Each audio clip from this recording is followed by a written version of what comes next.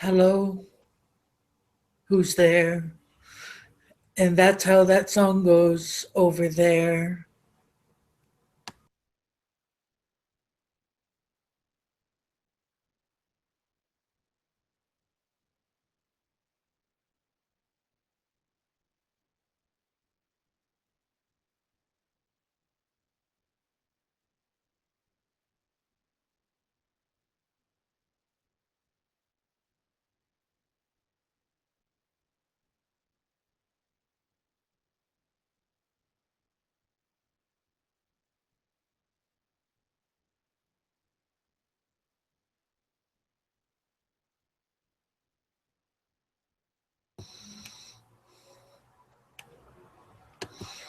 So, are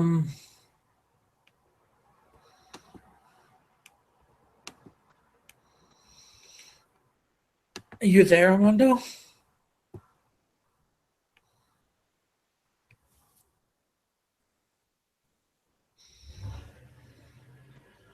Or can you just not multitask?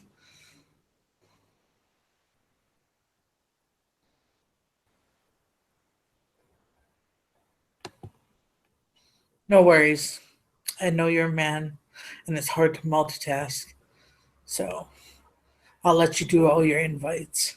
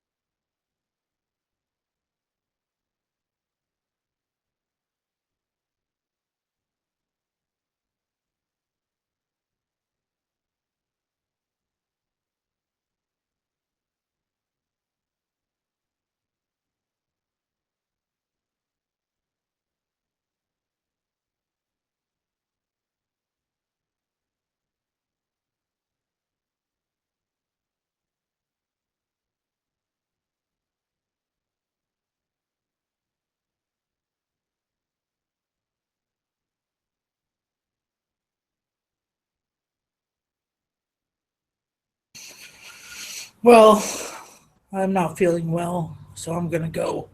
Toodles.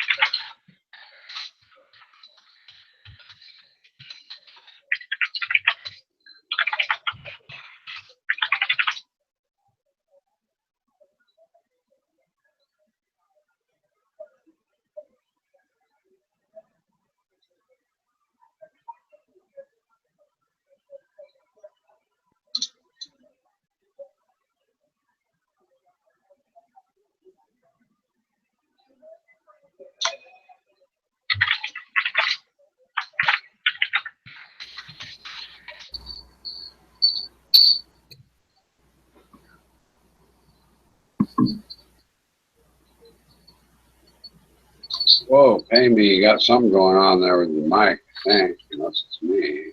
It's my mic.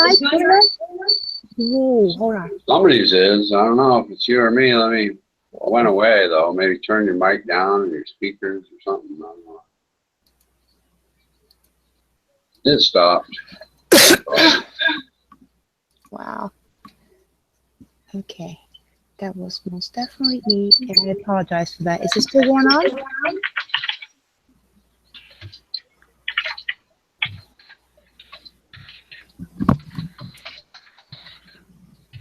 I'm hearing some screeching noises, and that could just be my voice.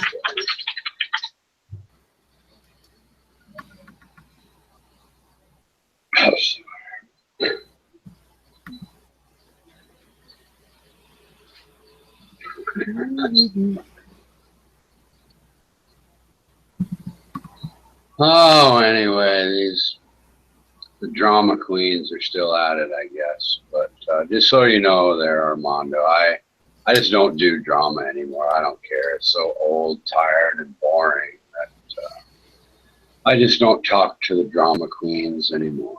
They bore me too much. So how are you doing, Pay? Seen you earlier, didn't I? We were chatting here a couple hours ago. What happened to you? Or did it happen to me?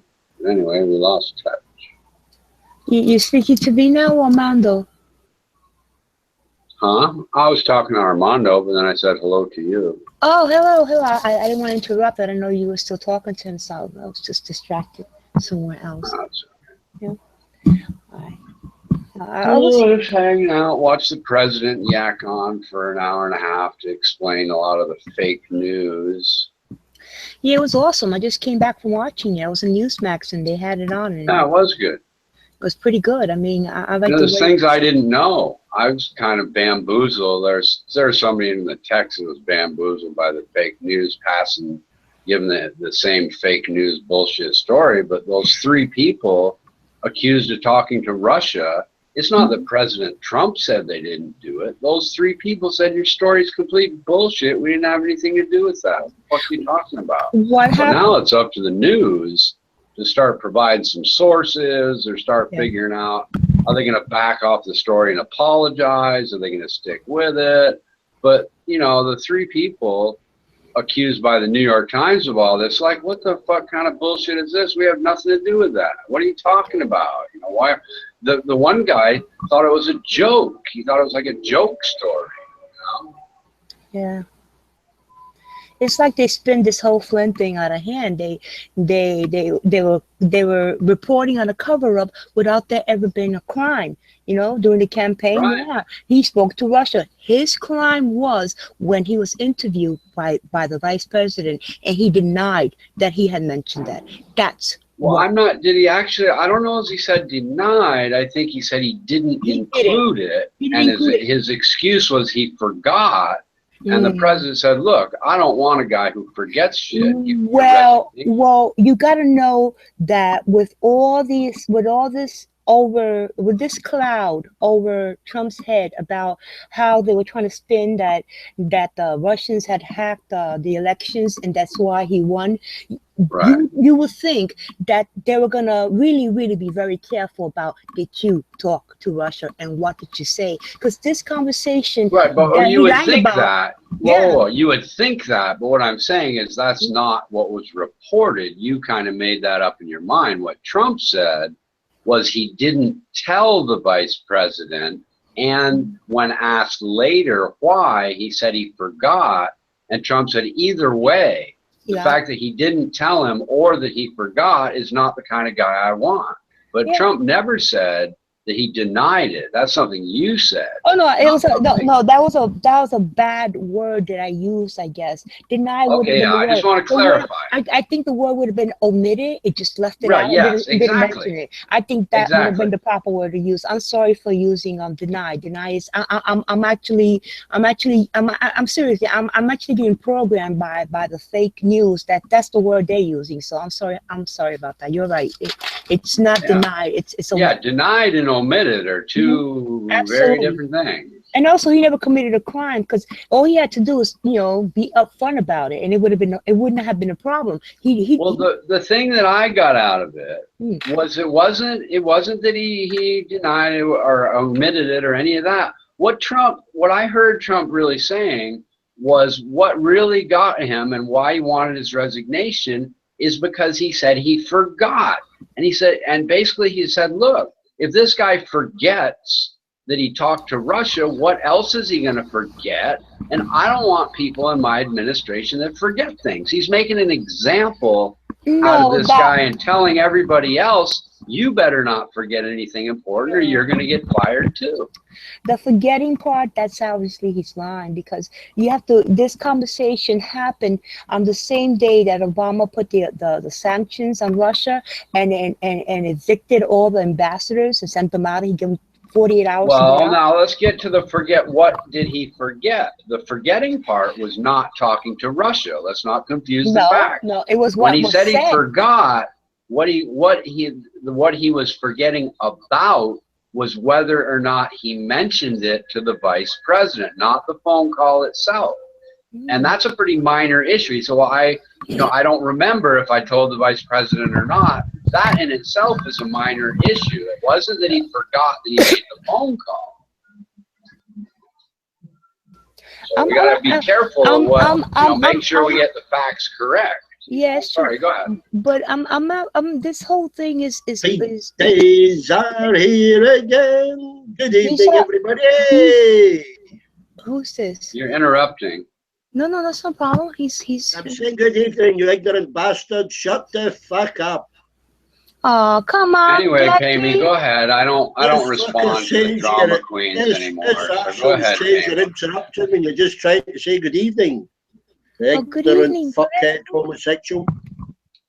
Oh, come on. Anyhow, Pammy, try to go ahead with your conversation. This is what this dickhead does when you try and say hello to people. Blah, blah, blah, blah. He just comes in, blah, blah, fucking moan. You can't even fucking say hello. Disruptive drama queens hit the scene. Yes, you're certainly a queen, Richard. We know you're a fucking queen, you retarded. Amy, do you think we'll ever be able to talk with me here? Not here, because probably not. What I want shut up when you speak here. I'll shut up. Excuse me, everyone. Shut up, you homo. Excuse me. Yeah, don't mute me and then whine if I mute you. Excuse me, everyone. Everyone. Yo! Somebody say excuse me. Give him a chance to speak. Hello? Yes, hello? Yes, I have my right, as I understand it. All right, Armando, you're going to have to step in and do something about this. Excuse me, D-Beck, I'd like to make a point to the panel. Excuse me, I do understand that I have mod rights, and I will not be tolerating certain people muting other people and talking over people because they don't want to listen due to their arrogance, ignorance, or bigotry. Please have that in mind as we continue. Mike out. Will you be allowing some people to mute and not others? Hold on a minute. Completely blocked out by Richard by only trying to say hello to people. That's how ignorant he is. I just, as a question to the moderator, I've been muted once. Were you talking to the person that muted me? Will some people be able to block and others not? Or will nobody be able to mute? This is a drama he causes. He loves drama because he's in touch with females. No, the room was just fine. Unload that phone now and get him out. Don't make drama. Everything was peaceful till you arrived. Yeah, okay. Anyhow, Pammy, we were talking about the president. So how are you, Ronan? What have you been up to today? I'm doing well, D-Beck. Don't snipe him. I mean, if you want to argue all you want, but don't snipe him, please. You're no better than he is. Act like he does. Okay, you argue, let them chat, let them discuss. No problem. Okay, No, please. no, I won't snipe him, woman. Okay, What please, this sir. retard doesn't get when he snipes me, I tried to No, explain. please. Like I said, as I understand Why are you it, bringing that now to I here have- now? I Can have you people full, like I have full you people control. just carry And, on these like I said, I don't grudges? mind you arguing. I don't mind you I don't going want at to be each under other. Roland's I don't control. mind. I don't want to be under Roland's Yeah, I control. can't hear you Amanda, if running you it. want me on this panel, if You you all want me on have this that panel, right. take the please. control But from Roland. I'm Give it sorry, to Ronan. anyone else, but don't give it to Roland. You all have that right, please. But do not snipe each other. I don't know how to figure that out, but I have full mod rights as I understand it. And I'm not going to be as petty, vindictive, and condescending as certain people. So, like I said, we can drop it now. Don't snipe each other, and we can go on. Please go enjoy your day. No, the sniping No, stop. listen, The sniping stop. What this Roland, retard can didn't you keep on understand here was certain people and threatening people, and I have mod here, and I'm not gonna tolerate this and 20 that. times. That's What's what up with that?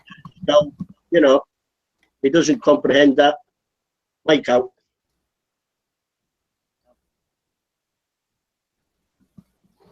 Lovely, doubly. Off to a good start. Well, it's not even.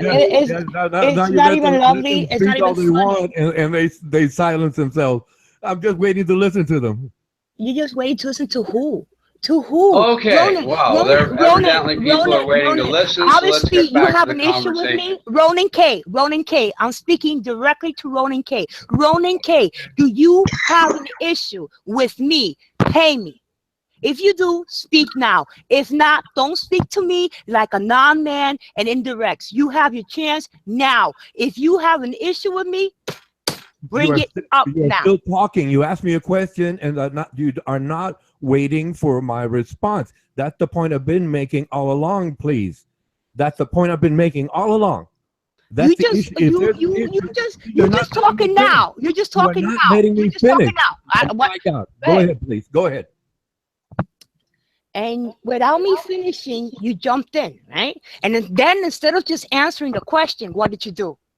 Watch, I'll be quiet now and bet you're gonna come on. You won't answer my question. No, you're gonna go again and say that you were interrupted. You're gonna go. I give you a chance now. I'm gonna mute myself here so I won't be tempted to talk over you. Sounds like a yes or no question to me, isn't it, Amy? Do you have a problem or not? Yes or no? A pretty simple question, really. There he's taking part in the drama. There he's stirring it on, Ronan. Did you see that little strategic move? Okay, fair enough. Do I have a problem with paying me no mind? I am insane. Yes. Mike out. And, and what is that problem? The problem is that you can't pass your bullshit on me. You're answering the question for me. You say, what is that problem? And then you go on to say, the problem is you are answering. Is it? No. You have selective hearing. I said, is it? I answered another question. And what? You think you're making a point or something? You're playing a gotcha game with me? I'm trying to answer your question. No, you do not allow me to. Then you shouldn't try to. Then you should just answer it. Insane. And then, why do you keep telling me not to pay mind to you? Why do you keep insisting for me? Yes, I have a problem with you. Why do you keep saying that? Why do you keep doing that? Why do you keep wanting to make a fool of yourself? What's the purpose? What do you gain out of this?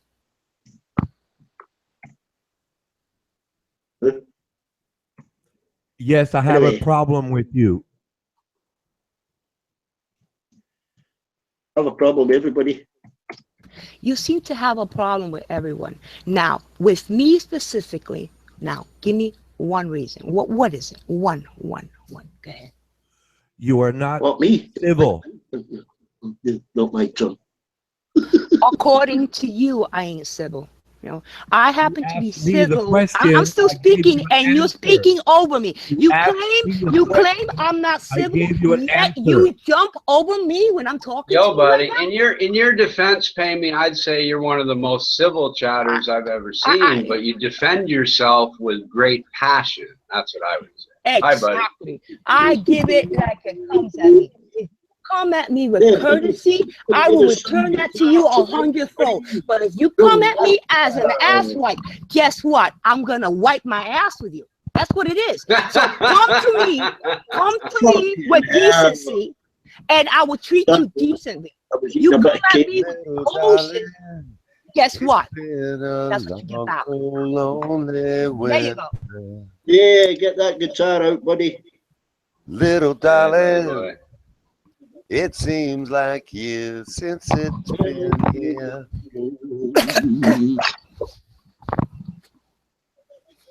You have a nice singing voice, by the way. That was lovely.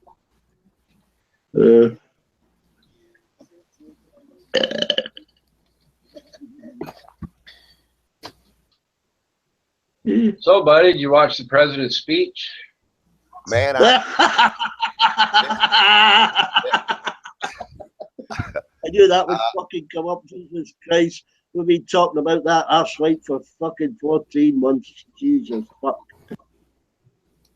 man, believe it or not, I'm just getting up. I had to take everybody to the urgent care last Oh, night. Jesus Christ. Antibiotics. Well, phone crew, fucking I'm sorry, I couldn't phone hear you. You're being line. interrupted by somebody. I don't know who. Speaking when you jumped in there, you total fucking dickwipe. Ursula thinks she can speak over people all the time. What a fucking wanker you are. Y'all go ahead. I'm right here, man. Mic out. Yeah, we just get fed up hearing about that tosser. Fucking hell, buddy. You're going to be talking about him for the next 4 fucking years. You know, we never mention our fucking politicians because we never can't fucking stand them. You seem to have a love affair fucking with a guy, you know. You buy a sample of his fucking shit. Jesus Christ. He's into touch stabbing.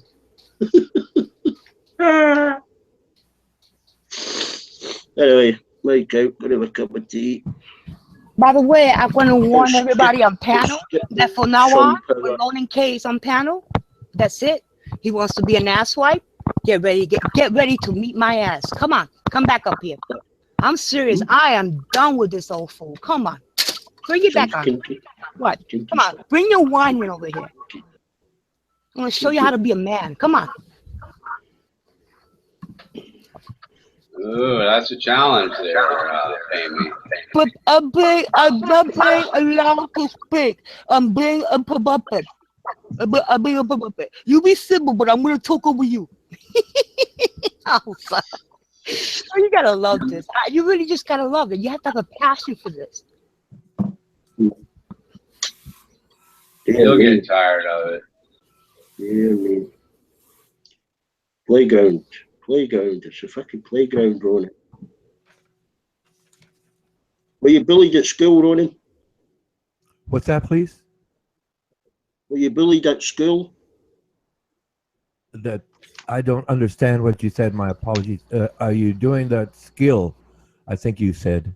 Were you bullied at school? Was I good in school? Were you bullied in school? Becky wants to know if you were shoved in locker. No. Do you still have those scars? Because of my unique character and nature, I talked to everyone in school, all of those people. I wanted to know what they believed in, who they were.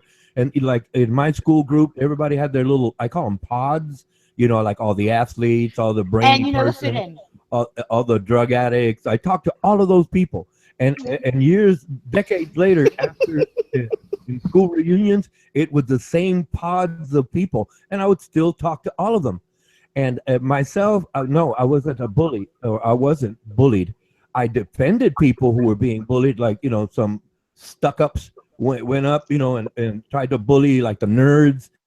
And then I'd walk up, you know, and then a couple of so-called tough guys tried it, and I'd fight them.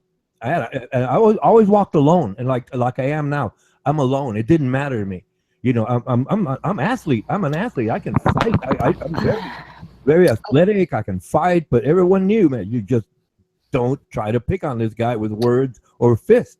And I was always the same person like you hear now, the same person. Nothing. Oh wow. Oh wow, no doubt, no doubt. Ain't nobody doubting you. That's why you're alone today. It was all facts, quotes, and questions. I figured it out as a teenager. I'm 62 years of age, and I haven't changed.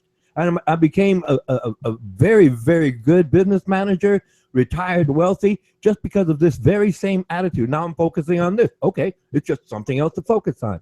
But it doesn't matter to me. It doesn't matter. Out of the whole life, how many friends do you have? Zero. I call no one friend. I have Why? said before.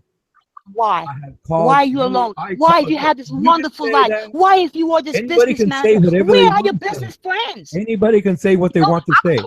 I'm serious. I have I 100 call friends on no my phone right one now. friend. I say I call no Why? one friend 62 of age.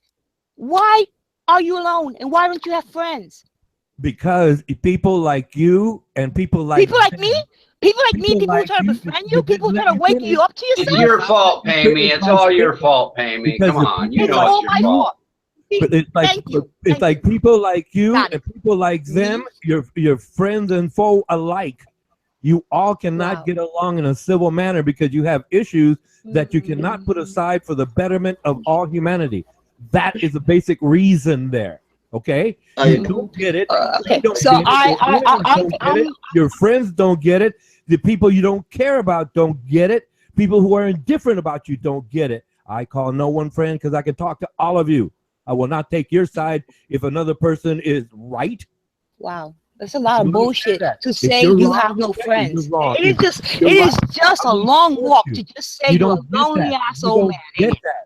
Wow. Well, what's How interesting is miserable. what Let me what tell I you what I something. hear, Pammy. What I hear, Pammy, is one nobody's gets perfect except me, so I Exactly. can't be So friends with nobody's anybody. worthy. That's what I hear. And this strange person that he's talking to now, me, I'm the one who's all through his life cost him whatever it is.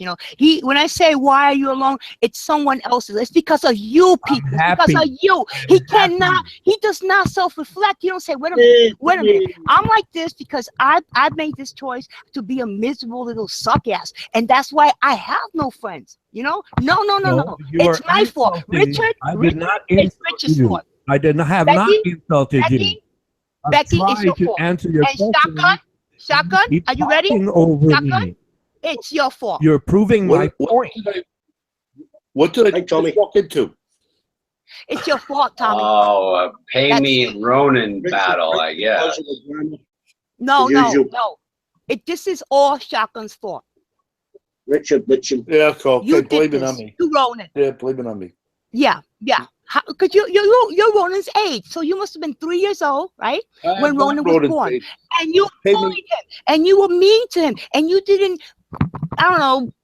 live like he wanted you to and say how you wanted to. So you were not worthy of him. So that's it. Rowan can tell you Rowan can tell you that we've had major battles. Why do you think that is? Because Richard started to probably. I don't stir the pot, baby. I mean, I'm not stirring apart. I was just letting him. I was just trying to make a point across that we all have to be held accountable for our own actions in our own lives. If you're 62 years old and you can't call nobody friends, and you're telling me that you had this life and you did this business and whatnot, and you don't got friends, dude, let me tell you, you just told me what you're about. Ronan has always said that he hasn't had friends on this chat. It doesn't mean that friends. No, you missed what he said, Shotgun. He actually said he calls no one a friend. He says he has no friends. On a prior conversation, I just he says he doesn't have a phone because he has no one to call. Come on, someone who doesn't have family. You are misunderstanding the concept. I call no one friend. You can call me anything you want. You have your rights. I support your rights. You don't understand what a friend is, right? A friend has to be called both ways. I can't call you a friend unless you call me a friend back. You can say anything you like. You have that right. I support your freedom of expression. How can I be your friend if you don't call me a friend back? I can't call you friend. You just said I could call you friend. I can't call you friend. I'll call you friend when you're my friend. How about being courteous and allowing me to finish answering a question? Like you're interrupting me now. You just proved my point again. You did that to me before you too. And everybody else proved my point. You are. We all live to prove your point because it's all about proving Ronan K's point. I woke up this morning to prove your point. Yes, you do. Are you happy? I'm going to wake up tomorrow for what? To prove your point again.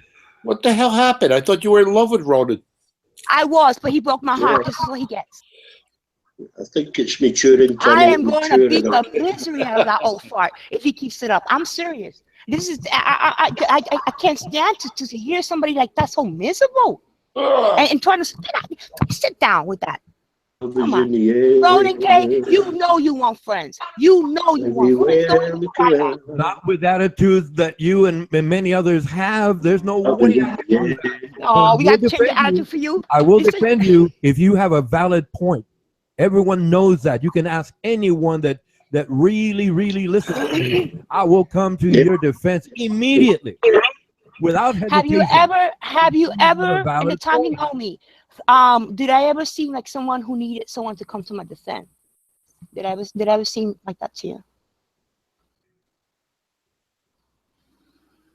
Yes. No. It's best to Question. Topics, please.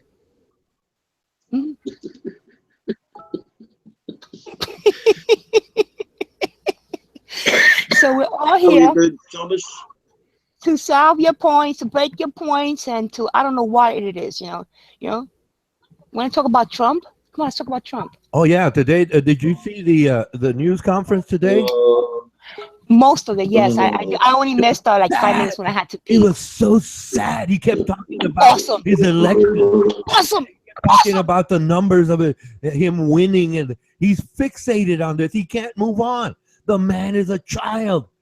He's a child. He can't move on to focus on the subject at hand. Oh wow! What did I just hear? You just described yourself. In our nation and the just world. Described yourself. This thing of not being able to move on and not get focused and stay stuck on the same thing. That's embarrassing. Yes, embarrassing when an old man don't let go something, right? He just said what he needed to say. He was brilliant. I love what he said about Flynn and how he clarified that. It was great. It was a great press conference. Where he enumerated all the wonderful things he has done, and it's just been a month. Oh wow! This President Trump will be the greatest president we ever had. Absolutely, hands down. He already is.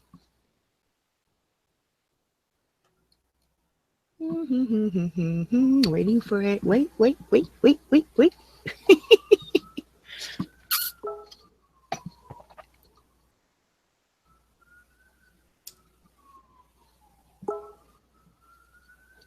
Are you ready, chat? That you want to see me battle, buddy? Are you kidding me?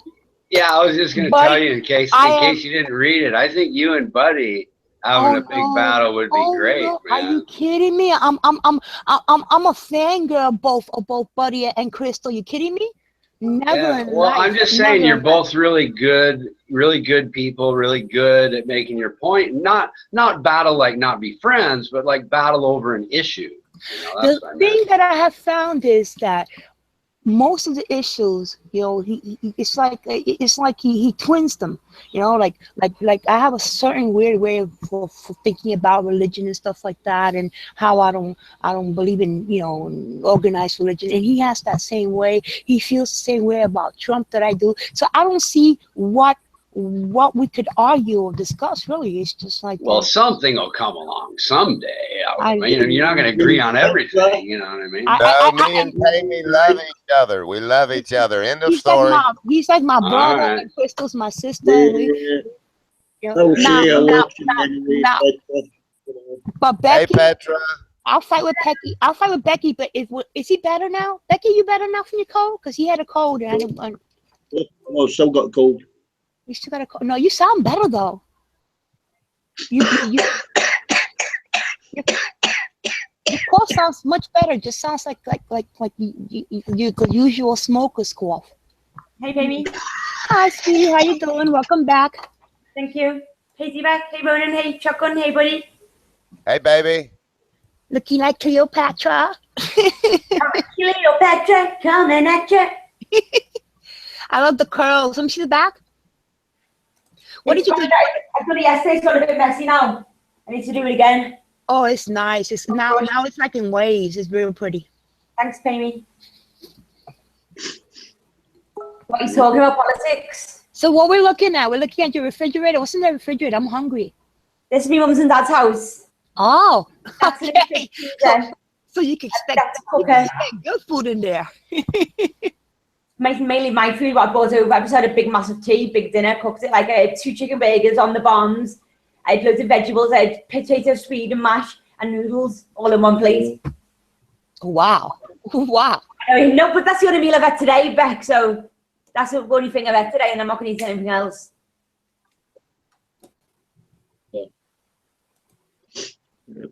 Tommy's still eating.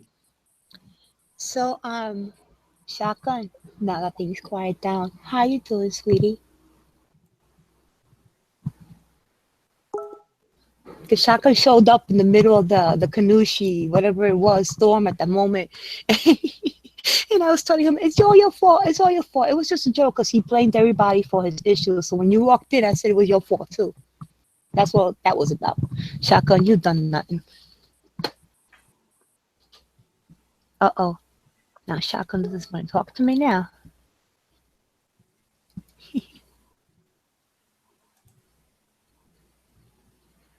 Hey, Shotgun, I was going to ask you if you want to, like, challenge each other in the number of cigarettes we smoke, you know, see if we can, you know, reduce by one and sort of quit together, man. I know you're trying to quit and I'm cutting back, but I failed today. I was just going to buy some singles and I ended up buying a pack and that kind of thing. So I was wondering if you want to try it together, man.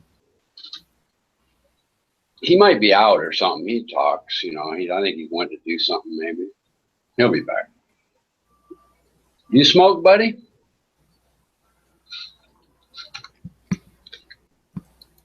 Unfortunately, yes. Yeah, man. Well, Yeah. you can hear I have a smoker's voice here, so I used to smoke. It's going to be a year from this last time I quit. So I'm hoping this is going to be it. So you smokers got to get away from me because I don't know.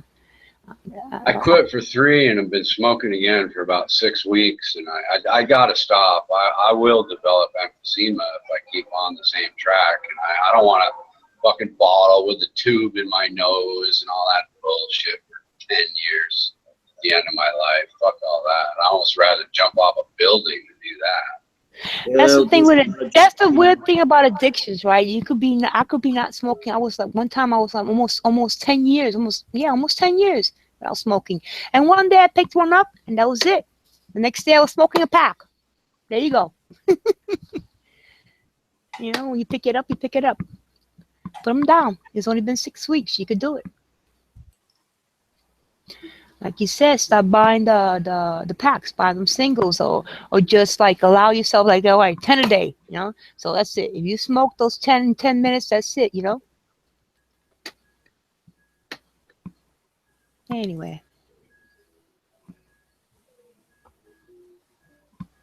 That was good advice, Pammy. Hold on, let me take a draw of my cigarette. It is the hardest thing for me, you know. It's crazy. Yeah. It's you gotta, the truth is that you have a habit, you have an addiction. The only way to get rid of that addiction is like giving yourself another addiction to replace that addiction. Hopefully you're going to find a way to replacing it with a healthy addiction. For example, instead of putting a cigarette in your mouth, you know, you could start, I don't know, eating carrots or something, you know what I mean?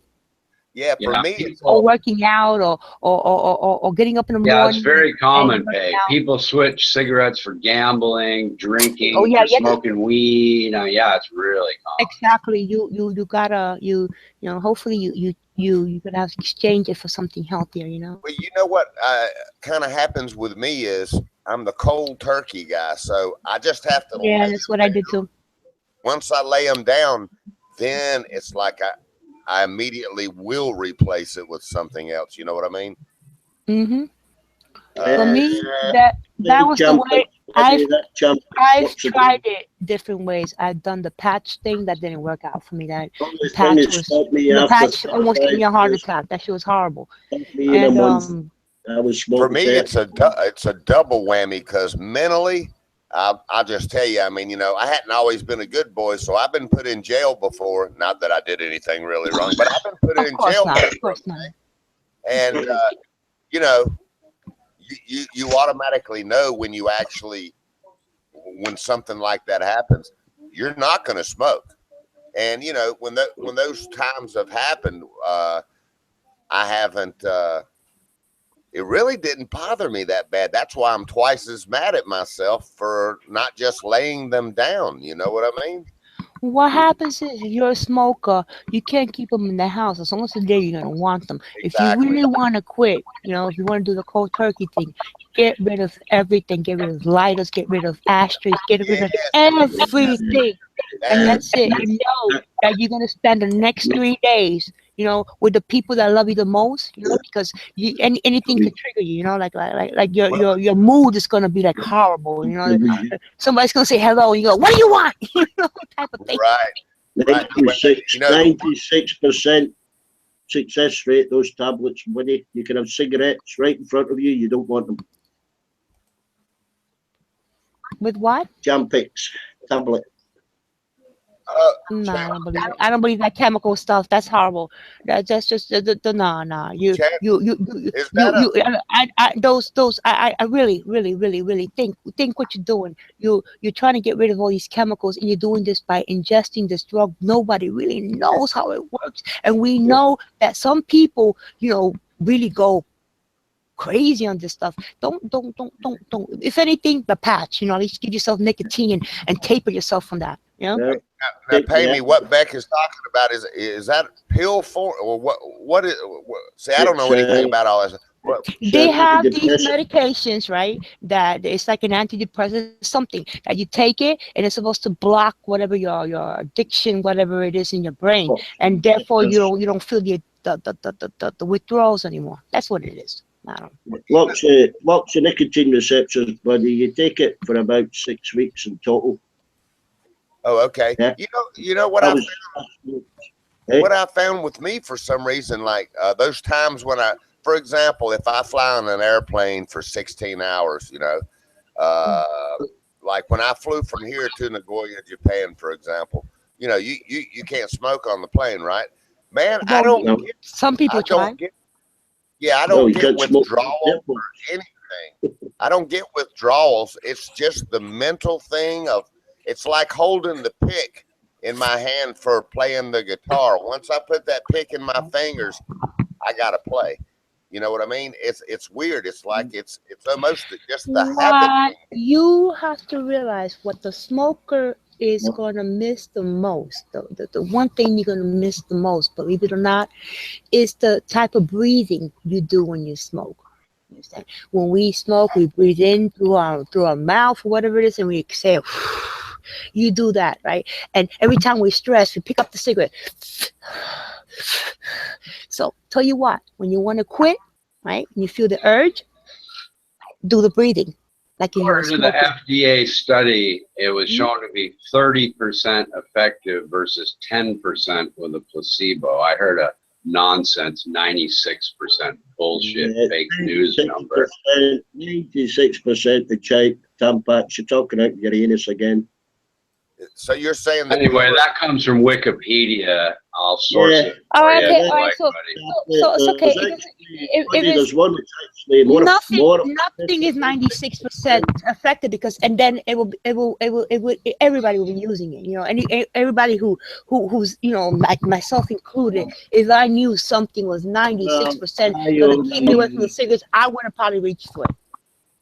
Okay, I want to say, talking about cigarettes being bad. A day for nearly 35 years, and it's the only thing that stopped me. So that's all I'm saying. You put a packet of cigarettes in front of me when I was on it, didn't want to smoke them. It's a mental thing that just blocks it out completely. Yeah, that's right. And buddy, it's a psychotropic drug, is what it is. Wow. Yeah, I know that when they teach classes on this, they say there's more.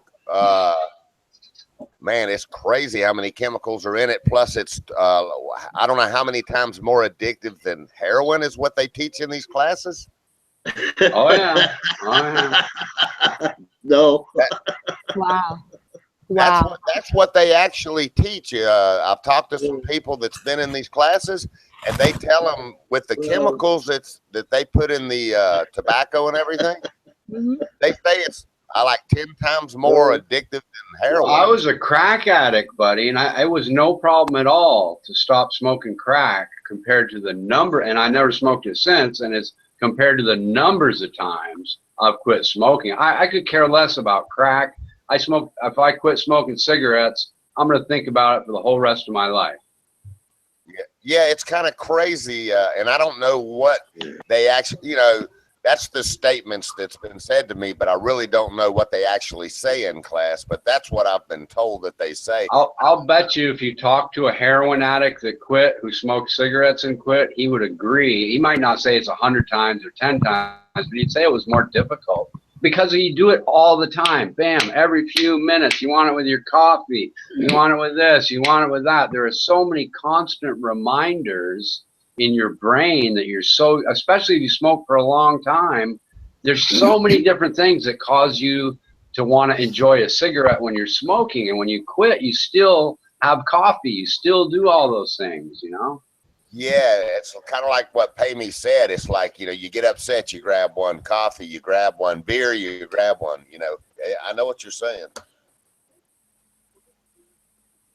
Look at Petra's now. She's going to sit there and blow smoke, and I'm sitting there going, okay, time to light one up.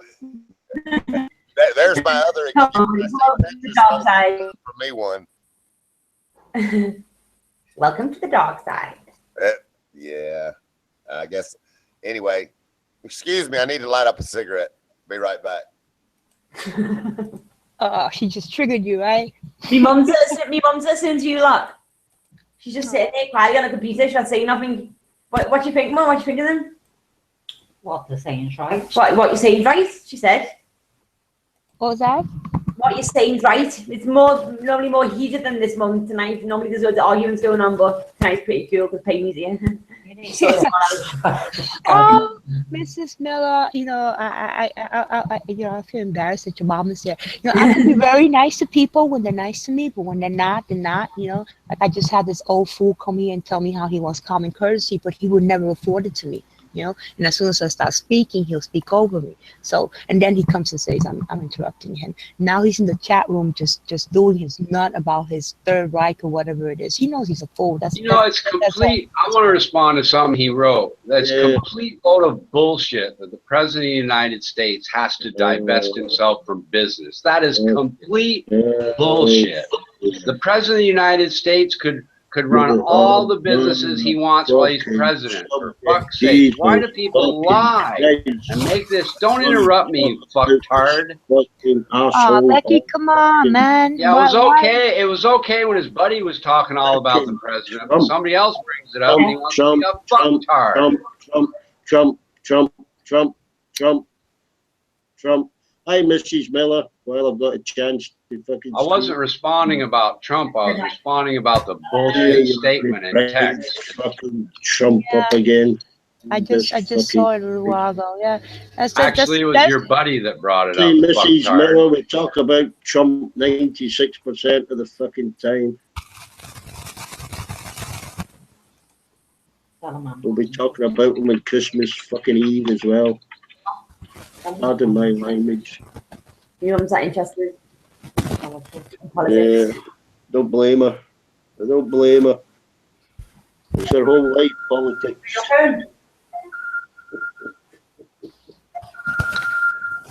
I try to explain to them, we talk about, whenever elections come up, we talk about it for maybe 2 weeks, 3 weeks. These people talk about it for a year and a half.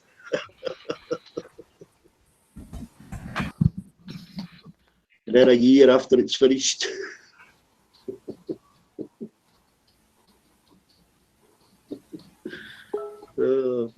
Mind destroyed. Fucking mind destroyed.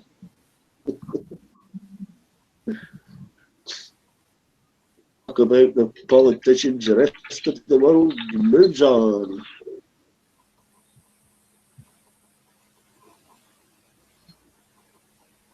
What a load of crap. Any public official has to run a blind trust. That's a complete load of shit. Senators and congressmen own all kinds of fucking businesses. Complete load of shit.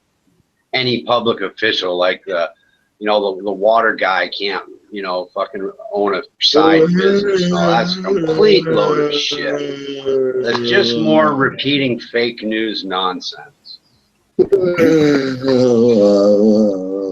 You know, there was a time that politicians wasn't a career; it was a side career. So they had to have farms and wives and stuff like that. Absolutely. You know, Absolutely. and somewhere along the line, that became the job. You know, it used to be something you did. You know, besides your regular life and your regular work. You know, Some people do put their savings or their businesses into a blind trust, a little more stringent than what Trump did, but they do that voluntarily, not because there's a law. There are situations, for example, the reporters on business news, that private company will require them to put their stock portfolios in a blind trust so that they have, you know, theoretically unbiased news reporting. But there's no such law that public officials have to have a blind trust for their businesses. That is a fake news nonsense story. And anybody claiming different can feel free to cite the law. Not spew bullshit, but cite the law. It's called the Emolument Clause. Look it up, please. You are wrong. You are mixing public and private. Those are two different entities. Please, you are wrong. You are wrong, absolutely, and I'm correct. It's called the Emolument Clause. Look it up. You have a computer. And stop playing, I'm so smart. You're very smart at certain things, but in this particular instance, on this particular subject, you are completely wrong. No, I'm not. Cite the law, not name a clause. Post the law you're talking about. He's so passionate. I know what You don't even understand what I'm talking about. has nothing You to do don't with even that. understand what I'm talking about. How can you even venture onto The that? emolument clause. Let me read. I will read the emolument clause out loud if you like. How's that? Would that be good for you? It's called the Emolument Clause. It's in Would you like me to read it out loud for you? It's under law. Hello, You Petra. do not Like know. me to read You're very good at emolument stocks. clause. You're very good at stocks. Got a very pretty voice. So why don't you want me? Why are you interrupting me? Why don't you let me read the emolument You know clause? absolutely nothing about what you're talking about. Are you gonna let him read it? Yes or no? Can I read the fucking emolument clause and prove that you're wrong or not? Just read it, Richard. Just go ahead. Just read it. I want to hear it. I'm saying something about if they've got to leave because they're feeling my pain and my desperation, like dark shadows by me and that. That's some weirdo that doesn't even come on anymore. Like he's on tonight and he's talking about what are you saying, David Bowie, you little prick. Come on, Petra. I don't know you like that. Doesn't mean I don't feel no pain. What pain's this? I'm getting angry now. That's because you fucking triggered me. I'm quite happy, thanks, David Bowie. What do you mean? I'm pain about what? What pain?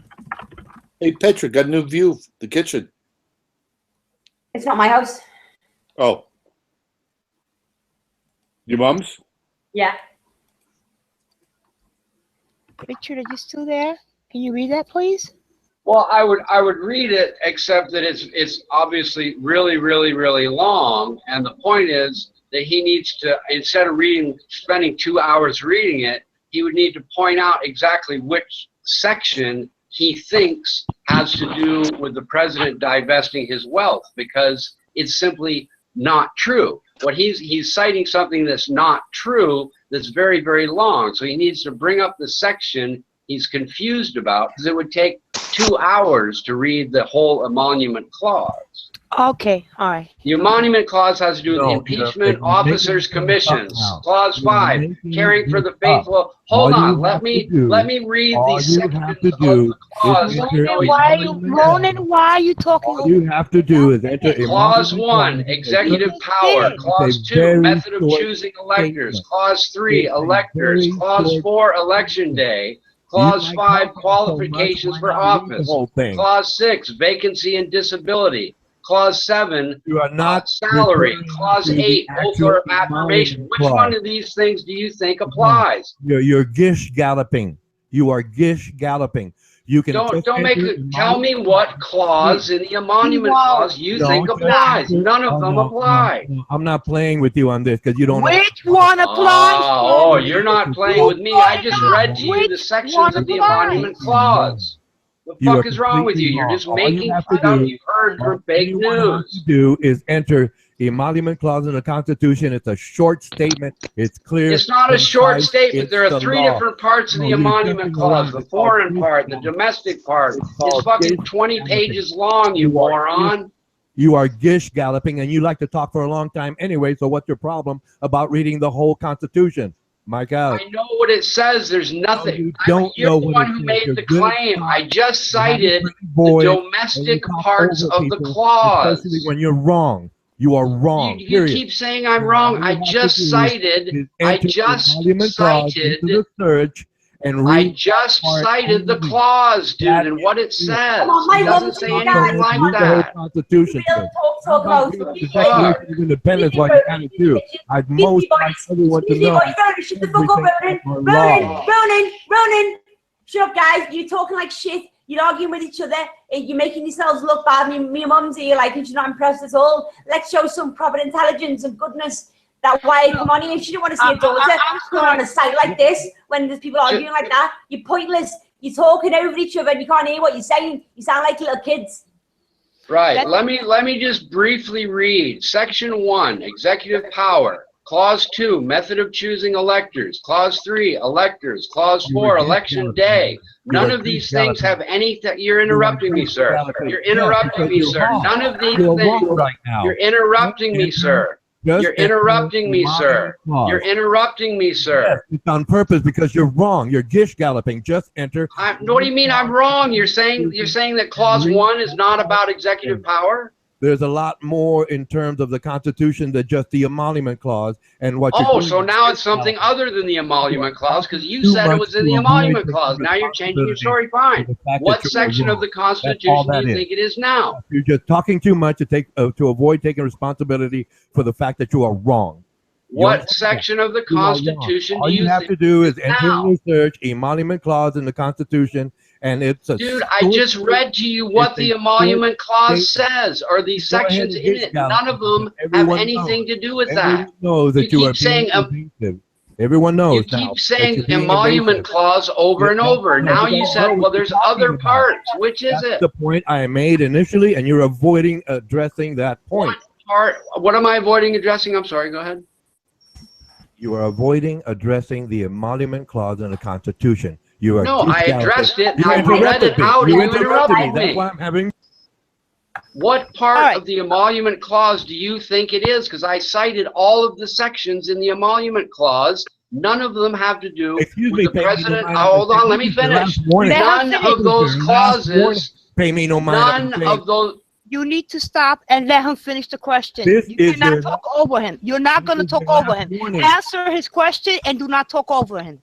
What part of the emolument clause do you think it is? I cited all of the sections of the emolument clause. None of them have to do with the president divesting or putting his money in blind trust. None of them.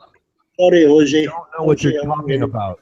I do know what I'm talking about. You know nothing of what you're talking about. Well, that's easy for you to say. What clause do you think it is? Well, you're so smart. You said a high IQ. You would understand it automatically, but you don't. There is no why you can't cite it. If there was a clause, you could cite it. You can't. You're the one that was bragging. You were the one that was bragging the high IQ, so you should have figured it out already. High IQ has nothing to do with your statement, sir. You're wrong. That's what makes it. Ronan, either tell him which section of this rule it is that Trump is somehow not following or is doing illegally or something, or otherwise shut the fuck up. Okay, stop. Which part? He already looked it up. He has it in front of him. Now tell him what part relates to Trump. Cite that clause. You will look very, very bad. That's why I was allowing you all to figure it out. Oh my God! Now he's allowing us to figure it out. Yeah, that's right. All you have to do is go to Wikipedia to find out he's wrong. He is correct. All you have to do is go to Wikipedia to find out he's wrong. All the sections that are in there, it explains it all. You could also just Google it, and you will find 100 different people explaining why the emolument clause has nothing to do with the president doing it. You will not find one single Google search that says, yes, the emolument clause requires President Trump to get rid of all his businesses. Not one. Unless it's some fake news bullshit, I suppose. Not one legitimate one. Anyhow, we can move on from that because everybody knows it's a bunch of nonsense. No, Jose, how you doing today, Jose? You okay, man? Yeah, man. Excuse me, gentlemen. I just want to clear this up. Okay, here we go. Please pay attention because it's going to go direct to it versus the gish gallop that we've been hearing. Specifically in the U.S. Constitution, it states. Where? You're interrupting me. I thought you wanted me to tell you. I'm telling you. Well, I'm asking you what part of the Constitution so I can read it too. I'm going right at it. I'm going right at it in the Constitution. I found it that easily. I found it that easily. And you're gish galloping. You're interrupting me. What article? What section? I told you were wrong. I'm proving it now. In what article and what section is all I'm asking. You're doing it. You're doing it. You're interrupting me on purpose to avoid taking responsibility, knowing that you are wrong. Go ahead. What article and what section? And you're trying to protract this point to avoid. Go ahead. Go ahead. I'm sorry. Go ahead. Because you are wrong. This is going to take forever. I don't accept your apology because you do not live up to your word. Go ahead. I like to teach the world. Cracked a smile there. He just cracked a smile on me on his face. You just accept that you are wrong and go on. Right, what article and what section do you to read it? Just say the article and section and go on and read it. What the fuck is wrong with that? The Constitution now. I thought we were reading the Emolument law or something, and we were looking that up. Now we're in the Constitution. No, that is the Emolument clause is part of the Constitution. Okay, all right, okay. So, which part is he? Yeah, I'm just asking, Ronan, what part of the Constitution are you reading from, and then go ahead and read it. Anybody really give a flying fuck? Are you going to interrupt me and avoid taking responsibility? No. Okay. I just heard it. Just say it already. Just say it already. Are you? Well, she's interrupting me. Here we go, ladies and gentlemen. Here we go. Here we go. Here we go. Here we go. In the Constitution. Just fucking say it already. You're doing it. You're interrupting me. Let's give him the drum roll. To get there, and someone else is Come on, he wants the drum roll. With taking responsibility because you're wrong. Yours. Blah blah. Just fucking say it. I'd like to start. And if you interrupt me, you're proving that you're wrong again. Here we go. The title of nobility clause is a provision in Article 1, Section 9, Clause 8 of the United States Constitution that prohibits the federal government from granting titles of nobility and restricts members of government from receiving gifts, emoluments, offices, or titles from foreign states without the consent of Congress. Hold one. Emolument, a salary or profit from employment or office. That means he owns businesses. He gets salaries. That is a violation of the Emolument clause. Mike out. No, it's not. Oh, wow. No, oh, wow. The salary part says how much he's going to make. Read it word for word from the Constitution. I just did.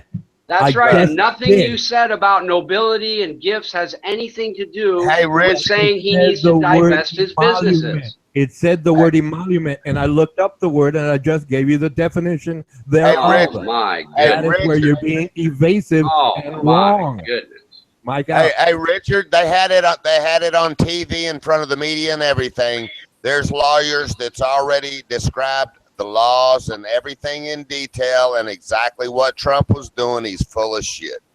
Of course he is. What he's talking about is receiving gifts from foreign dignitaries. And the second part of the Emolument clause that talks about salaries goes on to talk about how much he can make and all that sort of thing. Yeah, what he just read has absolutely nothing to do with the issue to begin with. It has to do with what it said, receiving gifts from foreign dignitaries and compensation and all that sort of thing. Sure.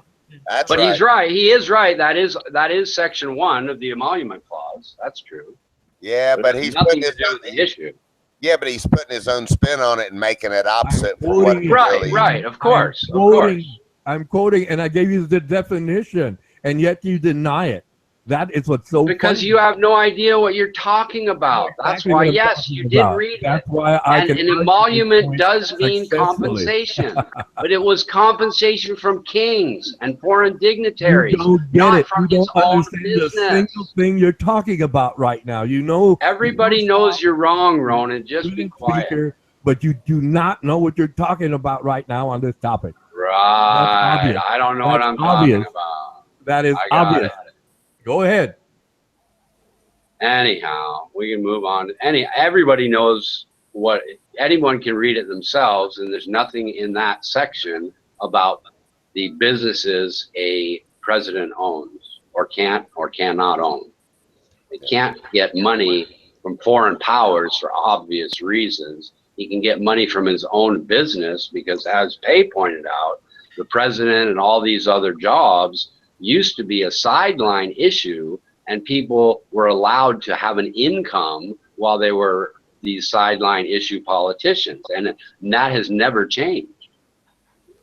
We wouldn't want, that's the problem, was we wouldn't want professional politicians having to not be able to operate their own businesses. We want private rich people to be able to operate their businesses and help us run our country. The opposite would be a horrible situation. We just get these loser You're professional wrong. politicians. You're wrong. Excuse me, you're interrupting me, sir. I'm talking to the whole Yeah, panel, you do not that to you me. I alone. thought I'd return You're the favor. How does it Oh feel? my How God! does it Oh feel? my Come on. goodness. How does it feel for me to return the favor? How does it feel? And you're one of these polite civil guys, right? Better than everybody else, isn't that what you said 20 minutes ago? Politics. Never win in politics, you know. We're not getting little monkeys fucking arguing about religion and politics and all that. And you learn and you fix skulls out the way. Conclusion, no one learns nothing. All you do is strain your vocal cords and make me strain my vocal cords like this. So shut up, that's about bunnies and rabbits. Yeah, you're right. I haven't learned. You're right. I'm sorry. Whiskers on kittens. Do packages, whiskers, tied up with string. These are a few of my favorite things. Come on. Perfect, Petra. Perfect. Yay, buddy. Buddy, you're a young man, poor man. You're gonna bring you some peace someday. Got butter on your face. You big disgrace. Kicking your can all over the place. Sing, we will rock you. Call you back. Our friends, when Ross moves in with Joey and Chandler, and like they don't like him because he's got like this air purifier that makes a noise, and he changes the answer code, the machine, on when you pick up the phone and that. And he goes, "Oh guys, he's only moved in. It's like while he gets another place to live, and he's only moved in for a couple of weeks, and he's already changed the answer machine phone." And he goes, we will call you back."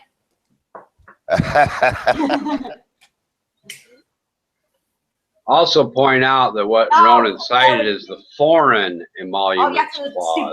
It's not even pertaining to the domestic United States, by the way.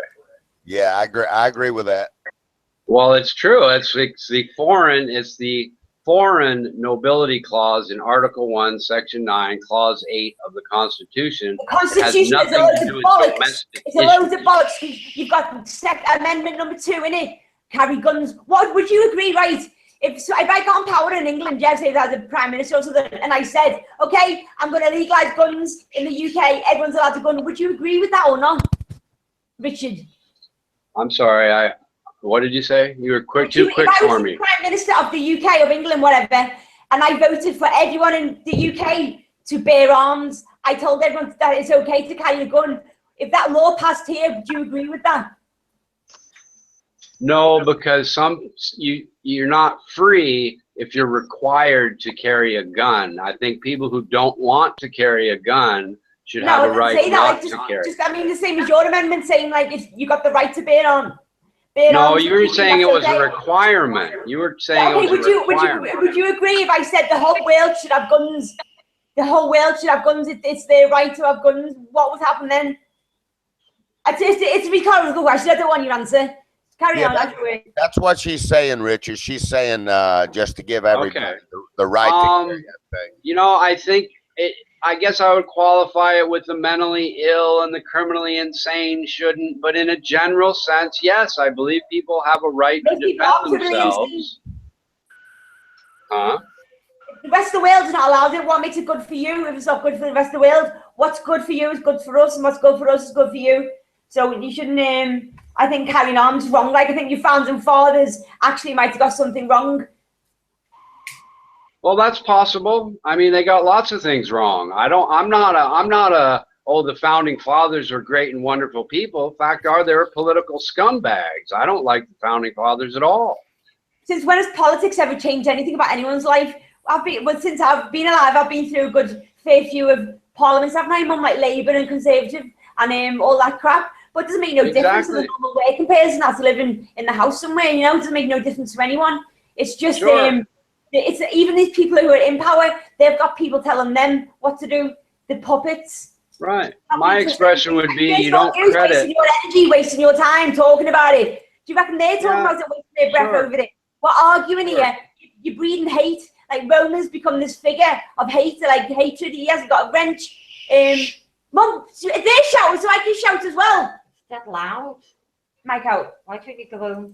You know, I agree. My expression, Petra, is nobody credits the government for their success, and they should also not try to credit them for their failures. You're right. The government has very little to do with your success or failure. They might help with a couple extra bucks by lowering taxes, give you a discount on an education loan, but overall, you are responsible for the shit that happens to you. Don't blame it or credit the government. Hey, Richard, you know, I've always falled back on the saying in America, don't tread on me. There you go. That's a state flag, isn't it? Which state, by the way? I forget. Yeah, and if you start, here's the other thing. If they don't give the firearms to like mentally, you know, challenged people or whatever, Ronan would not have a gun. My God. Oh, you're stirring the pot, bro. Come on, buddy. I shouldn't have said that. Well, the thing that's funny though is he brings up the Foreign Nobility Act as though that has something to do with domestic issues in the first place. He's complete wrong section of the Constitution anyway. It's ridiculous. Yeah, they had it on. You can look at everything that a lawyer said right in front of the press, man, right on YouTube right now. So I mean, yeah, it's nothing debatable. But we don't need to go back. Let's not go backwards. That's one thing we complain about other people. Let's move on to new issues. That's right. Pay me. You still there? Pay me, you wicked old cunt. That'll get her. That'll wake her up. Hello. Yes. Call. Wicked old cunt reporting. Yes. How can I help you? Wow. So. I was just stuck in here for a little bit, and I was getting into the chat because as soon as you triggered on Ronan, he went into the chat to spew the same bullshit he did here. But Armando actually went and read it, right? And he read the same thing that Ronan did, but Armando got it. He said, "Oh wow, no, you read that wrong." That's well, it's the foreign nobility. It has nothing to do with the There's a domestic emolument clause as well. There are two completely different clauses. He picked the foreign emolument part, which has nothing to do with issues within the borders of the United States, except for the president receiving money. Obviously, you don't want the president getting bribed by the other country. You know, that's obviously. Right. That's right. What it's all about. That's what it's all about. But the whole point goes back. People don't realize George Washington had $500 million in today's money. He owned all kinds of businesses. The second president was a businessman. I mean, it just goes on and on and on. The idea of professional politicians didn't come along until way, way, way later. You know, way later. Yeah, the biggie for me too, Richard, is that, I mean, come on. Trump's not doing this, man, for the money anyway. That's right. Neither was Ross Perot. You know, right. He wasn't in it. And even, you know, I'm trying to think of a rich Democrat, not off the top of my head I can, but that guy from Utah, he was pretty wealthy. He wasn't doing it for the money either. You think that fucking Treasury Secretary, that guy's a hedge fund operator with money coming out of his ass. You think he's doing it for the money? Fuck no. But do you think the last Treasury Secretary, that young kid was doing it for the money? You bet your ass he was. Hold on, Richard. 1 minute.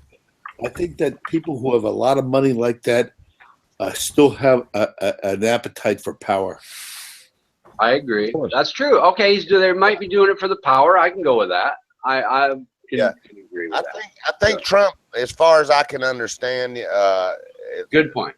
And as far as I can tell, he really is trying to do it for all the right reasons, man. But that had been said, the other thing that bothers me, I hear these spinning points on, the media.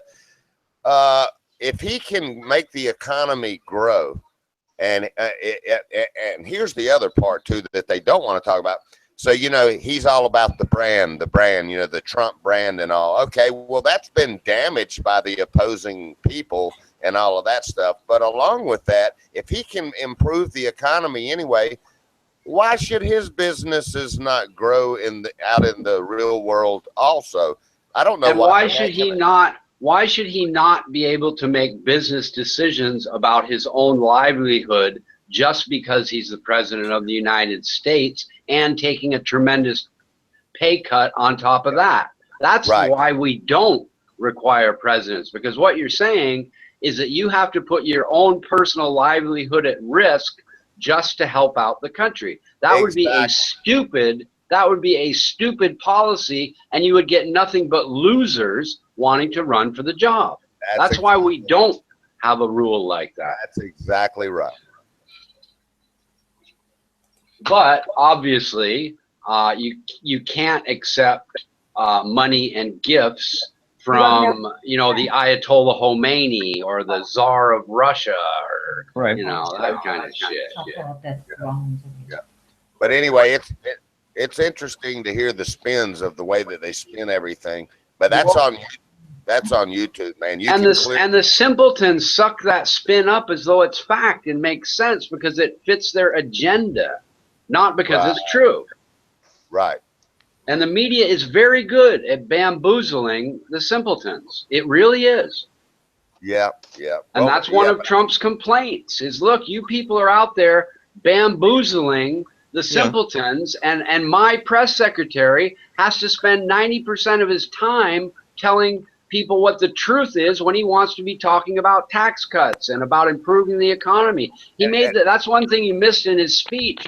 He pointed out that his press secretary has to spend a great amount of, he didn't say 90%, I just made that up, but he has to spend a great amount of time going over the fake news and never gets to the part about what they're doing about tax cuts and this and that and the other thing. All he's talking about is trying to clean up the fucking ignorant messes the media is creating, like this emolument bullshit. And here's the other spin point. I just want to bring this up. Ronan every day comes in here talking about Trump's tweets. You know why he's tweeting? To get the truth straight out of his mouth out to the public without going through the media. Amen to that. Because they're always spinning it. That's why he's been doing that. You would have liked the press conference, buddy. It was really quite interesting. He gave some reporters a real ration of shit. He got some points out. He's going to have another press conference at 5 p.m. today about a brand new executive order he's getting out. He even pacified this lady that was, kind of holding his feet to the fire about the inner city, man. He was like, yeah, man, those people are Americans too. We're going to get the education, the crime, and yes, I'm working very hard. And it was a pretty interesting conference, man. Yeah, I like that comment, Richard, when he said, I've been trying to get a meeting with Elijah Cummings, and that lightweight Schumer is stopping him. That's right. Well, the lady kind of held his feet to the fire and said, well, will you meet with the Congressional Black Caucus? He said, he said, I tried to set up a meeting with the ranking member, and he said, yes, I'll come. But then what happened was politically, somebody told him, oh, if you go meet with Trump, you're going to look bad. So he canceled the meeting only because he was politically going to look bad. And Trump said, that's the fucking problem in Washington. I want to talk to that guy. His political handlers won't even let him talk to me. But another thing I respect, Richard, what I've been seeing going on, how he's meeting with all the CEOs of everything, all of the different categories of, people having to do with the economy and everything. What I still respect is that he's bringing them into the, I don't know if that's the Oval Office or not, but he's bringing them into the White House as he's meeting with all these people, letting the press be right there. Well, he kicks the press out, though, during the meeting. But one thing that's interesting is I saw news reporters talking to people as they left the meeting. And the one thing that really surprised me is 100%. Every single person that left the meeting, they said, well, what did Trump do? How did the meetings go? They all said, you know, I was really surprised. All he did was listen. He asked provocative questions, and he shut the fuck up and listened to everything we had to say. Yeah. And that surprised me. It really did. And that's I'm going to tell you something.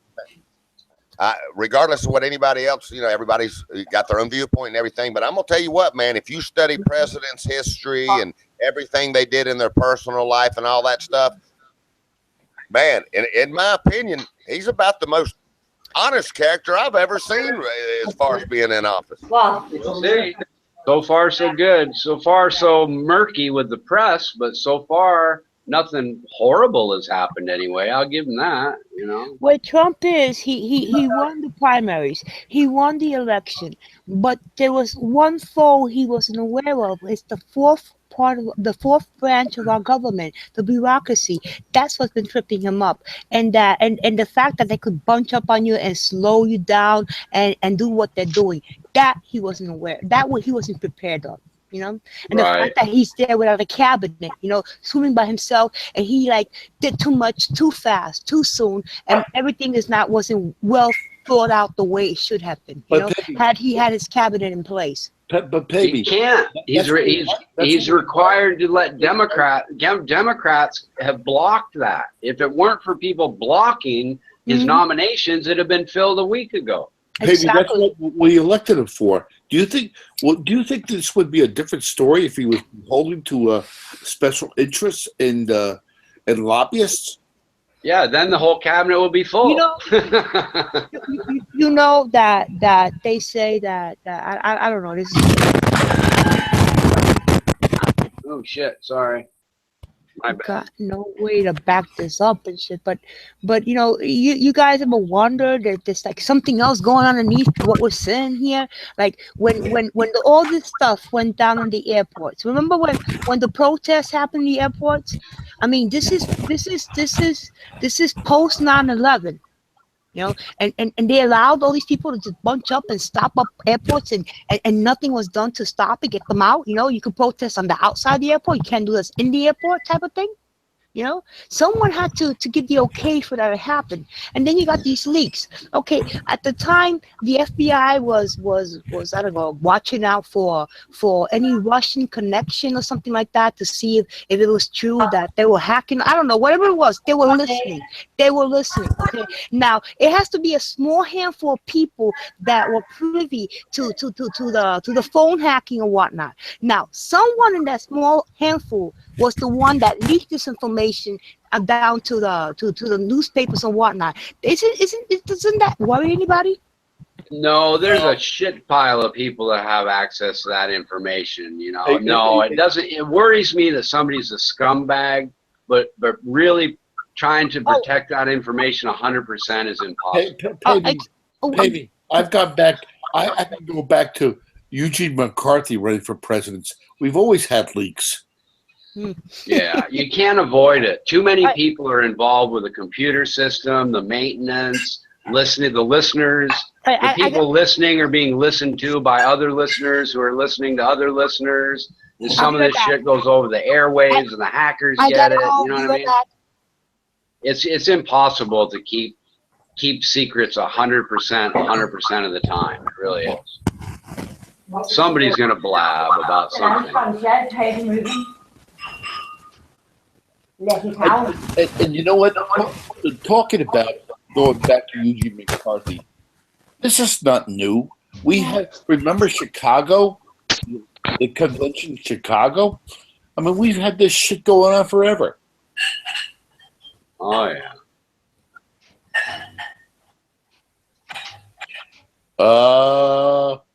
Let Jose talk. Jose, you want to say something? Or your mic just flop up there for no reason. That's right. Yeah, actually, I do want to say something. Getting back to Hank Paulson and Mr. Tim Geithner. That's what I was talking about. A guy with zero experience, really, Geithner there. Well, he was a banker. He was a banker. Yeah, well, yeah, I know he's a banker. And Hank Paulson there, who worked for Goldman Sachs, he cashed in, what was it, 200 million of his options with them? Hank Paulson, Dr. Frankenstein. Yeah, after they worked out that deal there in 2008 with that crash. I don't hear any of you guys talking about that. I talked about it, didn't I? I'm the one that brought it up. Right. They created dishes away. Yeah. Anyway, oh, sorry, my son has showed up all of a sudden here, and I was trying to interrupt and say, I'll be back. You know, I mean, it was the very same guys who created that problem, wasn't it? Of course, Jose. And why would somebody like Barack Obama put somebody like Tim Geithner and somebody like Hank Paulson? Because if you look at the history of the Treasury secretaries, what you'll find is you won't find any of them that haven't worked for Goldman Sachs. Look into that. If you haven't worked for Goldman Sachs, you're not going to be Treasury secretary. Yeah, well, maybe that's the problem. I'm aware of that. I was talking to other people, actually. I thought you might be. Even Ted Cruz's wife also had a connection with Goldman Sachs. I think that they were the ones that he worked with them, and wasn't there a scandal because it was the Goldman Sachs company that gave the $200,000 or something like that loan. The other side of the coin too is Goldman Sachs has done a lot for anybody smart enough to buy their stock, which should be you. They're not some evil empire that's fucking everybody. They've made a whole bunch of people that just bought shares in their stock wealthy too. They made their investors wealthy, and no, Goldman Sachs did not cause the entire housing crunch. The housing crunch was caused by changing the regulations that existed that allowed for bad things to happen. Yeah. Right. Wow, could learn a lot from Richard. I like that. And you know what? That's exactly right. There was a shift in policy to allow mortgages to people who couldn't afford them. Right. And then they bundled them under what they call derivatives. Derivatives, yeah, I was going to get into that. Sure. Nothing wrong with a derivative. A derivative is simply an insurance policy. I trade derivatives all the time. There's nothing wrong with derivatives. Derivatives simply make a contract where you agree on a price in the future for something. Derivatives are not evil. But Richard, if shit goes bad and the insurance companies don't, like AIG, don't pay up, what happens? Right. Well, now there goes back to another regulation. What happened is they allowed the leverage on the derivatives to be so high that people went bankrupt. What they should have done is left the regulations in place that allowed for a larger fluctuation on the downside before people went insolvent. They didn't have enough. Those type of derivatives, you can highly leverage yourself, and they need to. Even for the small investor, you can leverage yourself out of business in a week if you want to. Petra, we're getting some feedback through your mic, you know. I think it's because my mum's tidying up in the background. Echo is what I meant to say. Your speakers are too high or too close to your mic.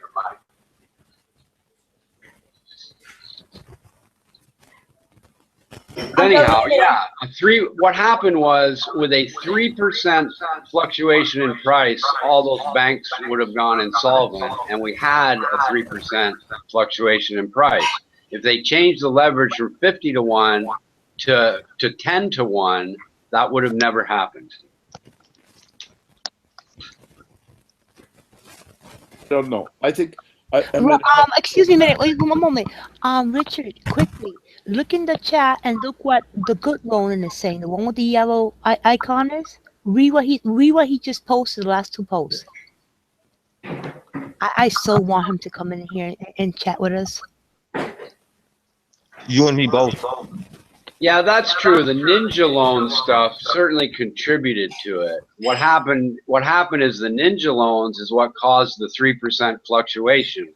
But if you had a 10-to-1 leverage instead of a 50-to-1 leverage, then even those ninja loans, which are the no money down type stuff, would not have caused a problem. They would have just fucked the banks, not the entire system.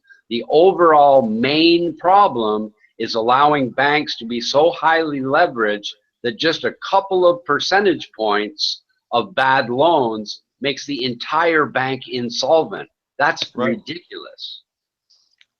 And it applied to every single bank, which means the entire system became insolvent, and the Federal Reserve had to use fake, printed up nonsense money to back everybody's deposits and back the asset value of the whole country, which was essentially zero. People don't realize it, but when every bank in the country is insolvent, that means that the assets of the whole country are essentially zero unless you solve the problem. They're not going to go to zero overnight, but they'll go to zero eventually if you don't do something about it. That's why we had such horrible, horrible recessions when in those 4 periods of time in America where we didn't have a central banking system. The first thing George Washington and Alexander Hamilton did was set up a Federal Reserve because they were not idiots.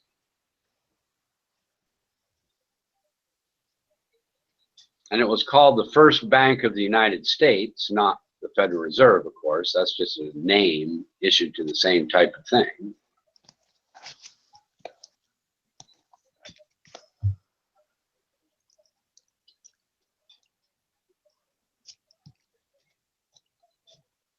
So, Jose, what do you think about central banking in general? I'm having my lunch right now, Richard. Carry on. Oh, okay. Anybody? Is anybody anti-central banking? I'm still not sure what happened. Was it in 1913 during what is it, a Christmas thing when this Federal Reserve Bank came into be? What Well, happened? let me explain it to you. What happened was 5 years prior to 1913, they made a Senate resolution to make our central bank permanent because each time prior, the Federal Reserve is simply a different name for central banking. The first one was set up by George Washington called the First Bank of the United States. It had a 20-year charter. The politicians argued about it. We had a huge recession, so they set up the Second Bank of the United States with a 20-year charter. The politicians argued 20 years later, we didn't have a central bank. We had a third or a second big problem. So that went on. And in 1908, right, is that 5 year, 8, 1908? Yeah. So in 1908, the Senate said, okay, we've had enough of this political bickering and these horrible recessions. We're going to make the central banking system permanent. They argued about it for 5 whole years. This idea that the Federal Reserve was set up, spontaneously in 1913 is just more fake news garbage. The meeting at Jekyll Island that sometimes people confuse into setting up the central bank, what that was a meeting at Jekyll Island where they picked the central bank. The central bank system was a bunch of private banks. The meeting at Jekyll Island was where the head of the New York Bank appointed the people he wanted in the Federal Reserve Committee. He appointed the president of the banks involved in the system the Congress had set up. Nothing nefarious about what went on setting up the Federal Reserve. And interestingly enough, the Federal Reserve we have today gives 94% of their profits to the U.S. government. The central banks in the past were able to keep even more of the profits than just 6%. It's a better deal that we have today. And by the way, just because it's permanent doesn't mean the Congress and Senate couldn't change it or create an entire new system. It's just to avoid, the only thing they wanted to accomplish was to avoid bickering about renewing the charter because that had become a problem 4 times already. So now you know. All right, okay, but Which is entirely different than the shit people would tell you on YouTube, isn't it? but it's the truth.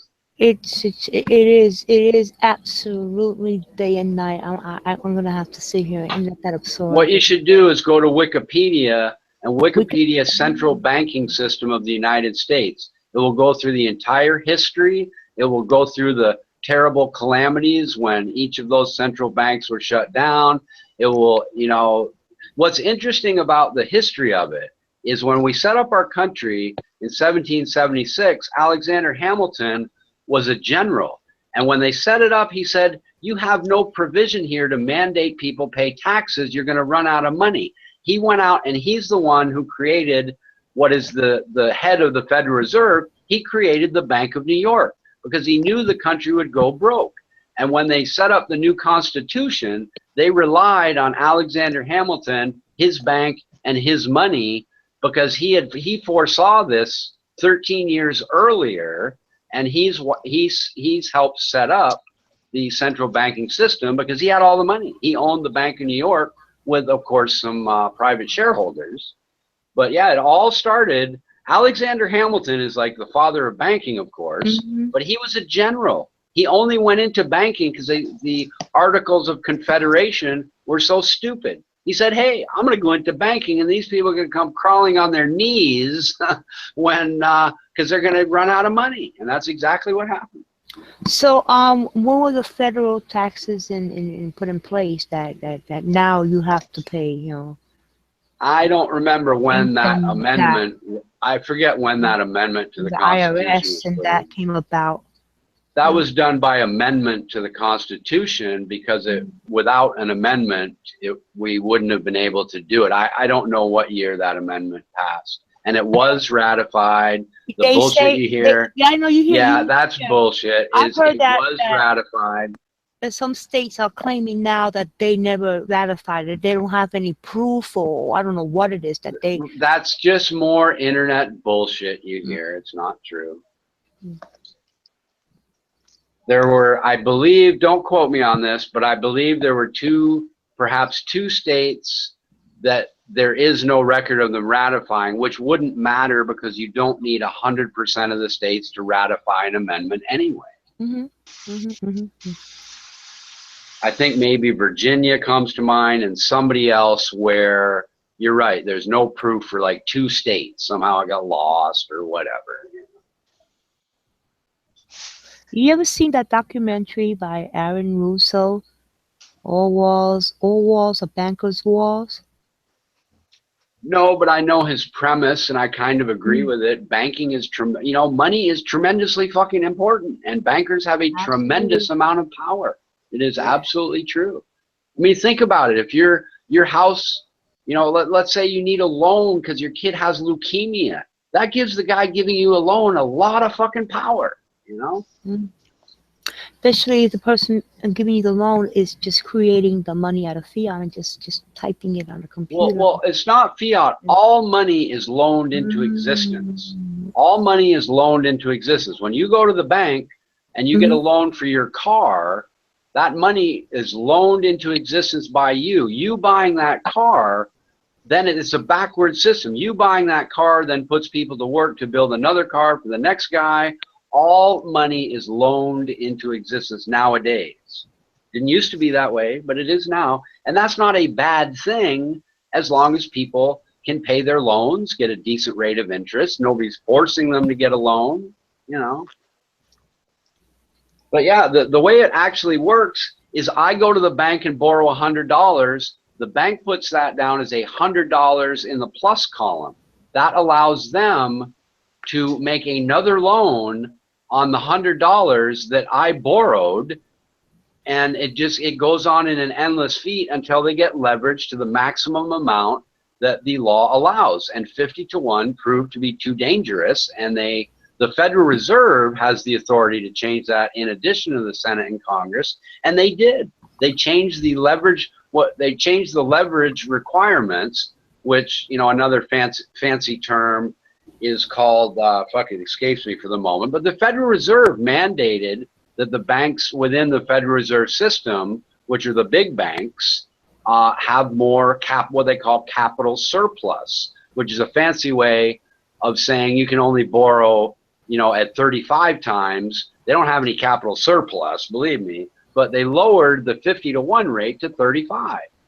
So we'll see what happens. If the banking system, goes into an 18% decline, we'll be in the same fucking situation again. And then they'll lower the capital reserve requirement, is what it's called, to even lower, Same thing that caused the stock market crash in 1929 was you had private individuals were able to leverage at 10-to-1 rate. If the stocks went down 10%, you were wiped out. You lost all your money. If they went down 20%, you would owe money, right? If they went down 11%, you would owe money. That once again, we learned that private individuals are not capable of handling a 10-to-1 leverage ratio well enough to not bankrupt the entire system. Almost, pretty close to bankrupting the system in 1929.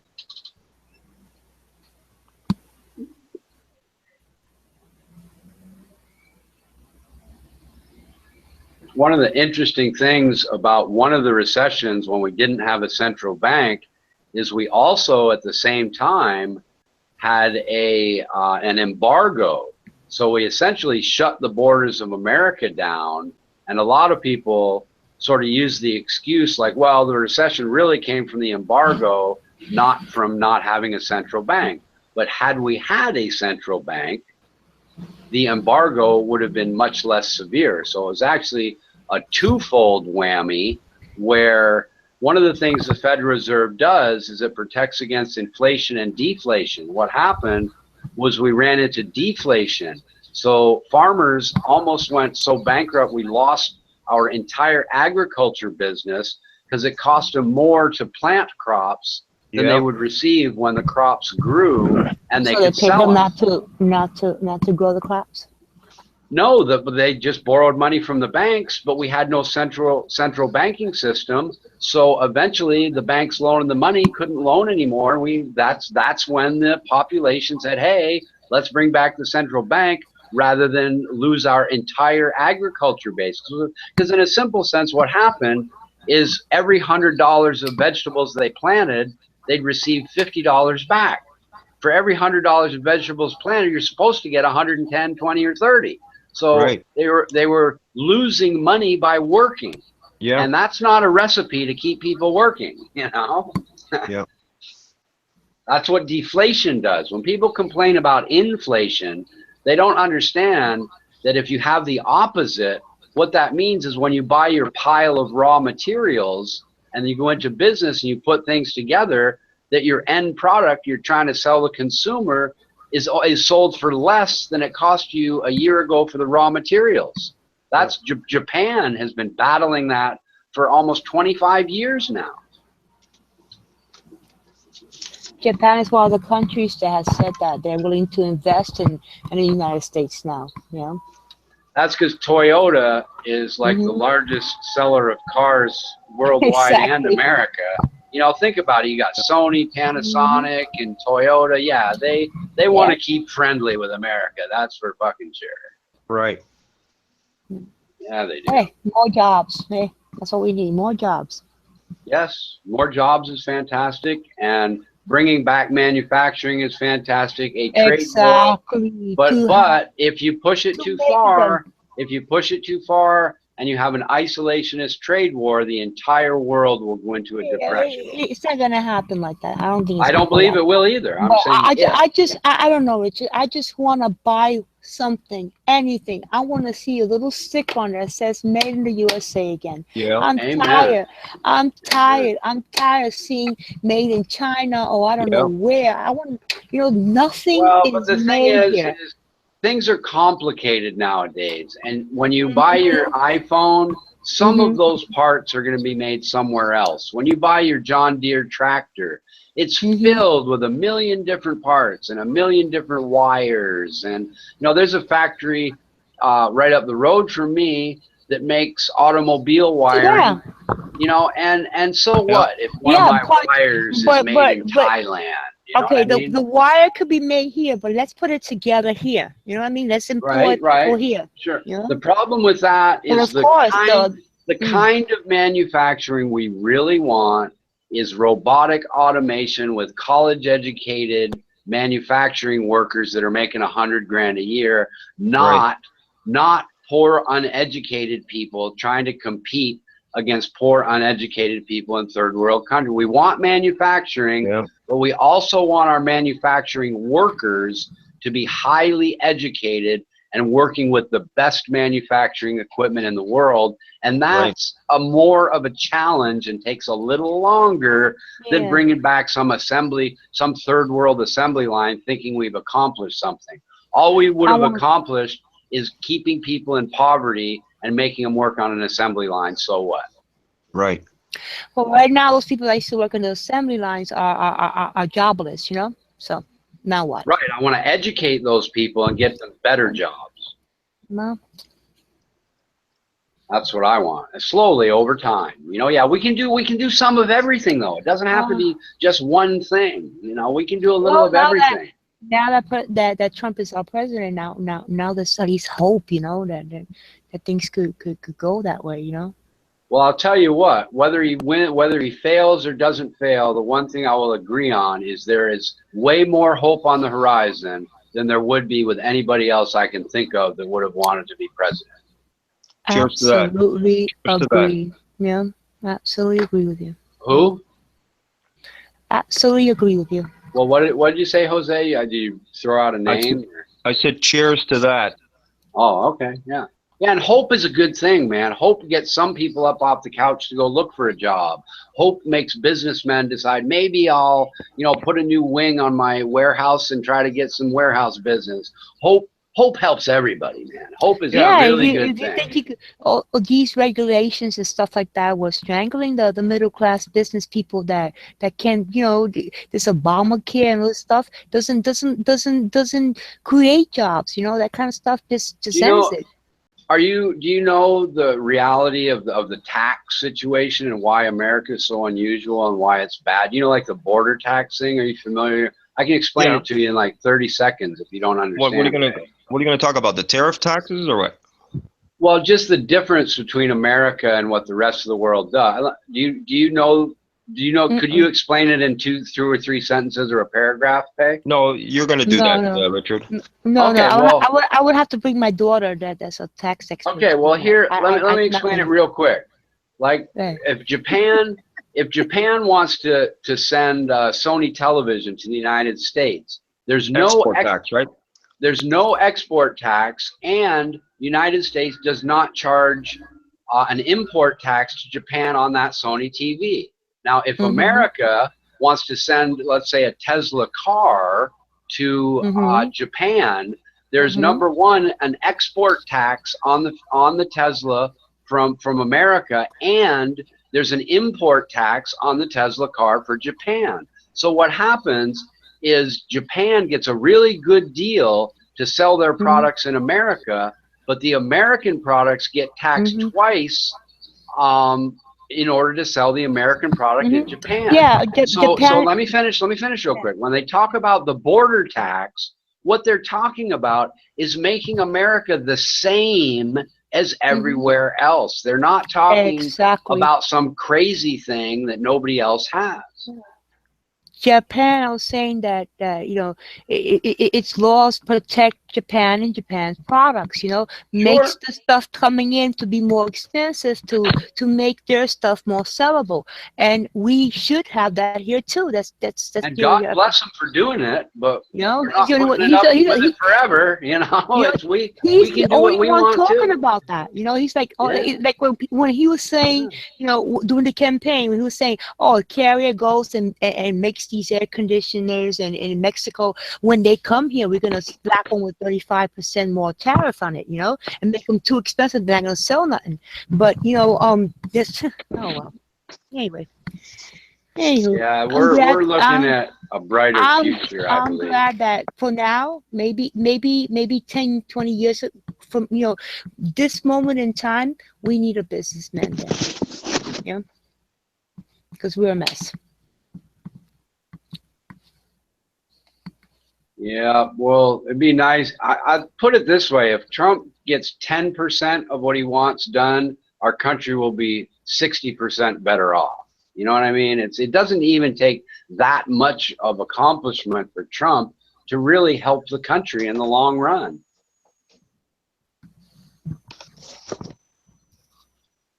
And I'm a complete dunce when it comes to Obamacare, because I have nothing, I don't have it, I don't know about it. But what I do know is when they say there's only one choice, that's a problem. When you only have one choice, that one choice can charge you whatever the fuck they want. And that's a bad thing. That is really, really, really, really, really bad. It's basically a monopoly, which is illegal, that's only legal because the government created it. And that is really fucking stupid. Didn't start that way, but according to the facts, I believe it is that way. And what they say is 35% of the counties in the country. That's insane.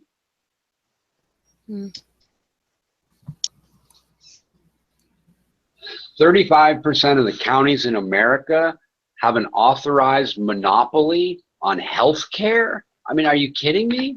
You know, I'm forced into some expensive whatever they want to give me when it comes to my kid having leukemia. Are you out of your fucking mind? That sounds like China. Doesn't sound like a free country. Fucking insane. That's why my dad would call Obama a communist. He said he's a communist. You know what's strange that we call it Obamacare? Do you know that Romney had almost the exact same plan? It would have been Romney Care, the same thing Obama had. In Massachusetts, they have a very similar plan. Yeah, I know. Absolutely.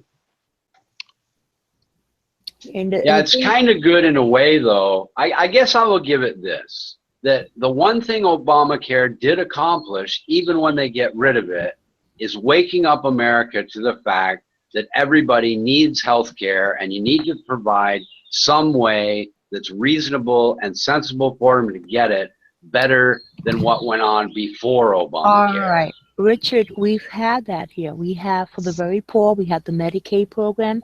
For the older people, we have the Medicare program. It's the people in the middle that got lost, though. So what should happen is those two programs which exist and have been, working pretty good, except for some flawed issues here and there, should be expanded. Then let those people in the middle that can afford, have like a sliding scale. If you have this much amount, pay into it, buy into it. Right. So I'm for that. My point though is that the whole Obamacare thing woke even Republicans up who are completely against the idea of universal. I'll use the term universal health care. It woke up America to the idea that we can figure out universal health care, and the people in the middle that are not poor enough for this and too rich for that, that we need to find some way so everybody has reasonable access to health care. That's the one thing that Obama did accomplish. I think that every American, every citizen should have that health care should be a given, that at least that basic Medicaid program. And in a sense it is, because you can go to any publicly funded hospital in the country and you can't they're be required. The problem though is that is so expensive, and that cost is transferred onto people with insurance, and that's not fair. But you can, no publicly funded hospital, they're required to see you even if you have no money. Now, the Jewish hospital, the Catholic hospital, they're not required. There are plenty of hospitals in most every city, countryside that are required to see you. The area that I lived in Montana actually does not. They have one hospital. It's a private hospital, and if they wanted to, they could refuse a poor person, but they don't. I don't know, just the idea of forced government healthcare scares me, because we already have an example of what government healthcare is in the VA. Forced government anything scares me. Like look at the healthcare the government offers our veterans. Just. Oh, I go to the VA when I was in America, and it's just fine. You know, if you don't like the VA, go to a different VA. That's what I say. Well, you know, I don't know. I got out of the military in 1981. I've had nothing but good service through the VA. I have no complaints. And in fact, when I go to the VA, hold on, let me say this real quick. Let me say this real quick. The complaints I hear from veterans inside the VA are not really about the VA themselves. It's about the government not allowing the VA to treat Agent Orange, or about the government, the Congress and the Senate not allowing the VA to do this, that, or the other thing. They don't really sit there and complain that this place sucks. What they complain about is the VA not being allowed to do something that the VA would be more than happy to do if the government allowed them to. That's the complaints I hear when I sit at the VA and talk to other veterans like myself. Now, Shotgun, he might have a different experience. I don't know. You say you live in Thailand. How long has it been since you used the VA here in the States? A year or two. Really? Yeah. Okay. So you don't know about these scandals like maybe 2 years ago? Of course I know. One bad apple doesn't spoil. Yes, I know about the No, it was systemic. I mean, people dying on waiting lists. I mean, to see a specialist, see a doctor. Dude, you know how many people are involved? Let me put it to you this way. That was good care? I'm sorry, that's hold not. on. Let me put it to you this way. The VA, you have different systems. You have different systems, like the Humana system or the Blue Cross system. As a system itself, the VA is not any worse than any other big system of healthcare. It's not perfect. The complaint really is the VA should be better than all those other systems because it treats veterans that we want to have better health. But as a system, the VA is not any less or more fucked up than the Humana health system or the, you know, unless you get to really, really costly, expensive systems that you would expect to be better. It's not that bad, is what I'm telling you. There are some really, really good ones, and there are some fucked up ones. And you know they solved that problem, don't you? After what had happened. So what happened was they found a problem and solved it. You're gonna have to let me speak here for just 1 minute. Sorry, go ahead. I'm gonna have to go because my son just showed up with food, so I'm gonna eat. But you know what I think? I think that anyone that wore the uniform to protect the United States should be given like the special insurance card, right? And they should be able to go to any doctor, any treatment, any medication they need, and the government should pay for it. That's it. That's nonsense. There's a whole bunch. There's a whole bunch of veterans that I know that don't deserve something like that. Just you know, you're making it sound like just because somebody joined the military, they're a really great and wonderful person and they deserve something good. That's not true. Because they did that, you know, and because they did that. So what? There are people that did that that did a really fucked up, shitty job. That at any moment because they did that. Do you know why you have a you have a re-enlistment code of 1 through 4? Do you know why? Because the re-enlistment code 3 and 4 says you're a fuck up.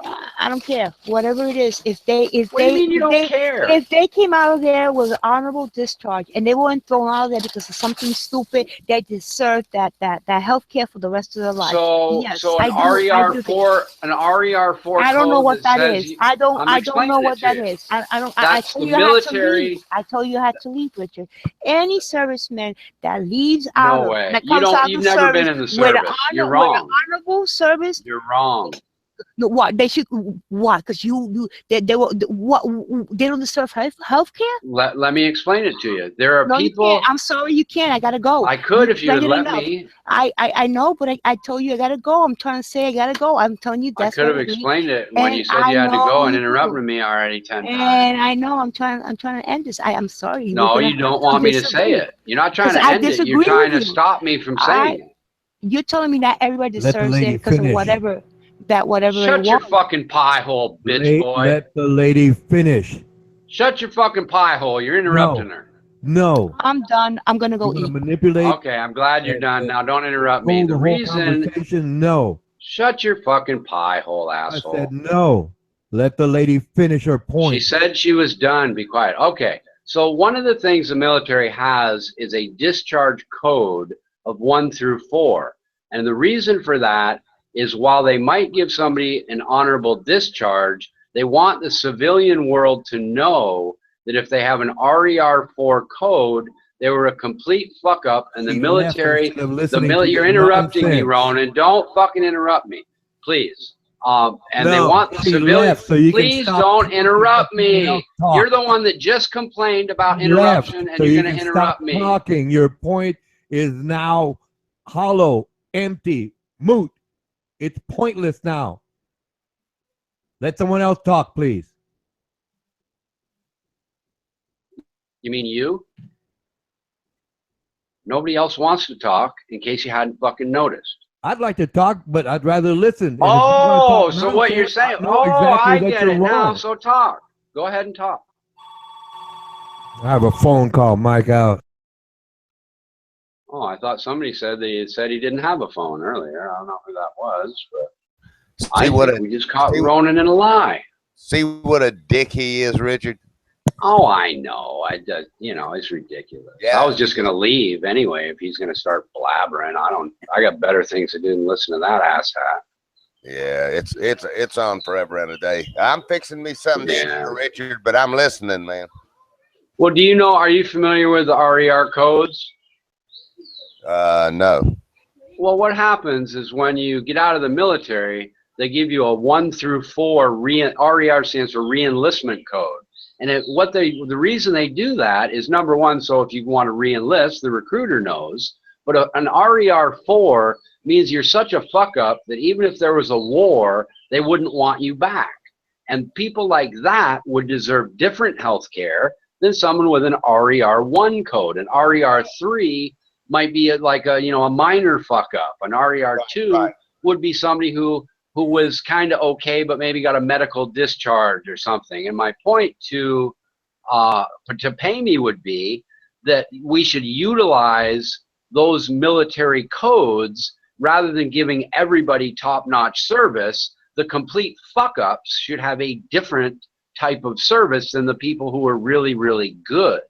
And another reason they have those codes is so employers know. Some guy says, oh, I was in the military and wants to get a job for me. The first thing I'm going to say is I want to see your RER code so I know what the military thought of you. You being in the military is not enough. There are rapists and murderers and arsonists and all kinds of douchebags in every organization, the military included. We had a guy on my ship that ended up in Florida State Prison for raping the 12-year-old daughter of the engineering chief. Not everybody's good just because they joined the military. You might have heard there's a wave of gang members that send some of their gang members to the Marine Corps so they can learn how to fight and shoot guns. It's not. I will say this. When I was growing up, it was a very typical thing for a judge to say when somebody got in trouble, and did criminal stuff. It was a very typical thing back in the 70s for a judge to say, you got two choices. I'm going to throw your ass in jail, or you can go enlist in the military and get your damn life together. So in a way, and I agreed with it, I really did. But sure, in a way, you and usually it goes well. Right. There were 20% of the people I served with that were in that boat. I joined just after the Vietnam War ended, and they were doing the same thing. Buddy, we used to call that 10 in the pen or 4 in the Corps. Yes, that's exactly right. And exactly, Shotgun. And but anyway, I just thought I'd throw that in there because it kind of reminded me. Yeah, well, maybe so. But if you've got maybe some of those people got out with an RER1 re-enlistment code and completely changed their life around. Exactly, that's a great thing. Exactly. Yeah. So anyway, I just thought I'd throw that in there because that kind of took me back. Oh yeah, I remember when damn judges were giving you an ultimatum. All right, it's either this or this. Take your pick, and it's time to get your life together. And they were trying to do a good thing. But sure, I think that was a great program, and let me ask you this question, Richard. What happened to that?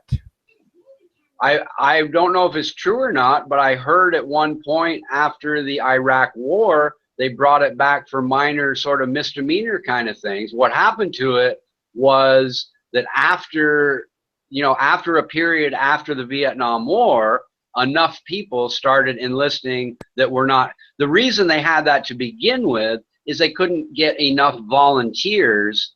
That's right. I remember that. Remember. Yes. Right.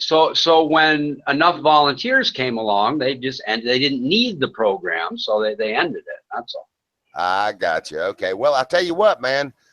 I would like to see more of that implemented, because I tell you, man, that kind of had a good deal. I thought. Well, I wasn't forced into it, but I can tell you that joining the military, I don't know if straighten me out would be a right word, but it taught me discipline. It taught me, to say yes, sir, and no, sir, to the appropriate people. I can tell you this, if I hadn't gone into the military, I would have probably gone to jail, and I've never gone to jail. So at least it kept me out of that, Yeah.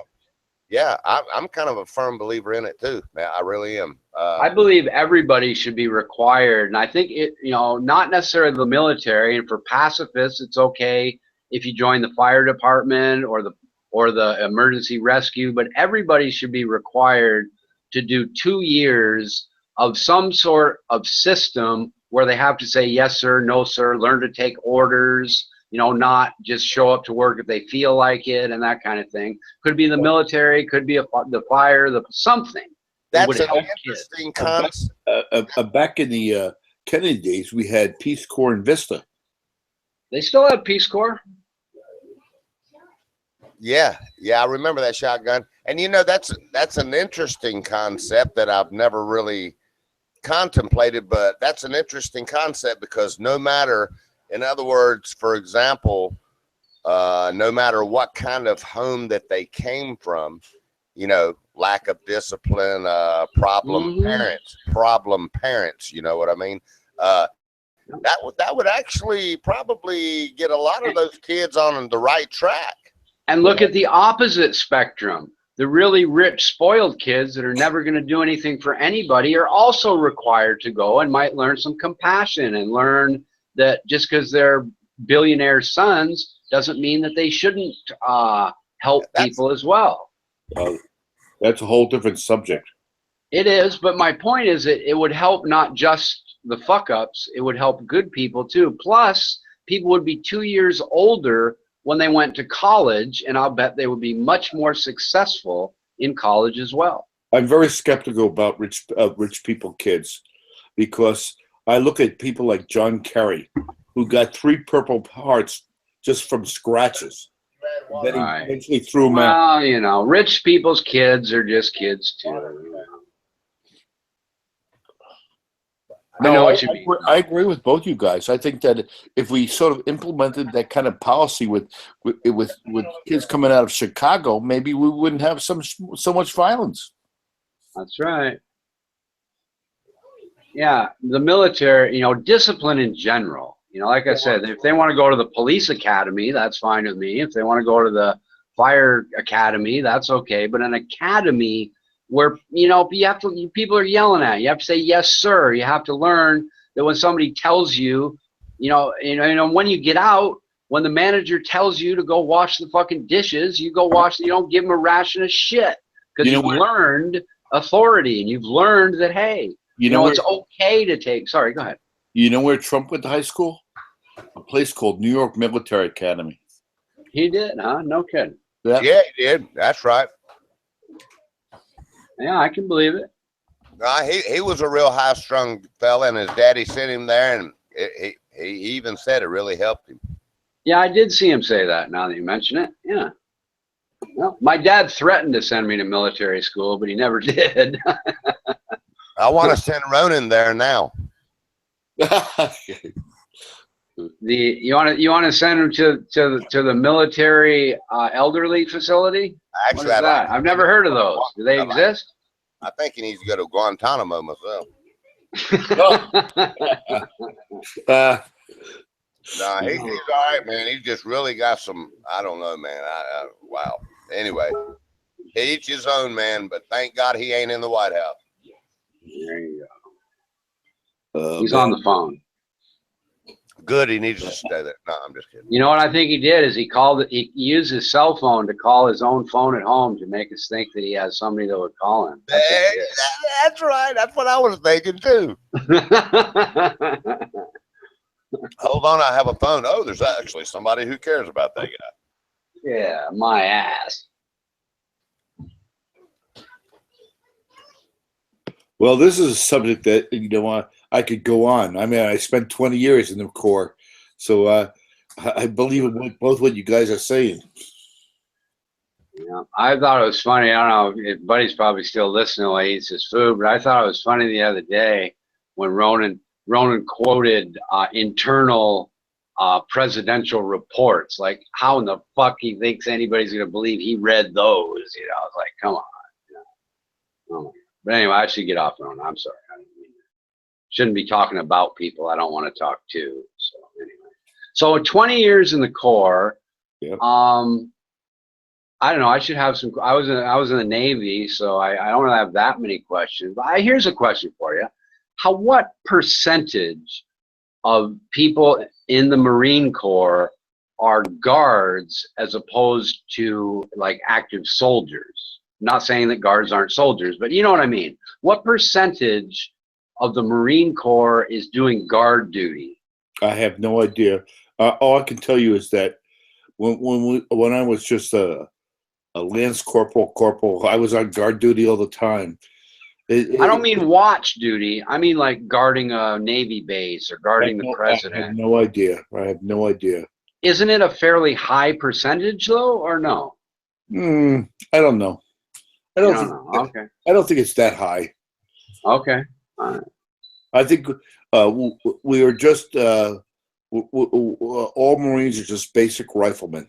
Right. Sure. Like all Navy guys are firemen. Sure. Yeah, I know. They're so let me ask you this. When they have competitions, marksman competitions versus the Army, is it kind of a draw, or does the Marine Corps really just kick their ass all the time?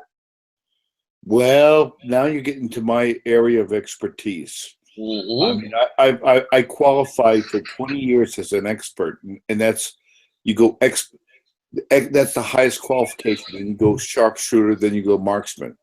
But because I was a hunter and I was a good rifleman before I even joined the Corps, they threw me into that kind of school, and that's why I became a machine gunner, doorman in helicopters. So. I see. So answer my question. During combat, and what I really want to know is in competitions, 800 yards and under, not sniper, not 1,000 yards or more, right? But in what the Army or what somebody might call a designated marksman. Right. If you have a competition with 10 of the best designated marksman Marines and designated marksman Army guys. Is it just a blowout, or is it to kind of go back and forth? No, hands down. Marine Corps is going to win that one. Really? Okay. All right. Good enough. Good enough. Is there a difference in the rifles that they use? Is a Marine Corps designated marksman rifle the same as an Army designated marksman rifle nowadays? Well, that I can't answer you. I just know that we have this level of expertise. It goes from marksman to sharpshooter to expert, and it depends on how you qualify in the range. And most of the time, the difference lies in how far. I mean, if you could hit a target 500 yards without a scope. Right. I see. I'm a sharpshooter. I'm a sharpshooter with the National Rifle Association. I have no idea what's going on in Fort Bragg. I'm sure the Army's got qualified marksmen too. Are qualified. Yeah, they do. Well, they have what they call the designated marksman rate, and they have a designated marksman rifle would simply be your M16 with a chrome 20-inch barrel, an upgraded trigger with a 1-to-9 twist, and they run the Sierra bullets in it. You know what I mean? The Sierra, the Sierra bullets. Yeah, I do know. Projectile. I think 77 grain or 72, something like that. No, I have, there was never any sort of like direct. There may have been with certain competition groups, but I've never encountered that when I was in the Corps. It was just how well I did and how well I could perform. Yeah, it could be something they don't even have. I just kind of assumed they would have a competition like that. Yeah.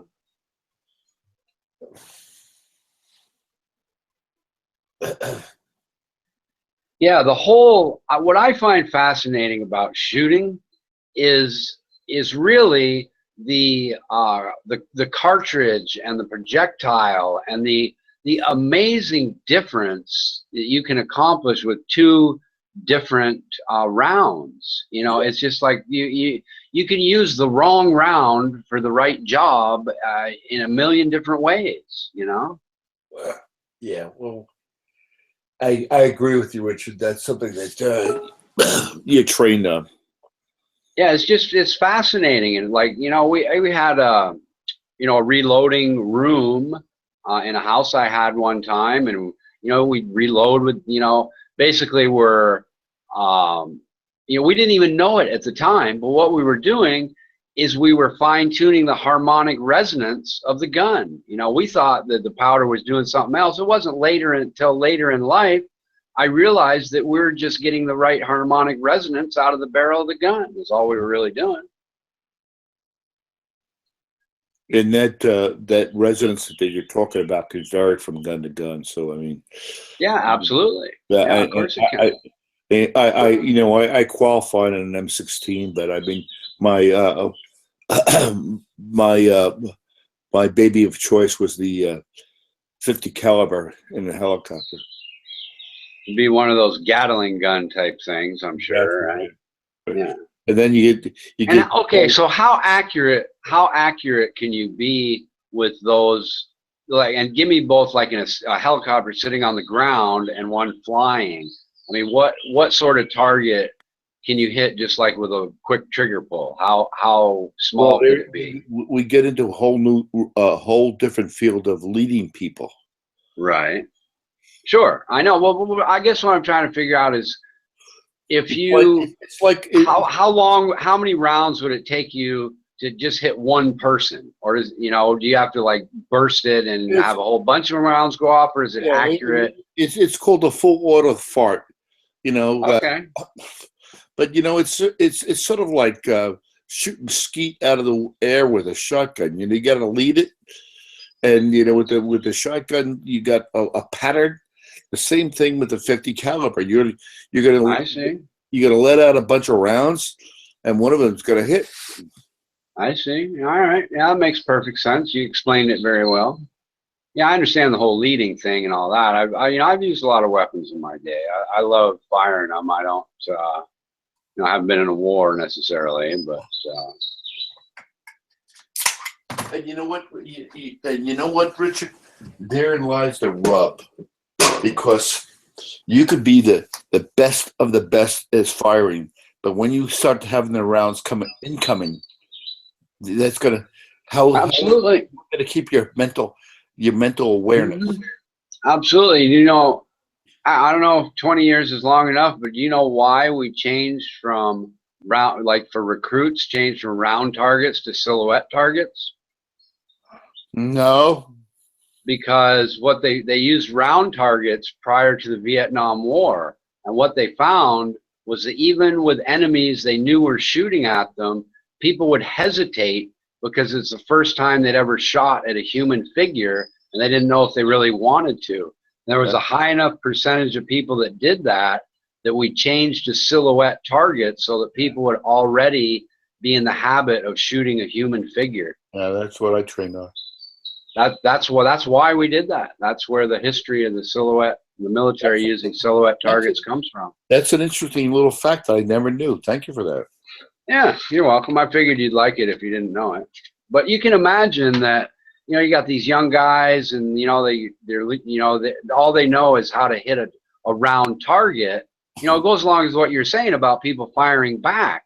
If all you've ever hit is a round target, The first time you're shooting at a human, that's a different experience. You know, it's a different thing. So they tried to sort of use a little psychology and all that by having them, you know, as best they could by shooting at least human-looking type targets with a head on it anyway, you know. Well, there's a whole lot of other factors that go into that. Oh, yeah. But I don't want to really get into. Believe me, there's a really good book for civilians that police. It's sort of after education for police officers called The Tactical Edge. It's really interesting. Hi there. I can't. Crypt. How you doing, Crypt? I'm fantastic, thank you. You're Crypt. I really haven't met you yet, but welcome.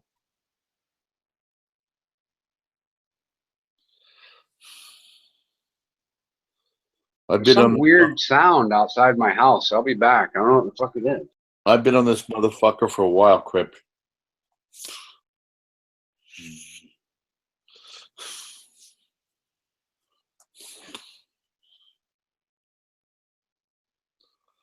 What's there that's that interesting?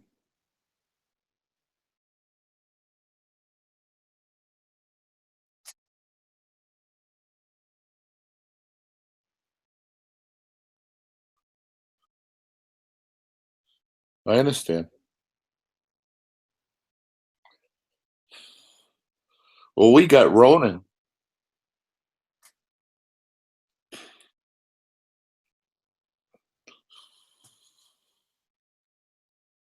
So, from what I've understood, you're from Canada, right, Crypt? New York. But not the city. I live up in the mountains now.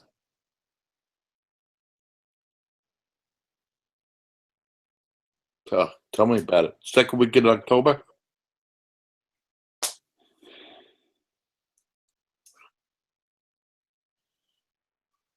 I don't like a lot of people nowadays.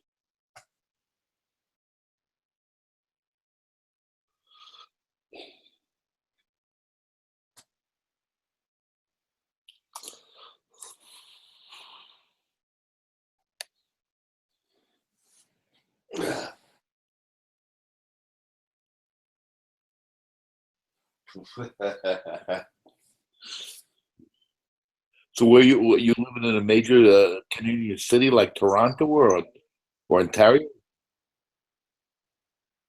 Oh, well, that's still cool.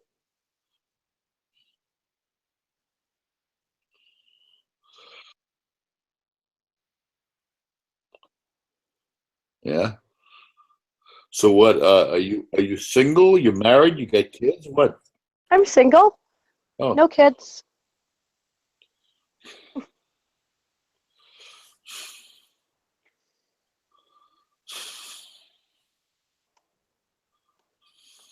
Yeah. Do you have pets? Who, me? Yeah. Do I have what? Pets.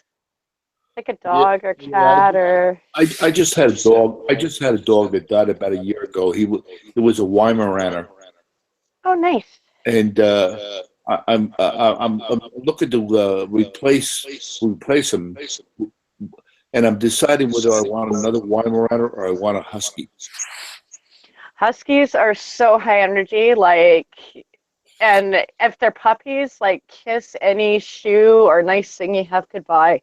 I've had a few over the years, and they'll just eat it. I've seen one eat a couch. Blue-eyed Huskies are good looking, man. I'd almost want to fuck a blue-eyed female Husky. I swear to God. Well, you know, I once owned a Dalmatian, so I know about high-strung dogs. Oh yeah, I've had a handful.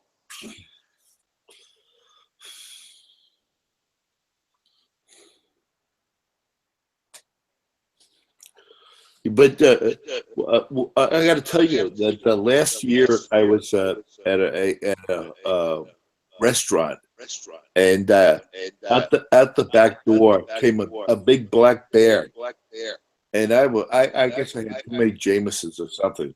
But this bear came down and I fed him.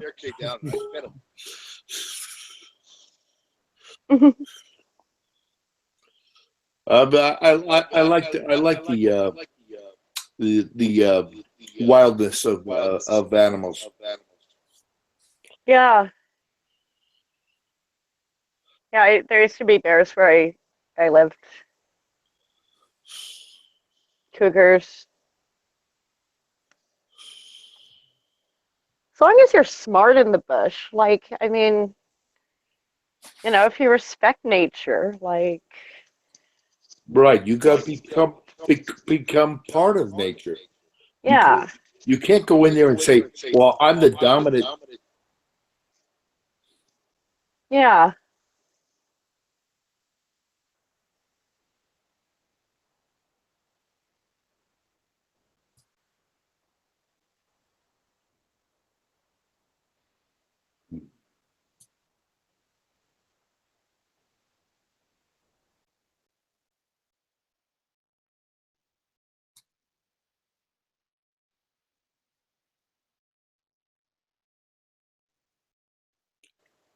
Rona, you there?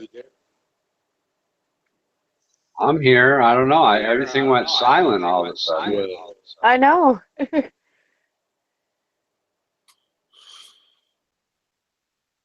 I came on. I'm wondering what this guy in the text chat is trying to. You got your speakers are too close to your mic there, Chris. I think so too. Yeah, crypto. Back away from the speaker. He's talking about. Well, how can you get echo? I'm just gonna go. I'm just gonna go onto the chat. No. I'd rather have the echo and you hear. You can fix it somehow, I'm sure. How do you get echo with headphones? I've never heard that before. Oh, shit. Well, that's too bad. I wish I hadn't said anything now. I was trying to help her out, really. But whatever. But there's a guy in text chat just sort of stating the obvious about economics. And I just don't understand where he's going with this whole, when you start regulating markets, you close that window for adaptation. Well, no, David, that's where regulations come from. When we have problems, we regulate things. That doesn't mean that we can't change the regulations and modify the regulations to do something better. But the reason we have regulations is not because we regulate things before there are problems. We regulate things because a problem ensues and a regulation is necessary. Like the internet, here's a great example that millennials can understand. When the internet came along, we didn't say we're going to run out and make 1,000 regulations about what you can and can't and should and shouldn't do on the internet. As problems came along on the internet, companies like Google set policies, and the government said, okay, you can't. They even looked at Microsoft and said, hey, maybe you have a monopoly. Well, no, we have these other, we don't make laws, we don't make regulations that close the window for adaptation. We make regulations because of problems that surface.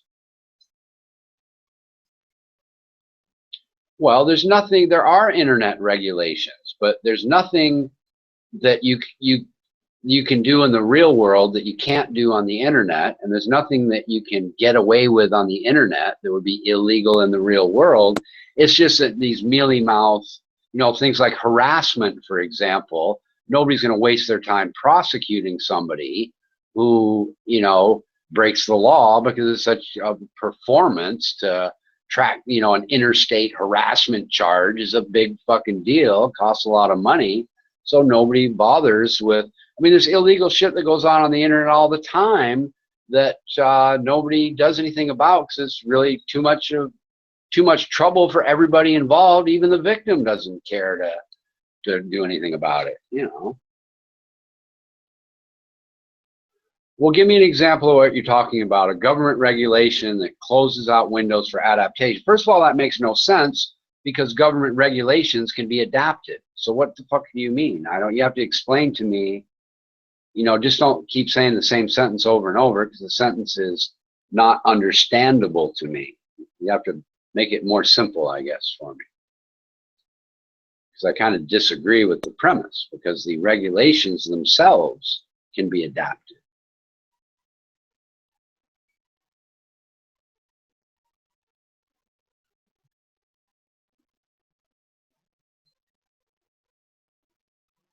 You ever do any water stuff in the Marine Corps, Shotgun?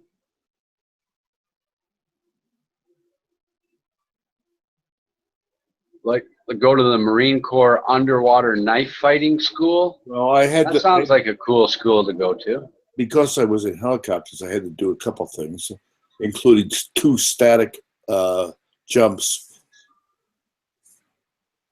and amphibious landing. But that's because of the nature of my job. You got to be S1 qualified swimming. I see. All right. Well, that's good. Do you ever know anybody that went to the school I mentioned and said anything about it? As far as what? The Marine Corps underwater knife fighting school. The reason I mention it is it's one of the schools that the top Navy doctors have to go through. No, I never had to. I don't know that, and I have never done that. I see. I like I said, with my 2 static line jumps was over water. I was concerned about releasing my harnesses and that kind of shit, but never knife fighting. Yeah, the SARC, the Sea Air, what is it? Sea Air Rescue, Sea Air Reconnaissance Corpsmen have to go SARC. to. Yeah, they have to go to that Marine Corps. They take a lot of combat from the Marine Corps. Well, part of their qualifications. Given the nature of my job, I used to have I was trained in general knowledge and all that shit, and including going to SEER school. You know what SEER school is? No. It's a survival school. Going out and having to eat insects and that kind of shit. I see. Yeah, that would be okay for like a couple of weeks, but what gets me is these people that you see in the news, not so much anymore, but you see in the news that like crawl out of the jungle and think World War II is still going on. Absolutely. And, people that crawl out of the jungle and think, is the Vietnam War over yet? Well, have you seen a cell phone? You know what I mean? It's like, but that's a mental disease there, Richard. That's not, I sometimes when I go to the VA hospital and I have to spend some time, we have these things called the smoke shacks that are out back where people get to smoke cigarettes. Sure, I go to those places. I know what you mean. And some of those the veterans who live there in the hospital full time, they come out there and they still believe they're in the middle of combat. Well, no, what I was referring to is people who can be so self-sufficient that they stayed in the jungles just way too long and the war was over, and they come out because they're capable of doing that. They didn't have to go get, they didn't run out of food and have to come out of the jungle like maybe somebody else. I was just referring to some of these people that went in and just took too long to come out because they didn't have to come out. You know what I mean? You don't even have to go. You don't even have to go to war. Do you know? Have you ever seen a show called about a guy called Mick Dodge who lives in? Sure. I have. Yes. Yeah, he's an interesting character. I kind of like that guy. He farms ginseng and stuff like that, right? Or not farms, but he collects it and sells it to get a little money here and there once in a while. He lives in I think it's called the Way Forest of Washington State. I see. Okay, well then he would I don't think he'd be getting ginseng then, but yeah, I know who you mean. He has like leather sandals or no shoes, and yeah, I've seen a couple of shows with him. And he seems like a really smart, interesting guy that certainly doesn't have to be doing that. No.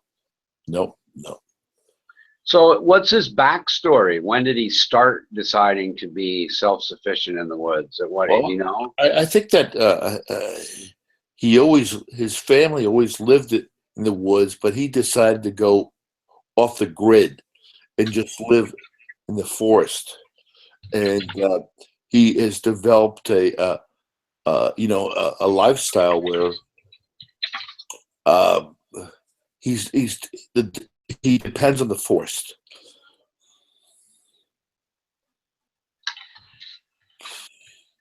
I like that though, man, because I try to push myself that same way every year. Even though I'm over 60 years of age, I try to push myself and say, what if I had to live out here?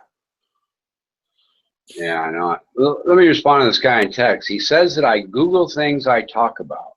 I Google things only mostly to prove that to fact check, to prove somebody says something that is not true. And my question to you, sir, is why does fact checking deserve an LOL? Why do you think it's funny that people utilize Google and the internet to make sure their facts are correct? What part of that strikes you as funny or something deserving of ridicule? Perhaps you could explain that to me. I'd have to scroll up to see who made that type of comment I find to be ridiculous. Ray of Sunshine. Why is fact checking deserving of ridicule and laughter?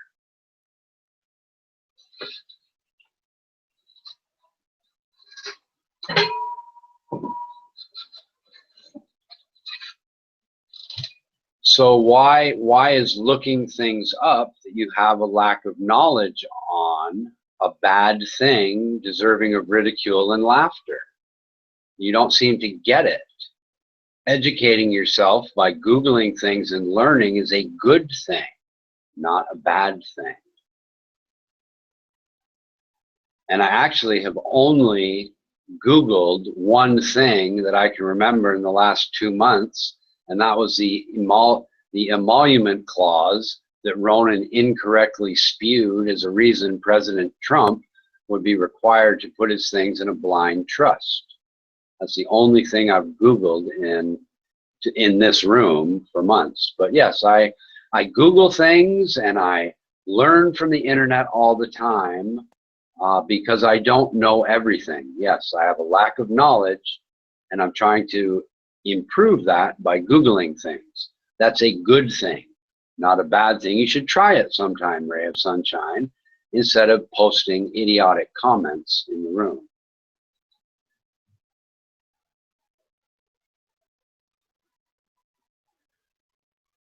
Yes, Ronan tried to use the international part of what's called the emolument clause and apply it to a domestic situation. He hasn't a fucking clue as to what he was talking about. He was bamboozled by fake news, a common problem nowadays amongst people. But anyway, Ray, you're not gonna make me feel bad because you write fact checking LOL. I mean, if you think fact checking is funny, that makes you look silly, not me. Yeah, and that's really strange. You know, and I've run into that in creationist rooms, buddy. People will give you a link to a site and claim it says something it really doesn't say at all, assuming that you're not going to go read their link. You know, it's like, well, I just Googled this and this is what it says. You go Google it to make sure they're telling you the truth, and it says something completely fucking different. It's just bizarre, and that's in the creationist rooms. I'm not necessarily referring to Ron. He actually did that the other day with something he talked about. He posted a link about a book for sale as evidence of something completely different. It was sort of related, but it wasn't a link to demonstrate his point was true at all. Who's this? Who's Ray? I thought Ray of Sunshine was a reasonably decent person. Now they're just being silly. I don't remember this Ray of Sunshine person. Now they're spamming and being silly. Yeah, I don't know, you might have missed it while you were eating, buddy, but he quoted internal presidential briefings the other day as his explanation for something, as though he has access to, you know, classified presidential internal briefings. You know, it was just insane. Oh my God. Oh, Ray's being silly. Maybe he's drunk. I get silly when I'm drunk. I'm sorry, Shotgun. I derailed our conversation. Kind of rude on my part. I apologize. Just this guy with his economic stuff was a little weird. I got sidetracked a little bit. But it's fucking 5 a.m. Jesus Christ, I promised myself I was going to do a little work to prep my spraying and get it done and go to bed at a reasonable hour. But fuck me. I should have left a little while ago.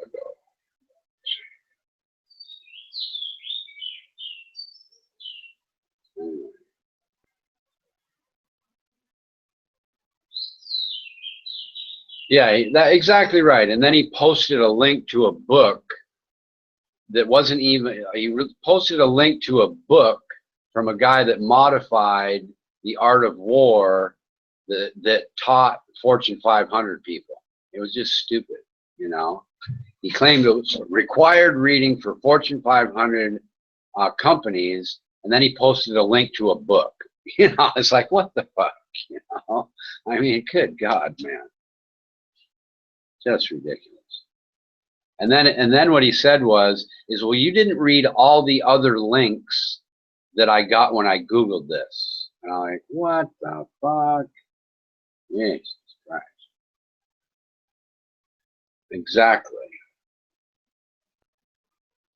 It's okay, David. I'm relaxed. I'm just wondering where you're going with your idea of economic regulations. You sound like there should be no regulations at all, and that would be better for humanity. And that's just not true, because regulations come from fuck-ups. Yeah, sure.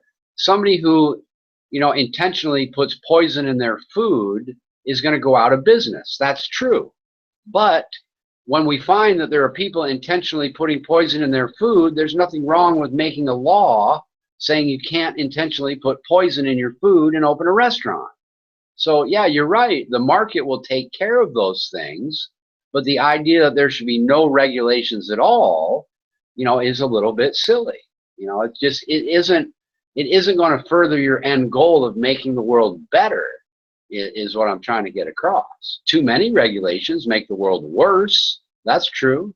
We would probably agree on that. Well, Lysurge, Richard's a little less argumentative than he used to be. That was kind of a phase, you know. I'm done with all that. I have no interest in turning chat rooms into a clusterfuck anymore. That was a mistake on my part, and I can learn from my mistakes, so I don't do it anymore. You know, it's just silly. It was fun while it lasted, but you know, it's time to move on from that. I suspect there'll be others in here that won't ever learn. You know, what's funny is now that you don't play their game, if you don't play their game, they stop doing it. You know, when I just ignore D-Beck, he just goes away. Probably goes to a different chat room and tries to piss somebody else off, you know.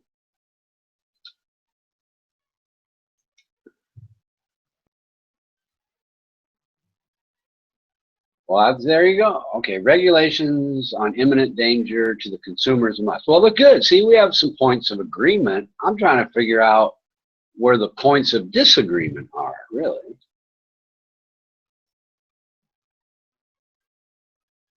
Yeah, I don't know about this Ronin clone. How do you get, oh, it's Ronin K and you're Ronin. I see how you did that. You know, when I was, here's a story for you, buddy. I used to, out of the goodness of my heart, give financial advice on YouTube finance channels on the specific stocks themselves. And my name, Richard Garnash, runs off the screen. So what people did, and I can't even believe they did it, what they would do is they cloned my name and they'd give really, really bad advice. And unless you clicked on the name, you would think it would come from me.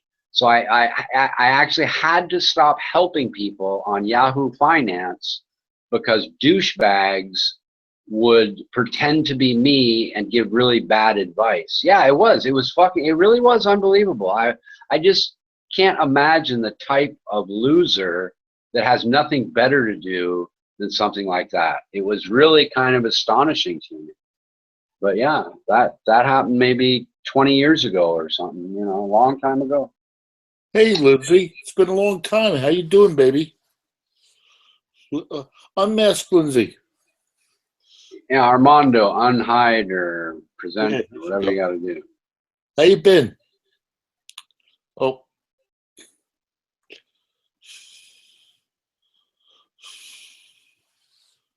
Hey. You with us, Lindsay?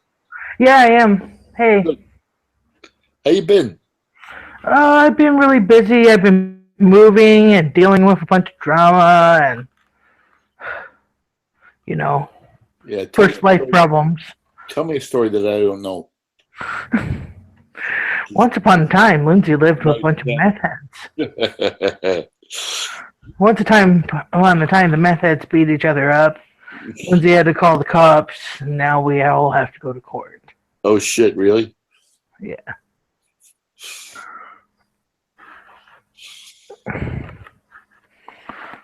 Well, it's good to see you again. Yeah. I was just thinking last night, I couldn't sleep. I got high and I felt like chatting, so I tried to join the previous hangout.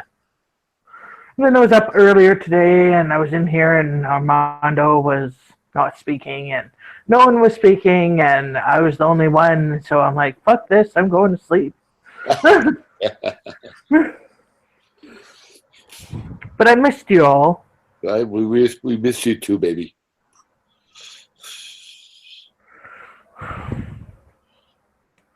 Hey, Ronan, are you there? I guess he's sleeping.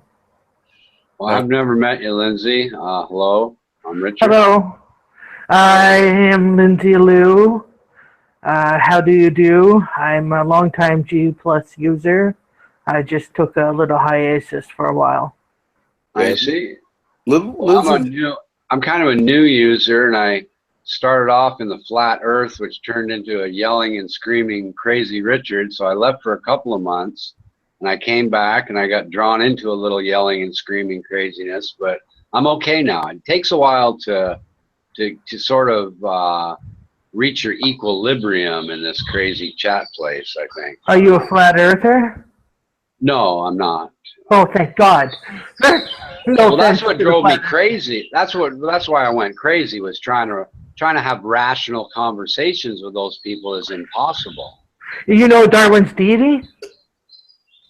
Rings a bell, but doesn't come He's the most annoyingest person ever on here. Spursimo is the one that drove me off of chat, frankly, for a couple of months, if you know him. No, but no pillbox. Yeah, Lindsay got a lot of hate initially when she came on here, but I like her. She's an outspoken girl. Well, I don't hate her, so there you go. Sorry, I'm smoking up and I'm coughing and. Oh. I remember that video of Lindsay in an auditorium where she was mouthing off to the people on the podium. I thought that was hysterical. What? What video? Oh, you posted a video one time where you were in, I think you were in like an auditorium in the seats, and you were just mouthing off to the people up there on the stage. Oh, I don't remember. Oh, okay. Well, oh well. My bad. I'll lip off anyone. Yeah, right. Doesn't matter what race you are or what religion, you're gonna get lipped off. Right. There you go. Equal rights for all.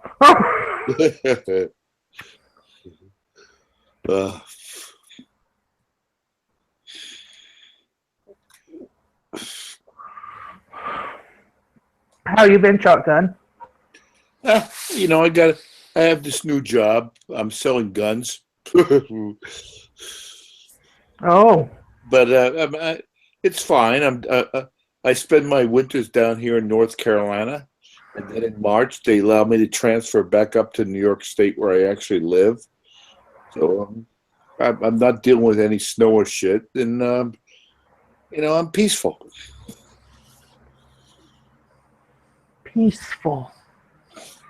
Yeah, I'd say you're pretty peaceful. I've seen too much freaking horror and war in my lifetime that I can't drag that into my life anymore. Yeah, I hear you.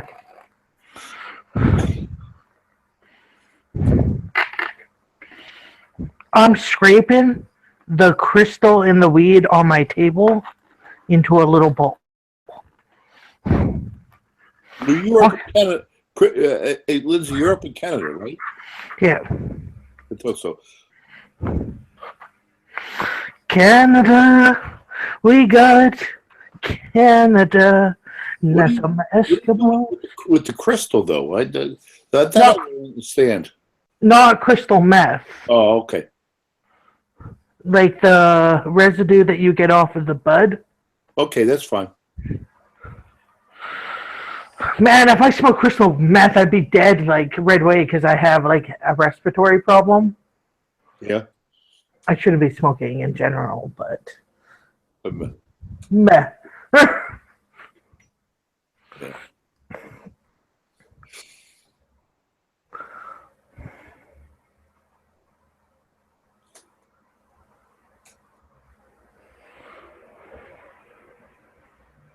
Yeah, I haven't been on G Plus that much lately. You know, it's just meh, get up and leave.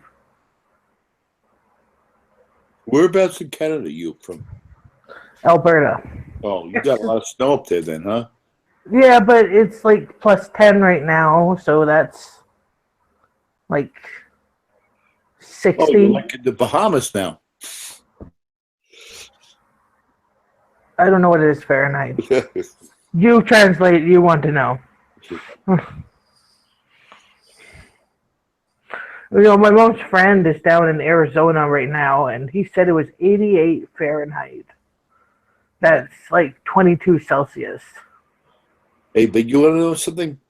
You know, the people who live over 100 years of age are more likely to come from a Nordic weather. Yeah, maybe. My great grandma Brooks is 104 this year. Wow, wow.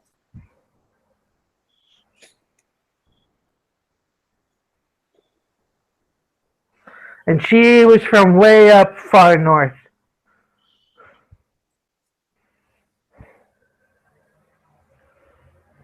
I'm no scientist, but I guess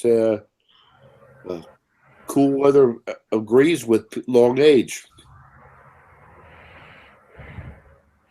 Well, it all depends, maybe in today's society, but if you believe in the biblical sense, I don't know if you're, I don't know.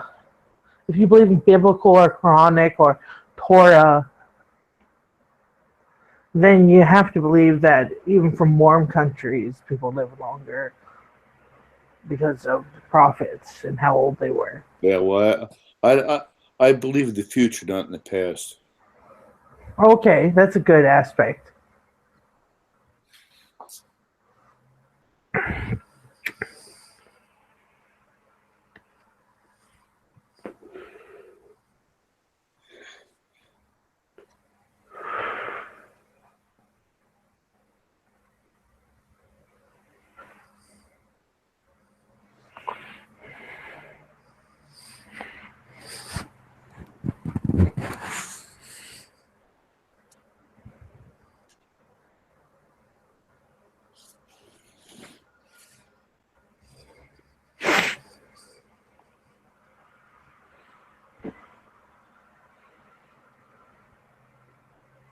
I don't know where everybody went, Lindsay. Well, I scared them away. Don't worry. It's not you, baby. Especially with that pretty smile. Thanks.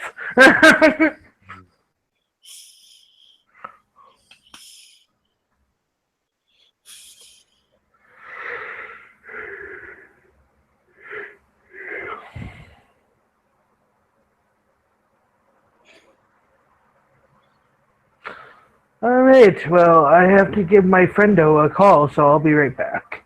Yeah.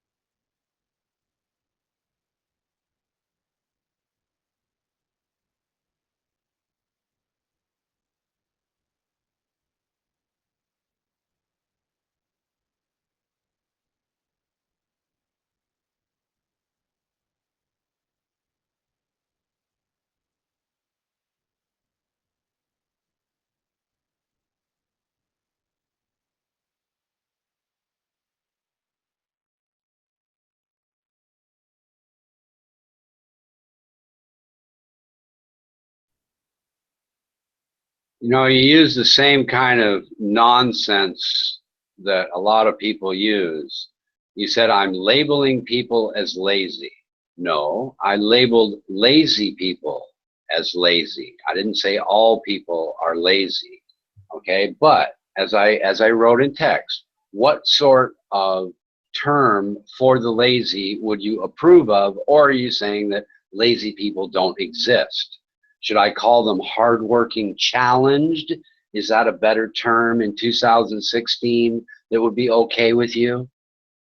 We'll call them hardworking challenged people. And then can we move on to our discussion, or do hardworking challenged people also not exist?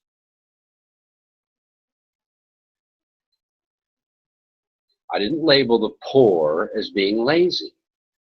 I said rewarding the lazy is dumb. I didn't say that they were poor or rich or middle class. It has nothing to do with that. Lazy people are lazy is what I said.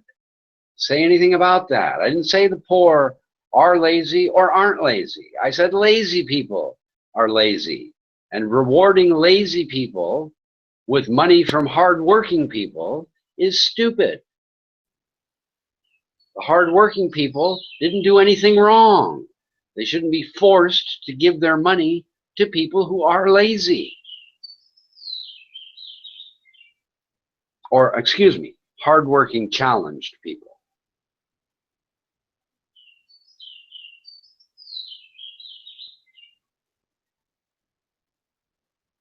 Well, maybe people who suck at wealth management should go on the internet and learn. Should we punish people who are good at wealth management because some people are not?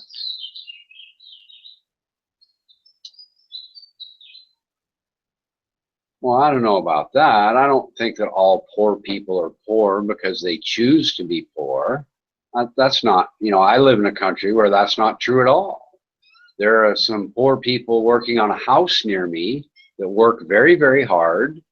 They're likely very good people. They do quality work, but they're still poor because the wages here for the skills they have are very, very low.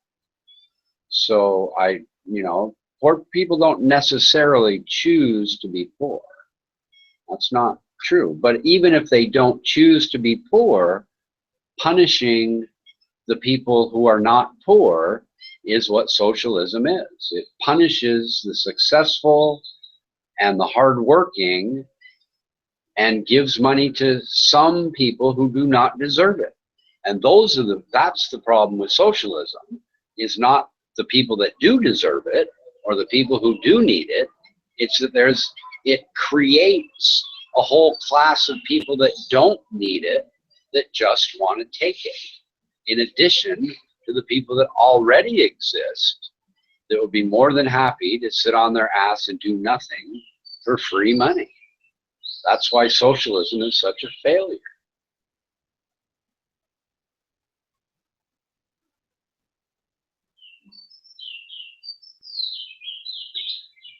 It's not that poor people are bad with money, David. It's that people who lack experience in anything are not good at it. And middle class people who win the Powerball lottery are just as poor at managing the Powerball lottery as poor people. So you're sort of saying, you're sort of insinuating that middle class people would be better at handling the Powerball lottery than poor people. That's not true. Both of those groups of people have no experience. Therefore, of course, they're not good at it. You're not going to be good at playing ping pong the first time you pick up the paddle. It has really nothing to do with poor or rich. It has to do with education and experience.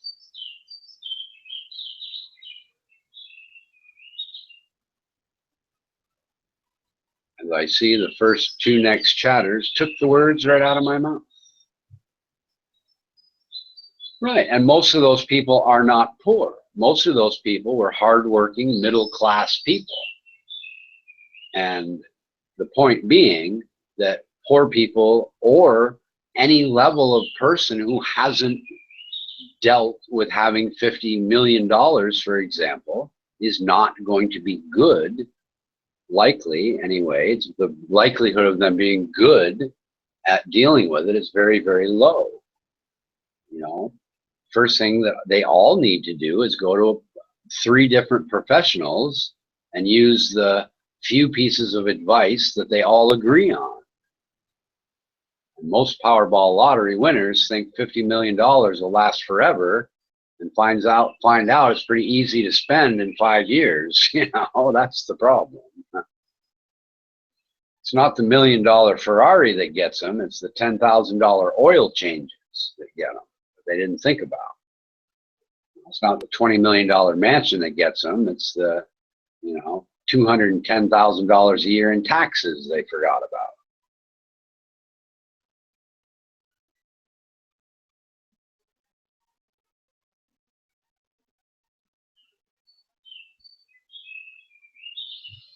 Why don't you cite your statistic for that? I mean, you can just spew that, David. Show me a study of higher bankruptcies with people that, first of all, you know, you'd have to show me a scientific study on that, because I doubt there's a pool large enough of people living in poverty that won the Powerball lottery to begin with. I know there's a lot of people in poverty that play it, but most people I've ever seen win it have jobs, and they, oh, I'm going to quit my job, or they're normal, everyday people.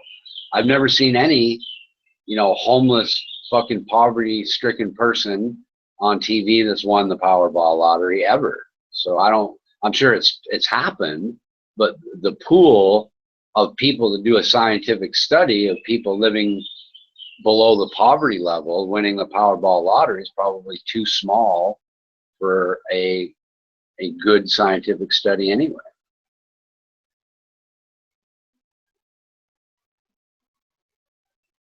Thank you. I appreciate that.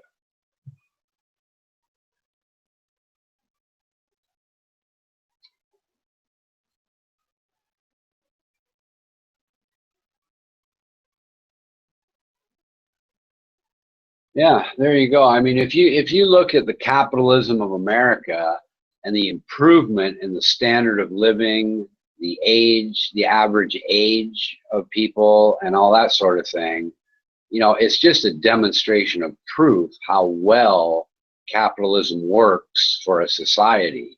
If you look at the problems involved in our country, it has nothing to do with capitalism. It has to do with other things. You know, you look at China, a communist country, they're more capitalist than America because they know that capitalism works. You know, they may be communist, but they're also high. That's why China is a rising power, because they adopted capitalism into their structure that didn't previously allow for that. I mean, China isn't rich because they stole American factories. China is becoming more wealthy because they embraced capitalism, which allowed for the factories to come.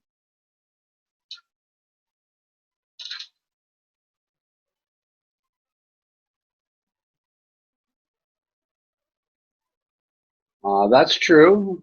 The wealthy really don't. What they suffer is feeling bad because the numbers they look at in their stock accounts are lower. But yeah, they don't. You're not going to have to go from a Mercedes to a Toyota if you're wealthy in a recession. That's true. I'm not sure what the point is, but yes, smart wealthy people don't overextend themselves, and they realize that they could lose their job, their house might burn down. They prepare for those things. So it's not that wealthy people don't suffer during a recession, it's that prepared people at any income level don't suffer during a recession. Because once again, they have education. It goes back to education.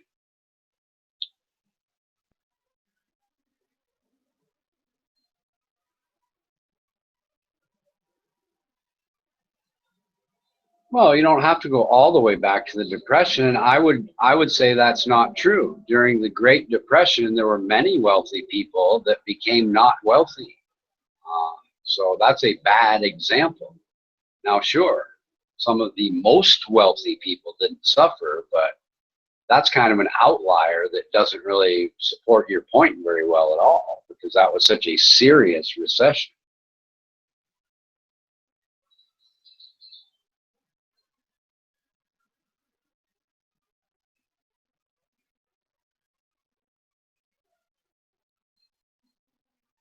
Yeah, can you post the link, David? Just writing shit in the chat room doesn't impress me.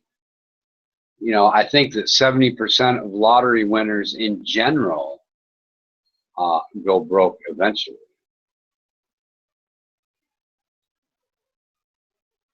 And how much did they win in the lottery? What, there's a whole lot more to the story than that.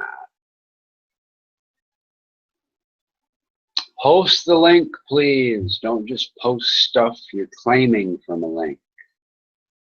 Uh-oh, that guy's going to complain that I like to Google and check facts. Never mind. Just post what you want. I'll believe everything. How's that?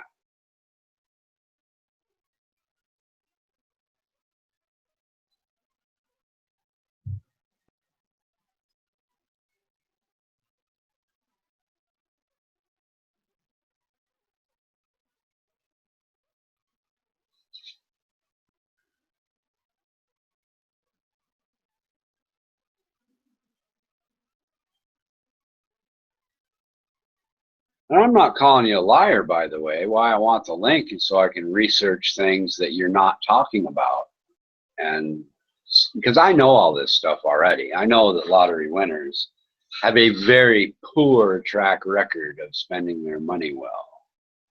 And that's what you should expect. If you give somebody who's never had $100 million, $100 million, I don't expect all that good of an outcome, I really don't.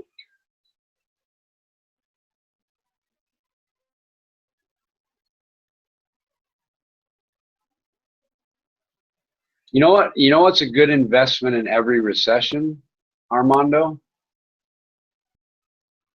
Think about it for a second before you answer. Alcohol. The amount of drinking in recessions skyrockets. Well, I'm not saying the alcohol itself goes up, David. I said that more people drink in a recession, and it's kind of alcohol. Like alcohol companies are somewhat recession proof, not only because investors buy them because they know that, but their profits go up not because the alcohol they sell is more expensive, but because more people buy the product. No, you're not saying that you want to buy the alcohol low. I'm saying that when the recession comes, you can buy the stock. If at the end of the recession, when all stocks are low, it'd be too late. At that point, you could buy anything.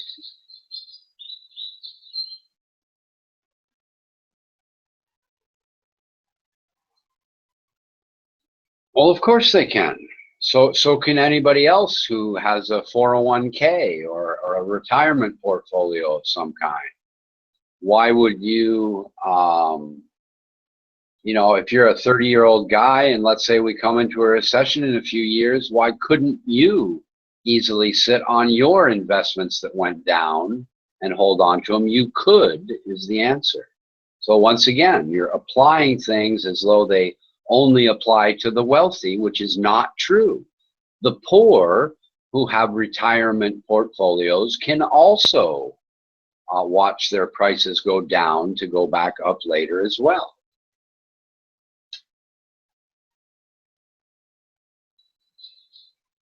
Yeah, you post a lot of really obvious stuff, David. Everybody knows this. I really fail to see why you post things that are so obvious.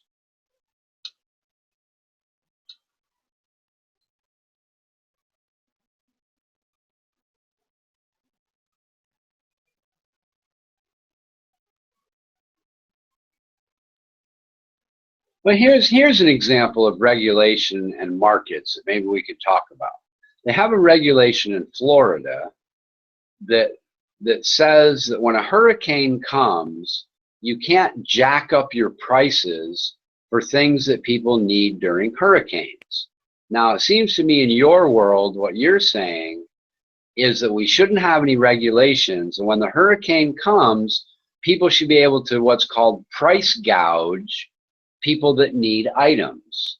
So do you think that that law in Florida that prevents people from saying, I want $100 for a quart of water because you don't have any, do you think that's a bad law? Do you think that, oh, well, supply and demand's okay, and if you need some lumber to put over your window, and I'm the only one with lumber, I should be able to charge you $1,000 for a piece of plywood because somebody will need it bad enough to pay me? You know, that's an example of capitalism and regulation kind of coming together. Why not? Okay, because the reason why not is because it's price gouging, and we've decided that we don't want to further humanity ripping each other off over a hurricane. We find that to be bad behavior, and that regulation is designed to limit, number one, bad behavior, and number two, so that people aren't victimized by the bad behavior. Now, what I'd point out too is that's a law put into place in the democratic process, where the people got together themselves and said, hey, we don't want this going on.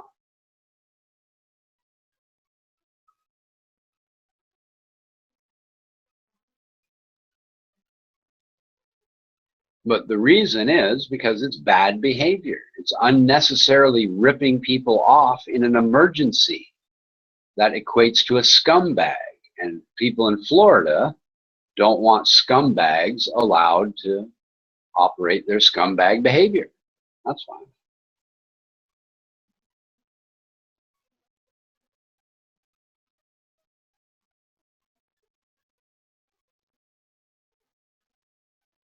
Well, you're missing the point. I didn't say that people couldn't sell hurricane products in Florida.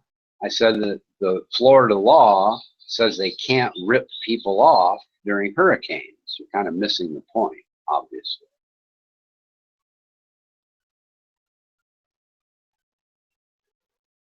But I think you're kind of I don't know, maybe you're trolling or something, David. I don't know. We better talk to you on voice. I'm kind of getting you confused with Lysurge a little bit too.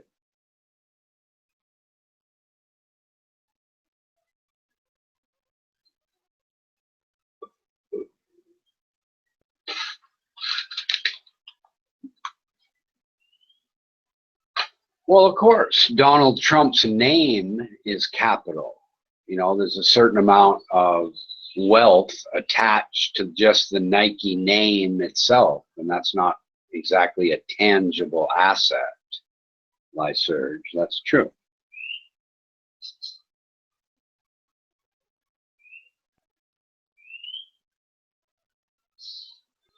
Of course not, David. Why would it be price gouging to pay an appropriate amount of money for a product.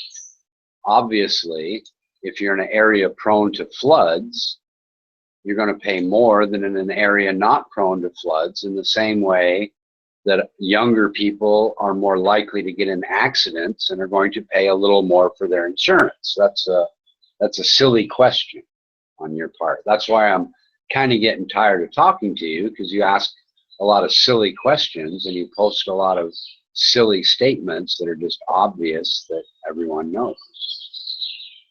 Which is fine. Maybe you're young. Maybe this is a new topic for you or something. I don't mean to be rude, but I'm just telling you, you're, you know, the just kind of simpleton stuff, and I'm not really all that interested in talking about. That's all.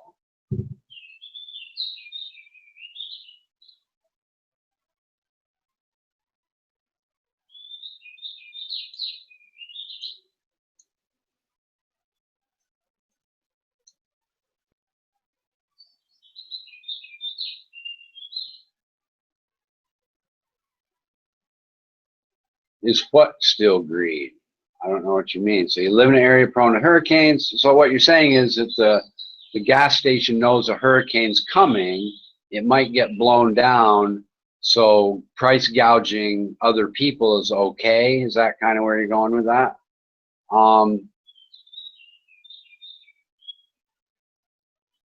That's an interesting question, actually. Off the top of my head, I don't have an answer for you. That's the first good question you asked. Well, actually, I can't answer your question. No, it's not greed. I was kind of thinking what you're asking is it okay? But no, that person would really only be doing it to keep his business surviving. So no, that particular question you asked, no, it wouldn't be greedy on his part. It'd be desperate is what it would be. He'd be so desperate to keep his business going, he would essentially have to price gouge people because he planned so poorly and didn't have insurance, which I find maybe 1 in a million people you're ever going to come across would be in that situation. But no, it would not be greed.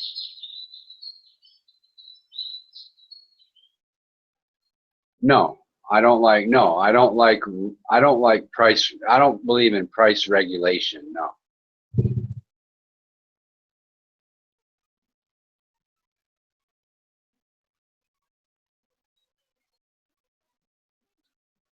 Actually, I'm not lonely at all. I'm talking to Dave. I'm talking to Armando. I'm talking to Lyserge. I was having conversations with Shotgun and Pay Me. And why would you think I'm lonely when I'm talking to 4 and 5 people at once?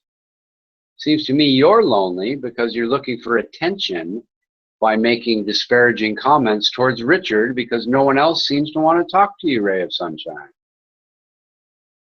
Oh, and I didn't put Buddy in that list. Sorry. I've talked to Buddy too.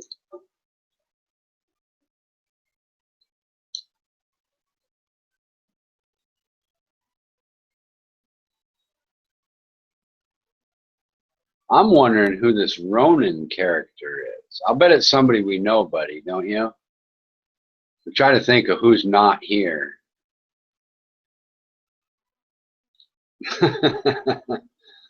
Hey, I got another pick for you. You want me to go to Google Hangouts and post it? I think you really like this one. It's one I actually gathered yesterday. Like I tell you, I keep a list of 100 pictures and I try to improve them every day. And I got one just for you. It's really nice. Go to Google. Oh, you're gonna like this one better though, dude. It's a girl. Go to go to Richard's Gay Hangout. Somebody changed the name. I'm not sure why. It must have been D-Beck that did that. But anyway, yeah, go to Richard's Gay Hangout. There you go. Just the Google Hangout page where I posted that last picture. I got one for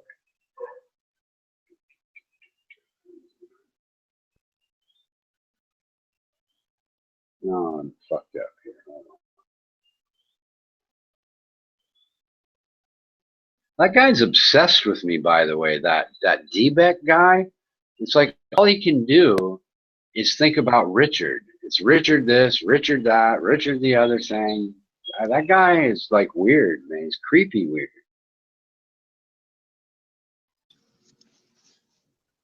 creeping me out, man. He's obsessed with the king. I mean, I know I'm fantastic, but you don't need to be obsessed. It's weird, man. Super weird. Even the birds are obsessed with you, Richard. The birds love me. You know why they do that, don't you? Because they know it's illegal for me to buy a shotgun, so they're just taunting me every day. All right, there you go, buddy. I posted a picture for you in the D-Beck Runs Away room that used to be the Richard is Gay room or something. But anyway, tell me that's not a beautiful woman that you would just bang the fuck out of. Let me check it out. Is there still an echo? No, you're perfect. Perfect, Awesome. perfect. Awesome. I found a pair that works. Yay. Oh. I told you, buddy, when it comes to soft pornography pictures, I've been searching for over a decade, and I keep a stack of 100 pictures, and I constantly replace them over a course of probably 20 years. And I just go through all 100. I say, well, this one looks pretty good. Is there any one of my 100 that's not as good as this one? And it gets thrown in the shit can. And I've been doing that for years and years and years as a little hobby. And that's you got good taste there, Richard. Gotta mix it up. Yeah. Yeah, I don't. I mean, it might be because I'm racist. I'm sure somebody would like to throw that out. But I don't have any pictures of black women for whatever reason. I've had a couple on the list for a short period of time, but there just hasn't been one that survived very long. Every once in a while, a new one will get on there, but then they get booted again. And I really think the reason for that is there's simply not a lot of pictures of black women to begin with. They're mostly white and Asian. It's not because I wouldn't want them on my list if they were really as good looking. And it's not, and frankly, it's not a good looking girl. It's that it has to be a good looking picture. There are plenty of really hot girls that don't make it on the picture list because the picture sucks. I think Tyra Banks was one of the most prettiest women I've seen, model-wise. And she's gorgeous, yeah. And Aman, I guess that was David Bowie's ex, I believe. Oh yeah. Yeah, she was beautiful, sure. Yeah. Yeah. Let's be realistic. There's some really beautiful black women models from Africa. In a lot of Buddy, you guys see what Buddy wrote in the chat room? Oh my god. I'm not going to repeat it. No, it's best not.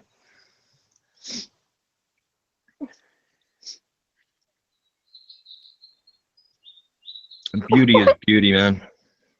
It is. Well, it's like confidence. Like that can be the sexiest thing about a person. Right. And I guess women, they see that in a guy, right? Yeah. Like he can be gorgeous, but unless you're confident, like why would you want to hang out with them? Yeah, I think you bring up a good point. Like that Fabio guy, I guess in the 80s, late 80s. Mm-hmm. You know, he was on every cover of those, I guess those love novels, I guess you ladies were into. Well, some ladies. Not really. You know what I'm saying. I know. Those romance books. Yeah. Yeah, the difference.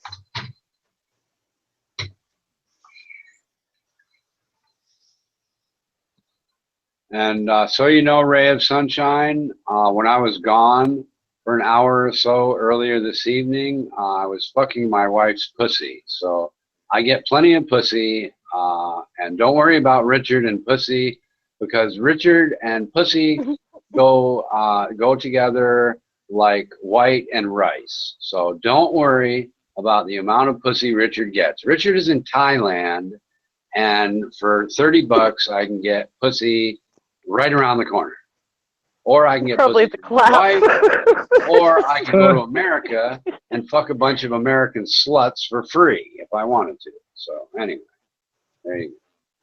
You know, if I could jack off 24/7, I probably would. But Oh boy. if you jack off too much, then you can't fuck your wife. So I like pussy more than jacking off. But jacking off is fine. Why would anybody that says they're like embarrassed to say they masturbate once in a while is a fucking fruitcake. You know, what's embarrassing about saying you might like to masturbate to some good porn? Is that a problem for you? Is that No, like embarrass actually. you? Does it freak you out that Richard would be willing to say, yeah, you know, when I watch some hot porn, I just don't want that jerk image off, in my so head. what? Yeah, but Like, why who fucking advertise? cares? You know? Why advertise, Richard? Well, I'm not advertising. I'm just pointing out to this ray of sunshine that his ridiculous attempts at an insult are not insulting to begin with. Telling somebody they masturbate, it's like, so? The sky is You know, I blue, right? blow my nose once in a while, too. Should I be embarrassed about that? You know, come on. I hear you. It's ridiculous. But I'm getting baited into responding to silly people, and I told myself I would stop doing that as often as possible. And you went for it again. I did. I got suckered in like a trout on a fly.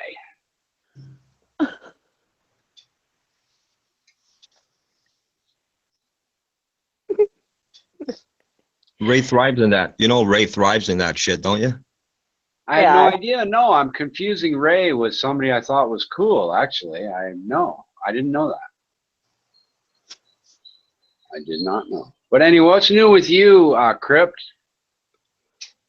Not much. Still a little under the weather. Yeah, you were out there in Vancouver, right? Yeah. Okay. Well, Victoria. Yeah. Victoria. Yeah, sorry, Victoria. I said Vancouver instead of Victoria. It's okay. Well, they both begin with a V. Close enough. Right. Yeah. Yeah, we got castles and a moat between us. Almost Yeah, like the UK. I seen that picture you posted up. I think you posted up a couple of pictures, didn't you? Yeah. Yeah. Cool. How do you rename the Hangout thing? I want to do that. Everybody's renaming it to something to do with me. I'm very flattered, by the way, that everybody wants to name the Hangout after the king. It really should be that way. It really should be just labeled, you know, King Richard authorizes you to talk on this channel. That's what it should say all the time. Richard's name should always be on it. I agree. So thank you, everyone, for doing that. I appreciate that.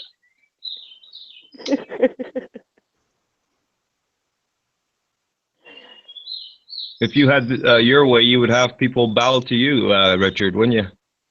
No, you know, I wouldn't, actually. I am the king, but my loyal subject, I'm not into the bowing thing. I don't want to say that I'm better than everyone else just because I'm the king. I just happen to be the king, and I'm just I'm here to serve. I'm here to serve my loyal subjects. I'm not here for them to serve me. I want to give them information and help them in any way possible. I don't want them bowing down to me. No, not at all. You have the wrong impression of the king. The self-appointed king. Exactly.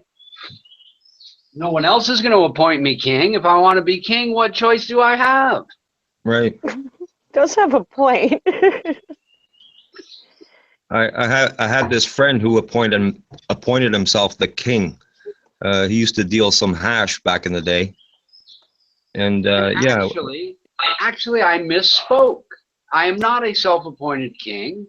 Where the expression King Richard comes from was the philosophical discussions in that house in Alaska I talked to you about last night.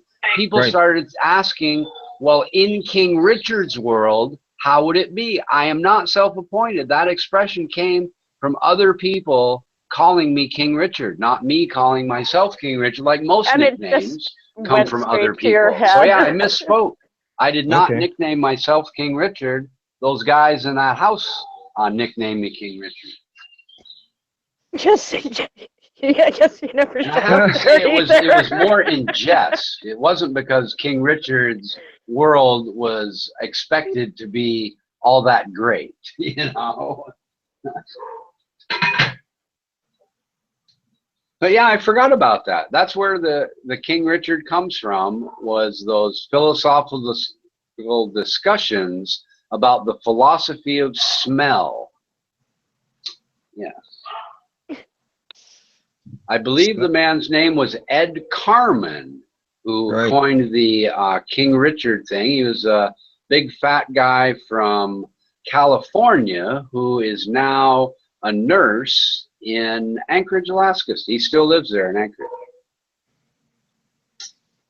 You get around, eh, Richard? You know, I do. And I try to get around as much as I can, which is why, by the way, Ray, I get a lot of pussy. If you stay at home, you get less pussy. Wouldn't you agree, Crypt? You get a lot of dick, I'm sure, because you get around, right? I like hentai. You like what? Hentai. You know, Oh, like do the you? Japanese, yeah. Uh-huh. You like the child So- pornography hentai, really? Or No, I like the tentacle stuff. Oh. Oh, Yeah. freaky Yeah, stuff. I know. Yeah, Yeah. that's weird. You know, they have like real Japanese tentacle porn with real girls and real slimy tentacle. You want me to Why send don't- you a link? No, Oh, my I don't. Lord. I don't like real porn. I like cartoons. Nice. Yeah. Yeah, I just can't Okay. get it up to jerk off over cartoon porn, so I like the real stuff. I'm sure you need a little blue pill to do it anyways. No, I don't. Duct But did tape you know and popsicle that they have sticks. little blue pills called volume pills, and if you take them for like 5 months, you fucking when you come, you shoot these huge fucking. It's like a circus act. I tried them one time. They really work, man. Oh my They're God. unbelievable. And the reason you take them is so you can like bang 5 or 6 hookers a day when you come to Thailand, and that's kind of how they advertise them. Is not so much for people that don't have a lot, but if you want to have like 10 orgasms a day, you run out of cum, you know. But if you I'm take a girl. these pills, I can do that anyways. well, but you're not a dude, you know. What I know happens- it sucks. Each Sucks orgasm for a you. man has, less cum comes out. But if you start off with a pile of it, you know, you can keep having fun 10 hookers later a day when you're on your sex vacation. So I tried these pills, like I said, and they really work, man. They're crazy. But they have nothing to do with an erection. They have to do with just producing more semen. You are actually a disturbing person. He's Hey, different. I'm experimental, man. I'll try different shit other people won't try just to find out if it's true, you know. John Keith goats, I'm sure. Tantrics. I love tantric. You know, the one thing I haven't done is there's a massage parlor nearby me that does anal massages and Oh, sucks you man. off while they're doing them. And I haven't gone to that one yet, but you know, every time I'm on the toilet, they have like a spray hose here to wash your asshole off.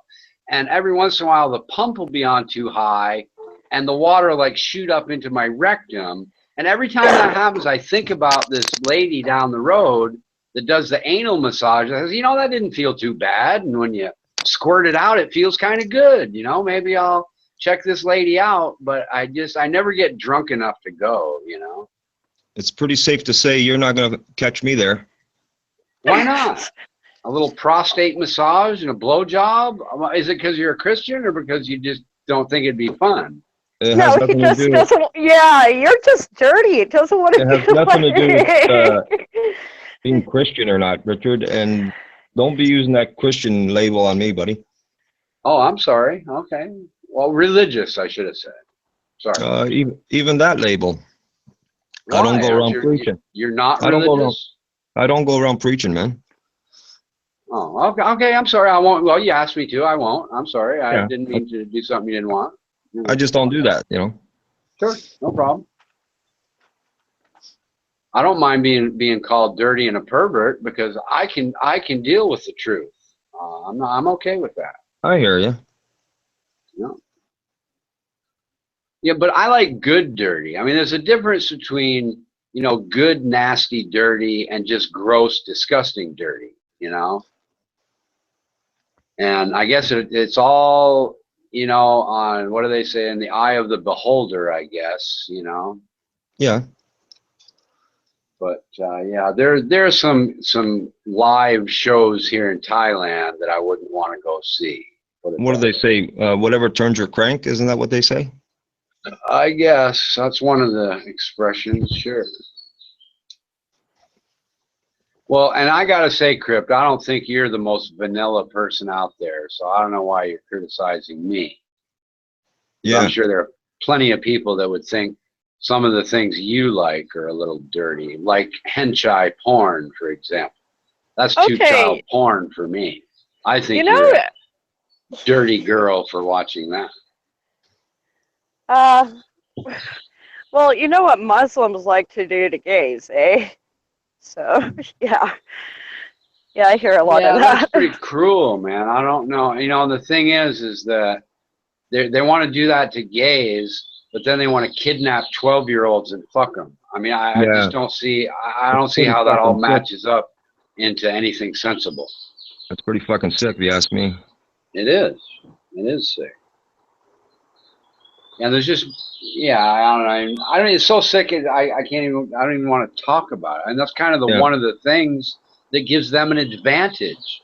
Right. People don't even want to talk about the sick shit they do, so there's not an outcry to stop it. You know. The audacity, you know, for them to fucking even think it's all right. Yeah. Yeah, it's just fucking insane. You know, it really is. But there's, you know, there's a lot of insane people everywhere, not just Muslims, of course. Oh, yeah, people are pretty screwed up anyway.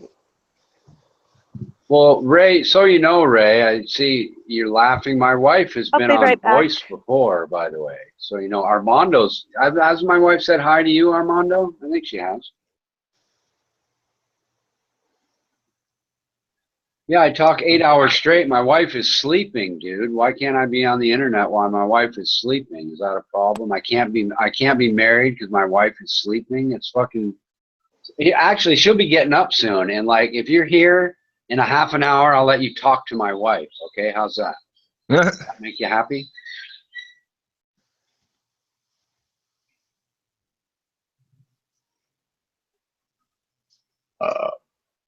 Anyway, she'll be up soon. I'm surprised my blind, crazy old dog usually starts barking at 5:30. He's like a half hour late today for some reason. Odd.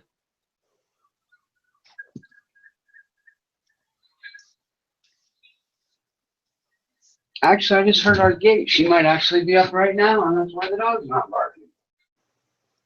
Honey? Oh, there's the dog. I woke up the dog. I'll be back.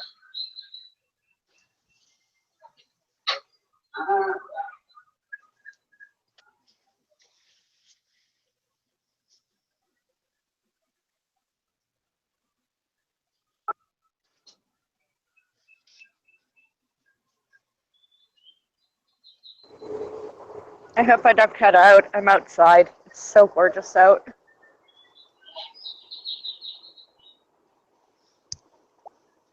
Like 3 o'clock over there, right? 2 o'clock, yeah. 2 o'clock. I think it's, let's see. No, you're right. Wow. Yeah. Good antihistamines. Eh? I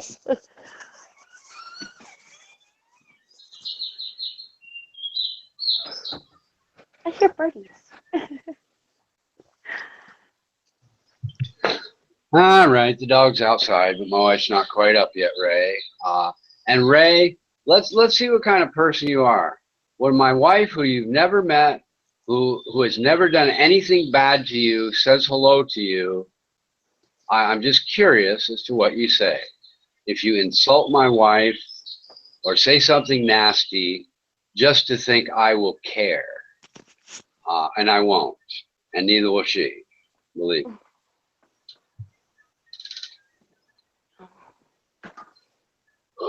Anyway. There's a lot of trolls in these rooms, aren't there? That's why I went crazy and became a troll myself. I started off chatting with the flat earth people as a really nice guy, believe it or not. These I people didn't even know like what a troll Ronan and was. D-Beck and fuck me, it's even Buddy. Buddy never has anything bad to say about anybody except when he gets baited into, you know, just fucking, you know, you get up to his neck in shit with dumbasses, and then he has to do what he has to do, you know? That's what happened to me. Buddy is cool, man. Buddy is cool, man. I liked him from day one when I got talking with him, man. He's real.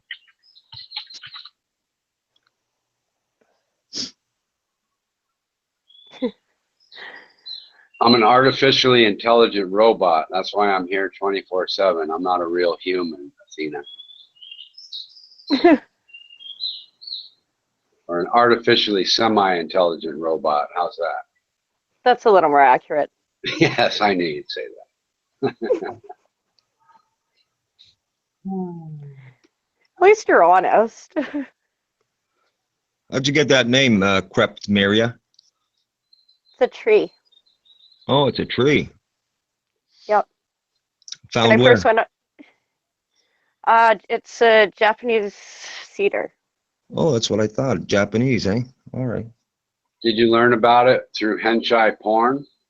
No, I worked in a nursery and I was hauling like 14-foot trees. So Wow. you kind of get up and close and personal with them. Did you learn about henchai porn through the tree farm? Are you drunk or something? Like, No, I'm just wondering. Well, they're both Japanese, and I thought maybe you ran into one from the other. That's all. It's a logical question, sort of. That just the whole hentai thing just started boggling your little mind, didn't it? Oh yeah. Well, He's it still does stuck because on it's that. nasty and it ought to be illegal. Yeah, Well, not it does. all of It boggles my mind that I ran into somebody that admits they watch it. Yes, it does a little. Not all of it is bad.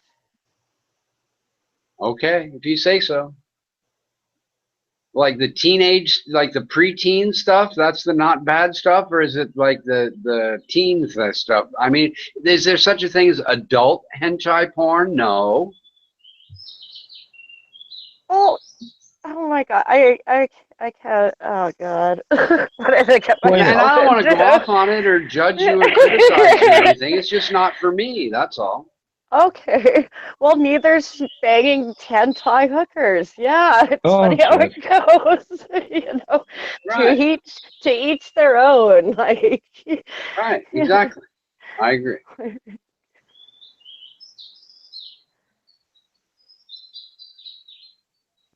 And I must be stupid or something, but what does jaw, jaw, jaw even mean? Some guy posts it all the time when he's acting 8. What does that mean?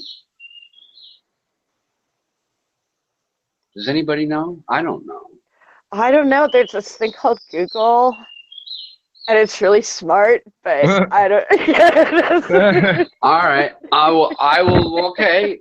We're going to see just how smart it is and see if you're right or not. Ja, ja, ja. I'll try this live for you. Okay, Google? I don't have my okay Google thing up. Hold on just a Old moment, people please. are so cute.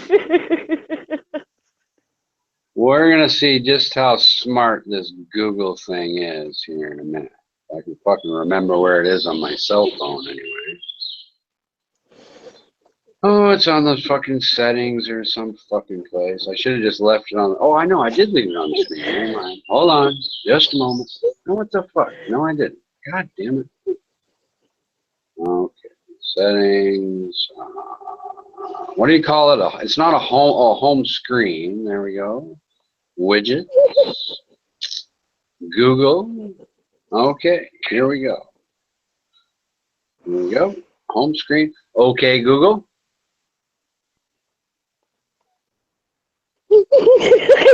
Okay, Google. It's not even fucking working now. What's up with that? Oh, I got it turned off. Never mind. What is jaw, jaw, jaw, jaw? Actually, you'll be able to add reminders once you turn on Google Now. Well, there's your answer from Google, honey. Okay. Yeah, I know all this technology is confusing when you get old. Probably been quicker if I just Googled it myself, huh? Well, I'll keep that handy in case we all have more questions. Maybe Siri is smarter, I don't know.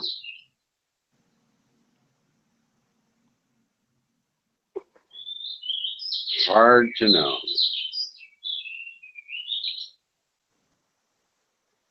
All right, there we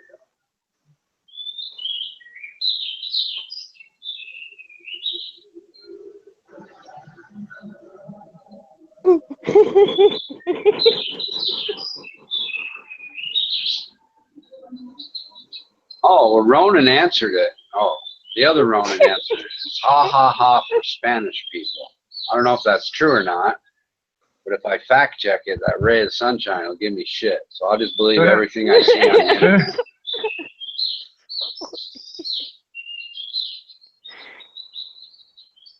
I'll bet that ray of sunshine runs away just before my wife gets up. So just so he can come back tomorrow and say, oh, you don't have a wife.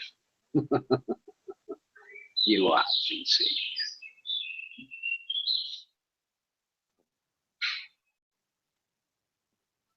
Fuck, I keep hearing the gate go off. I think my blind dog ran into it.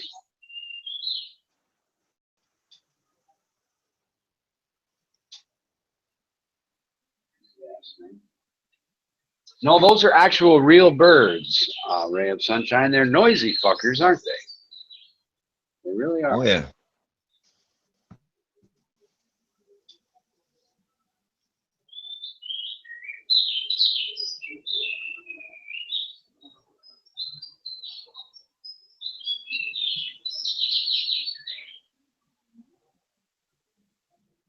Richard.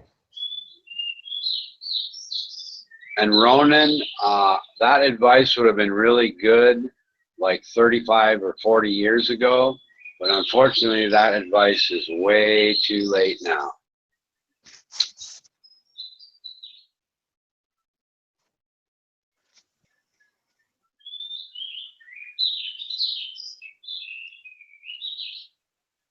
Do the birds sound musical or do they sound stupid? I'm still trying to decide. They're kind of repetitive. Are all birds like that? I don't know. No, they're communicating, man. I think it's nice. It sounds musical.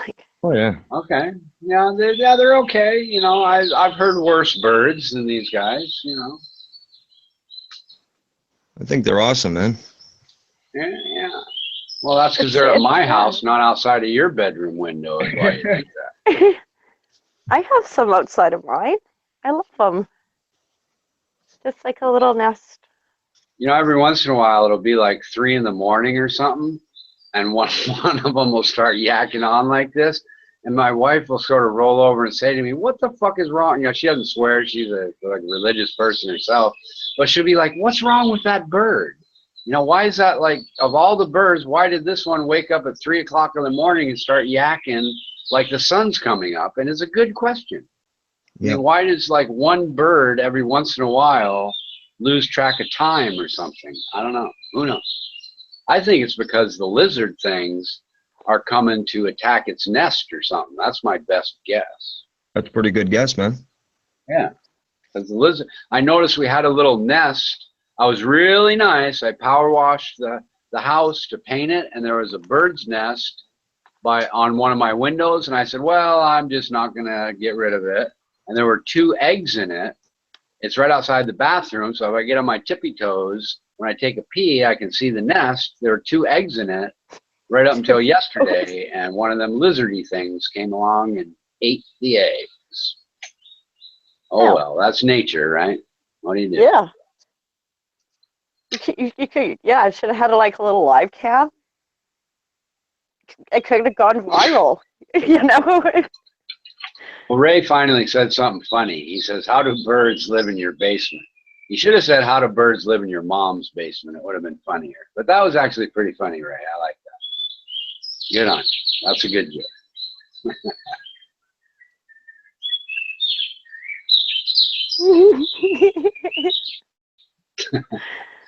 I posted a picture of my house, by the way, in that chat. I'm in my office has the little deck on it. The big deck is the bedroom.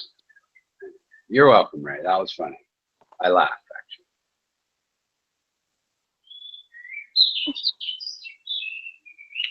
Well, I want to go back to okay Google. That was kind of funny. Are birds stupid? I think they're smarter than you. Well, no, it heard me when I said something about funny, so it didn't. How do you know? You're not Google. Okay, Google.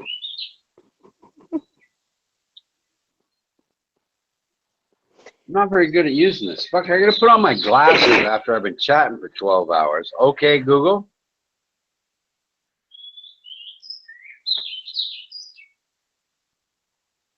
Okay, Google. It's not responding. What's wrong with this thing?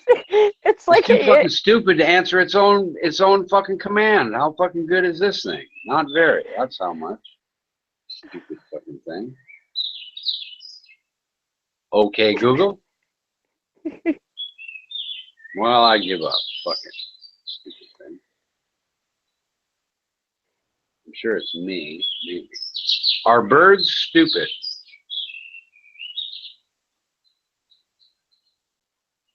Sent me to a website. It says, trusting maybe, but not stupid. Dodos are trusting, but not stupid. Birds are stupid idiots, a guide to birds. Stupid fucking birds, theatrically gets in its own way. These are the 9 lamest birds in the world. Are birds really stupid? Birds have got a bit of a bad rap for being dumb, but maybe we should ... The next one says more reasons why birds are dumb and humans are terrible. Why are birds so stupid? Off-topic chatter forum from TripAdvisor. Well, how is that on TripAdvisor? I have no, because you can say anything you want. You can write in anything you want on those little like but criticisms of the hotel or whatever. I've actually seen a few of those, like people like, yeah, there's too many birds or something. It's like, well, I've read some of those. Like I've read some of those kind of comments. Well, there are places in Thailand that would have roosters that start fucking cackling first thing in the morning, and if you didn't like that, you might put a report on TripAdvisor about it. I'm not going, I don't go to hotels that cheap, but I would want to know that before I went there if it was me. You really want to hear the fucking roosters crowing at 5 o'clock in the morning on vacation after you got drunk all night? Probably not, I used to have chickens. I used to have a rooster, and they'd start going off at 3 a.m. sometimes. Sure, my neighbors loved me. I'm sure they loved me. That's why there's something called chicken sandwiches, because of those type of birds. Yeah. Yeah. Easy solution, Richard. Don't get drunk. Well, what kind of vacation would that be?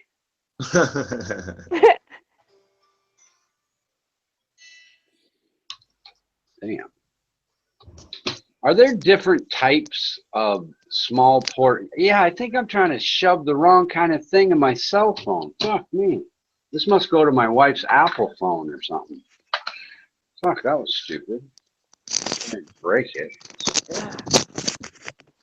I was wondering, I fucking had this thing plugged into my phone for like the last 8 fucking hours, and I'm trying to figure out why it wasn't charged up. It's the wrong kind of fucking connector, I think. Yeah, they're completely fucking different, actually.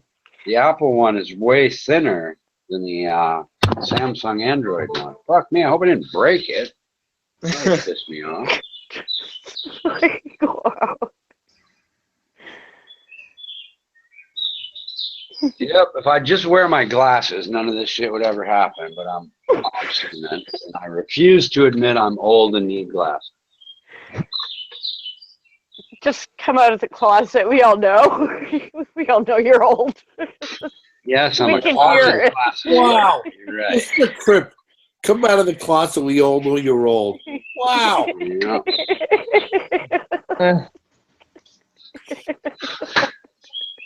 Well, you know, when I put my ad on Craigslist for pussy salads, I say I'm 45, but I'm really 56.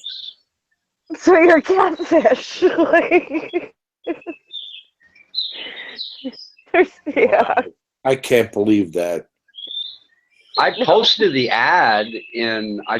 link to the ad, and Jeremy, you know, Jeremy, he went and read it and laughed his ass off.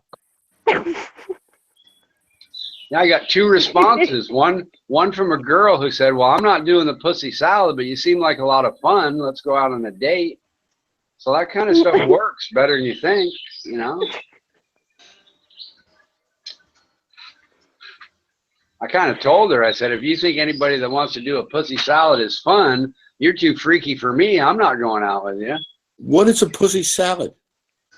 Oh, I know. I'm kind of curious. It isn't like. Well, you buy vegetables from the grocery store and you shove them up a girl's cunt for a while until they got all slimy and wet, and then you chop them up. Then you chop them up and make a salad out of them. You've been living in Thailand too long. Why? Well, you chop them up and have it, and while you're eating the pussy salad, the girl gives you a blowjob. That's the whole story. God. That's just demented. That doesn't sound like fun to you? No, it does not. Okay. All right. Well, then don't respond to my Craigslist ad then. Okay, then I won't. Good luck on that.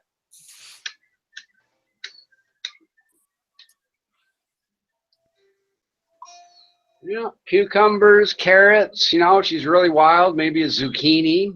And so throw some fruits in there, you know. Hey, girl, I'm a girl. Oranges, plums, cherry tomatoes would be fun. Hey, honey, come here and say hello to Ray of Sunshine now that you're up. Ray of Sunshine, I know my wife would just love to say hello. Say hello, Ray of Sunshine. Hello, Rays and Sunshine. Thanks. Nice to meet you. Oh, hello. She said, nice to meet you. Yeah. Hello. I hope she has a good morning. Oh, Richard, was that your wife? It was. Yeah. Her nickname's Tukta. It means doll. Oh, she sounds very sweet. She is she's a little too sweet. She's not doing the pussy salad any more than shotgun, you know? Oh, don't drag me into this shit. Oh, shit. Well, as a girl, yeah, cucumbers are sometimes your friend. I'm not touching that. Well, I could modify it to a cucumber salad if you like. Yeah, I just would rather I would need a hazmat suit, you know, and then a suit, no, no. Like my you salad. couldn't pay me enough. I like my You salad. couldn't pay me enough. You couldn't pay me enough. I'd rather take the bullet. Right along. Yeah. So, who likes hockey? Not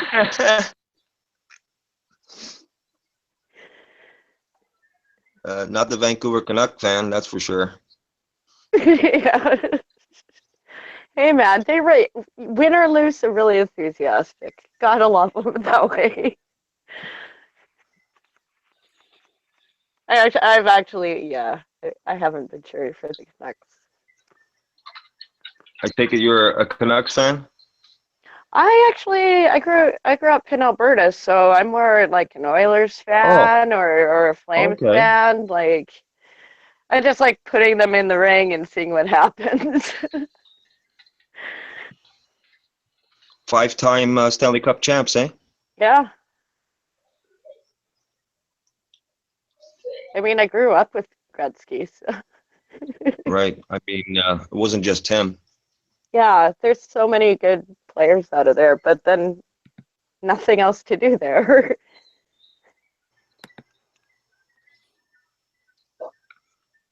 I'm watching this live stream of the Orville Dam spillway.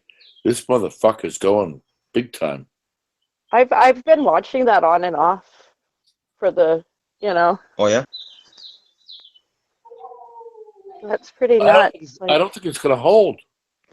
I don't know either. I know they're trying everything. Like I know it's like the old Dutch story about the people putting their thumb in the dike here. This thing is outrageous. oh, yeah.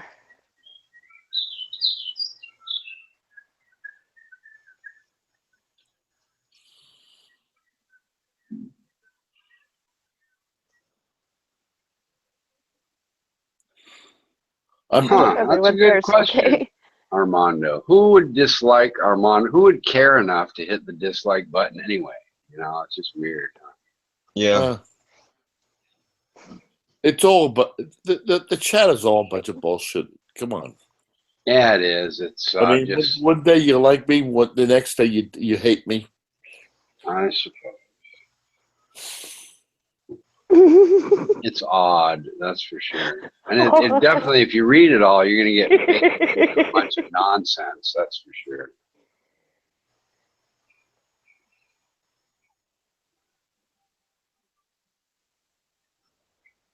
Oh shit! I missed anybody. We're all here chatting. Did anybody see what Trump had to say at 5 o'clock? I think he was going to issue a new order and have a press conference and all. I could tell you without even watching it. It was a phenomenal kind of. Nobody understands what's going on better than he does. No. Yeah. I guess. Well, I'm sure Ronan Kanushi will explain it. So Yeah, exactly. just have to, whatever Ronan Kanushi explains, the opposite will be what happens. So I'll just wait around for that. There is not a greater president that understands. I've got phenomenal people working for me. I mean, yeah, I want to believe in the dude, but I mean, stop with the superlatives. Just Yeah, I agree. He yacked on about Hillary Clinton today, and all I could think about is who gives a fuck about Hillary Clinton, and what does that have to do with anything anymore? And he's talking about pretty much, and yeah. he's talking about how he won the electoral vote again. Yeah.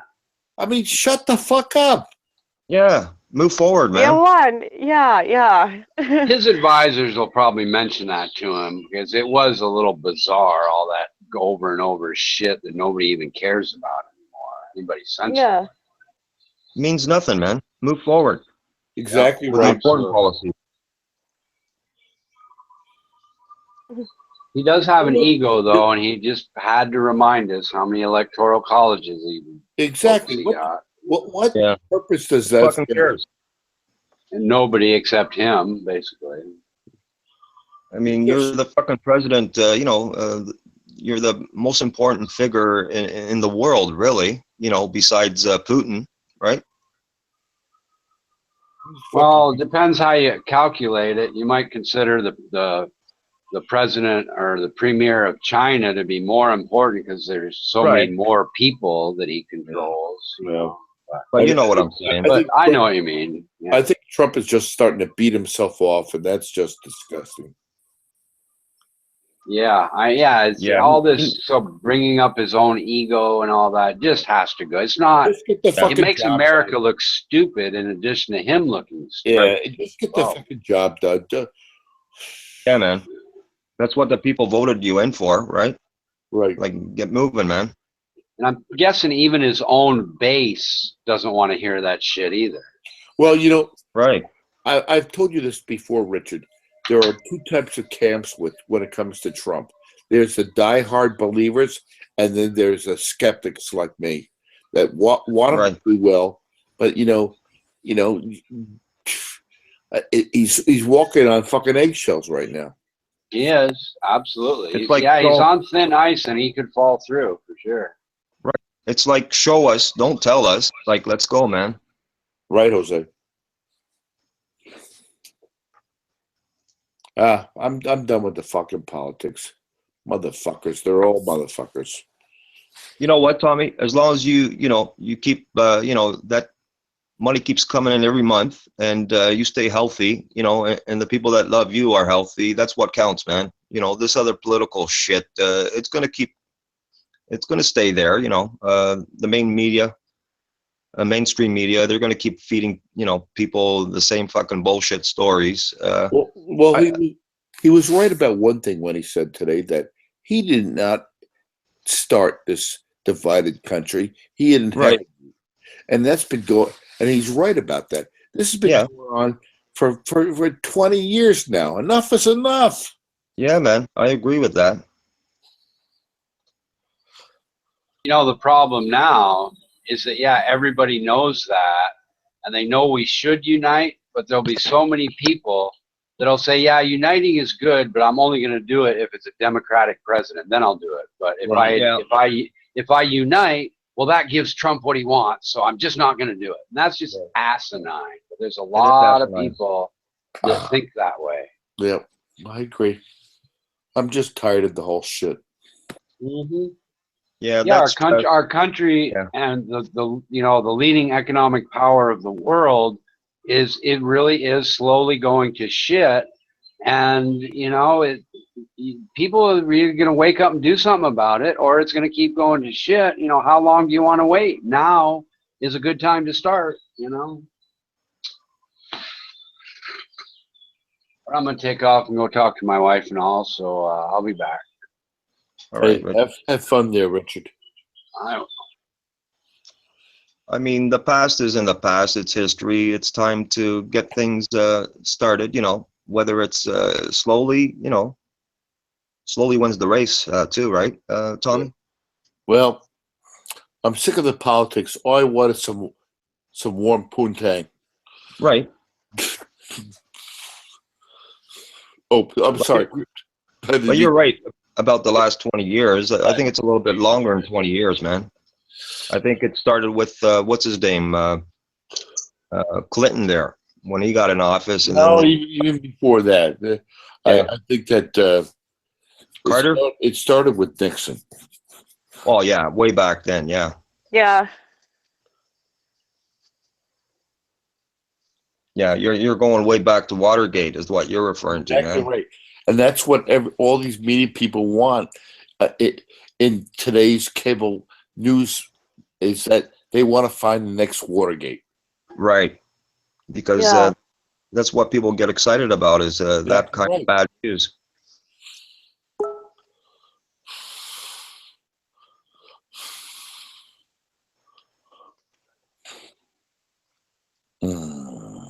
I mean, let's face it, when JFK, that happened, JFK, man, he had some promise, he was going to change things, for the betterment of America. Well, don't get me started on that, Jose, because there's I have a whole different scenario with JFK. As much as I like the guy, I believe that his connection of his father, Joe Kennedy, with Sam Giancana and the mob is been destroyed. We'll never know, right? No, we'll never know. But my personal opinion is that Joe Kennedy, who was a bootlegger, well known, was getting he was getting his sugar for his liquor from Cuba, and he was processing it through the mob, getting it for distribution, and then it came time when John was running for president, and Joe Kennedy went to Sam Giancana, who was running the mob, and said, "Listen, I need the labor vote from Chicago to get my son elected." So fine, he came through. The mob came through, got him the vote, and then he put his brother Bobby Kennedy in there as Attorney General to prosecute the mob, and that's what got him assassinated. Right, he backstabbed him. Yeah, I Exactly remember. right. Exactly right. Don't bite the hand that feeds you, man, and that's what he did. That's exactly what happened. Hmm.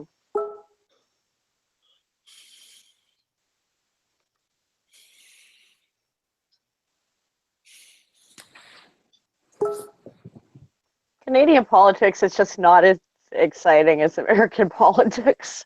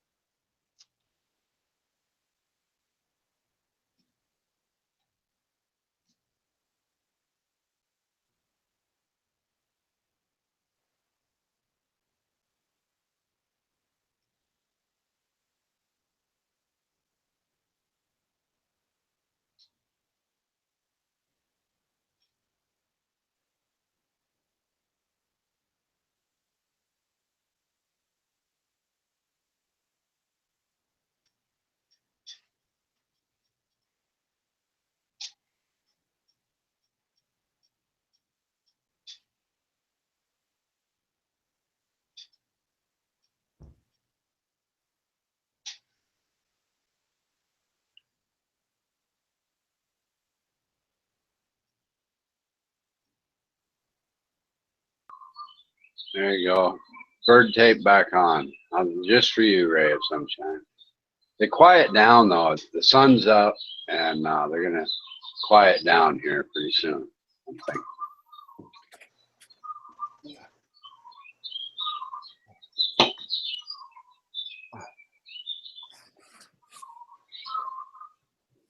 But Shotgun, I was asking you earlier, you didn't respond. Do you want to count cigarettes a day and sort of work down to 0 together? Well, I don't know, Richard. I don't know. I mean, we could start with 20, you know. I mean, that's like a step down for me right now. That's where I'm at. I think that's where I'm at about right now, 20. Well, we could, you know, we could each figure out what we're having, what we have a day, and just try to go. It just, you know, we do it together. It might be easier. I don't know. I got to quit too, bro, you know, and I have a fucking as hard a time as you. Just an idea. You think about it, whatever, you know. I'll think about it. It's sort of like I have more cigarettes in the morning when I have my coffee and stuff than I do in the evening. Huh. I'm just the exact opposite. Once I can actually go till almost 8 o'clock at night. And once 8 o'clock at night comes, for whatever reason, it's like it's kind of boring. I'm doing the stock thing, chatting here. I just start sucking them down almost one after the next if I don't put the pack where I have to get up and get them, you know. As a matter of fact, I just came back from smoking a cigarette, so I hear what you're saying. Yeah. And I made that mistake today. I kept them right here on my desk. The pack I bought at 9:30, you know, it's 6 a.m. now. The pack I bought at 9:30 is fucking almost gone. Like how much in American dollars, Richard, did you pay for that? Let me do the calculation. I paid 51 baht. And let me get my little calculator out here. 51 divided by, we'll call it 33, which is pretty close. $1.54. And that's American cigarettes? American. Yeah, $1.54, $1 American dollar and 54 cents for American cigarettes? No, American cigarettes would be about $2.20.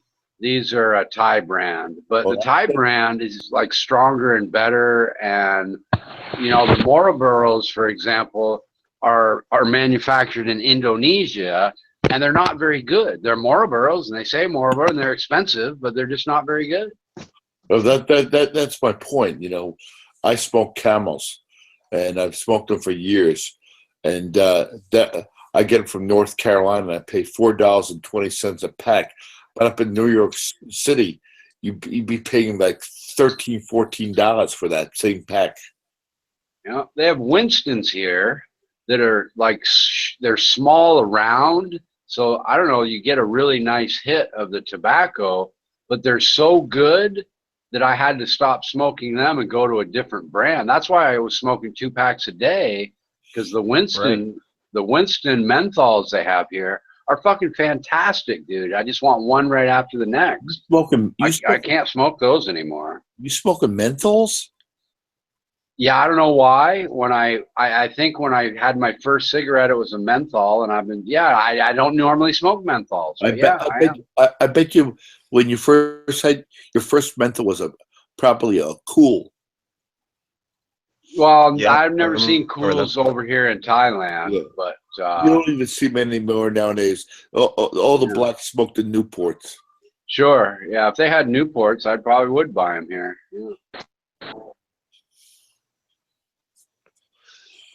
Yeah, I saw a cop arrest somebody for shoplifting once, and I was at the, you know, in the grocery aisle, and the first thing out of his mouth, he's just kind of shaking his head.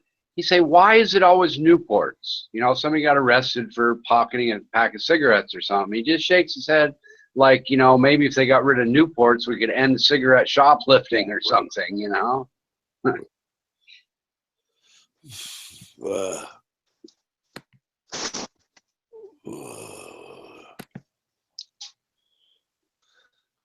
All right, guys, I got to leave for a while. I'll see you soon. All right, man. Nice talking to you. Okay.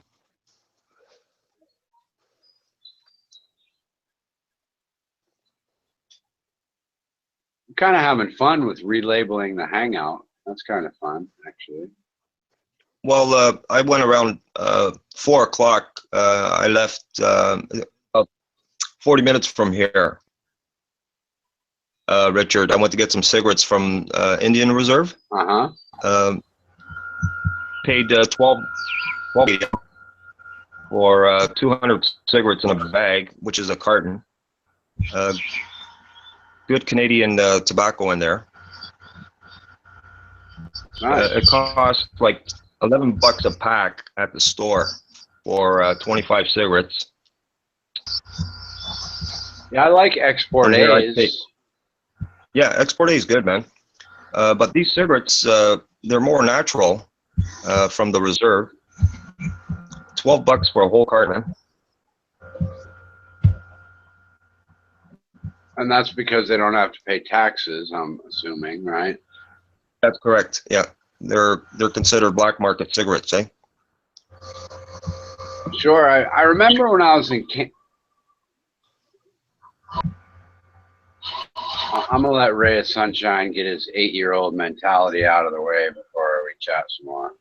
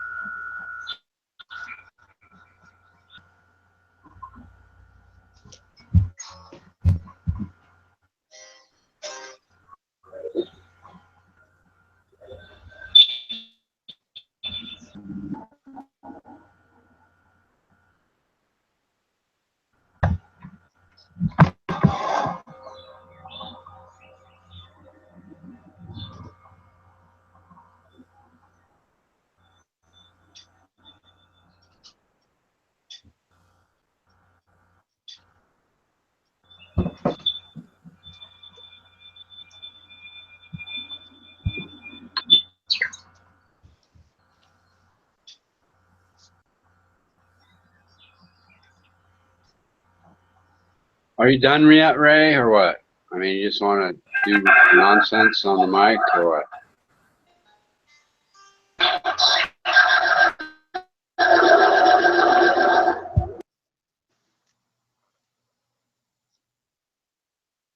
That wasn't me that kicked you, so you know. But I guess somebody did. Well, it wasn't me. I don't kick anybody, man. Yeah, maybe just left on his own, or his mic's fucked up or something. I don't know. Who knows?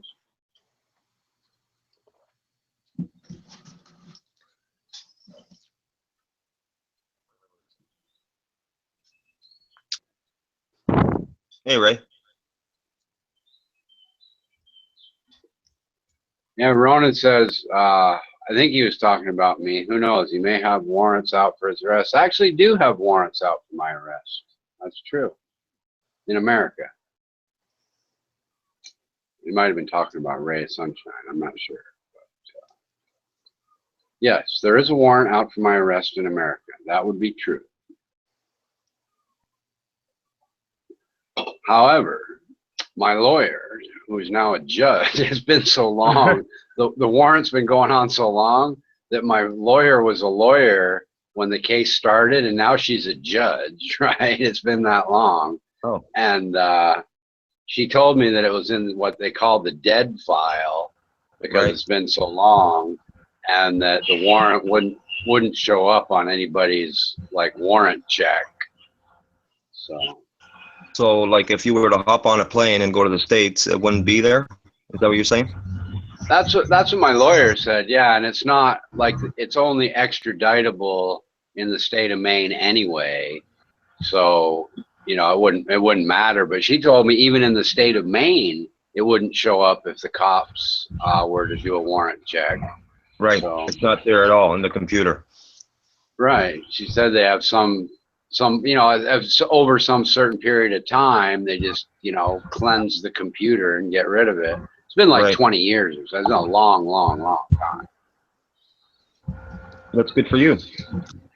I guess I kind of like to take care of it because it has to do with a driver's license. So my driver's license is blocked from being able to get one. That part, I guess they Right. don't remove from the computer. But what I found out is all I have to do, normally you trade your driver's license in Thailand and get a new one. But I found out that I can just go take the class, even though I don't speak Thai. And as long as I sit there and pay the money and pass the written and English test and do the driving test, they'll give me a Thailand driver's license. And my wife has the month of April off, so we're gonna go do that then. There you go. You're good to go then. Mm-hmm. And you know, the thing is, though, I'm not good to go in America. Well, actually, I would be good to go in America because I wouldn't get caught. But technically, in America, if your driver's license is suspended in America, even having a foreign license is not good enough. You're still driving on a suspended license. Right. Yeah, I researched all the laws about licenses to see if I could find some loophole to get one, even though there was a block on it. And I researched everything, and I think there was one state that I could have got it in, but according to the law in Montana, I'd have to leave the state every 30 days, or the license would be no good anymore, basically. So, right. Seemed like more of a pain in the ass than it was worth. I just drove without a license and never got caught anyway, so it didn't matter. Well, back in Funny 1990, I had my passport. I asked them to do my passport in a Canadian passport, but the agency, they didn't have enough time. They needed 6 months, and I needed it done in a couple of months to travel to Portugal to play some soccer for a couple of weeks. To make a long story short, I was warned by my dad that, you know, at 16, it's mandatory there.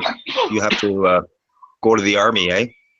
And to make a long story short, so I had a passport done, but it was a Portuguese passport, and I took my chance. I hopped on the plane and we went there, but on the way back, they stopped me there, you know, before I boarded the plane to come back, and the guy started asking me a whole bunch of questions about a certain paper for the army.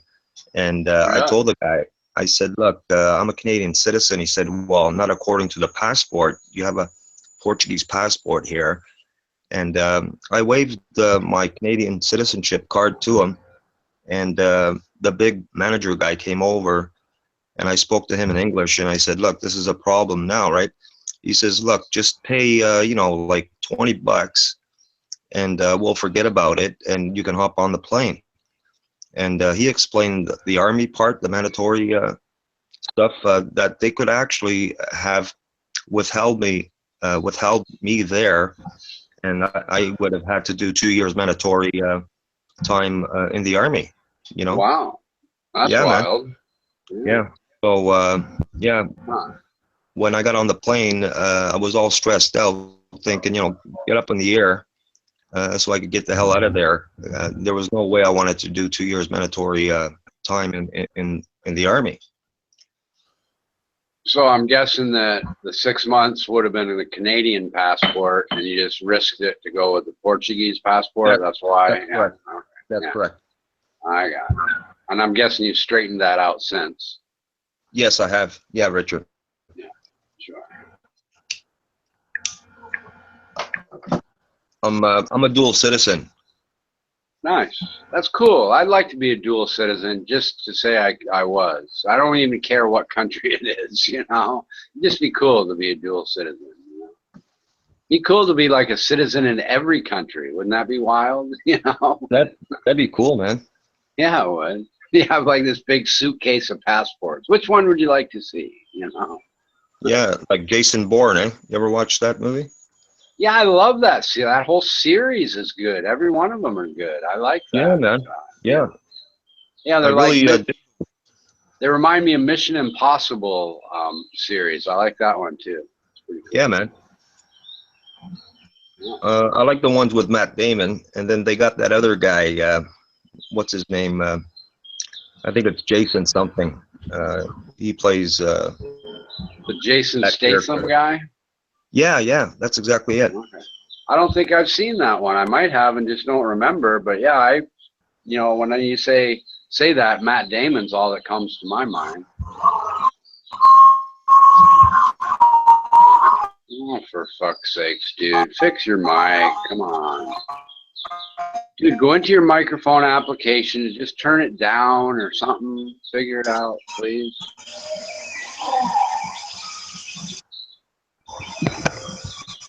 We'd love to hear your disparaging comments, but you have to fix your mic first.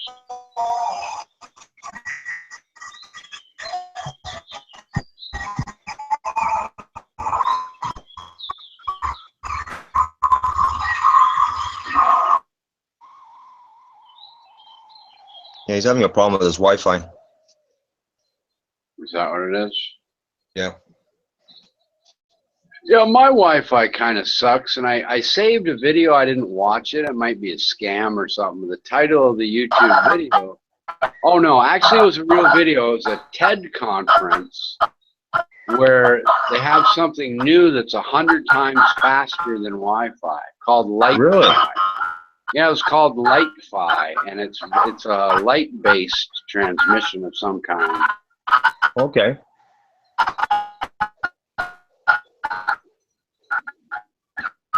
Your microphone sounds like shit, dude. Calm down.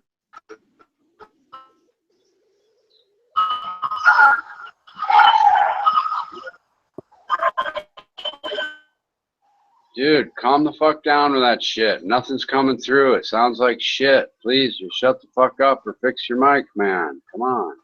Give us a break. Sorry to mute you, but it just sounds horrible. Yeah, my Wi-Fi just, I don't know, when I use my cell phone and stuff, it just seems super slow sometimes. Sometimes it's not. Sometimes my data connection, well, that's not Wi-Fi. That my whole internet thing really is. It's like Right. it's, you know, this Thai company, and I think I said this before, but what happens is it'll get slower and slower and slower, and I'll call. You know, they'll like fix it from the office. It'll work for a while. It'll get slow. I'll get pissed off and call them, and then they'll say, "Oh, we'll send you a router," and it has nothing to do with anything except, you know, the only thing I can think of is that everything goes through the government server here.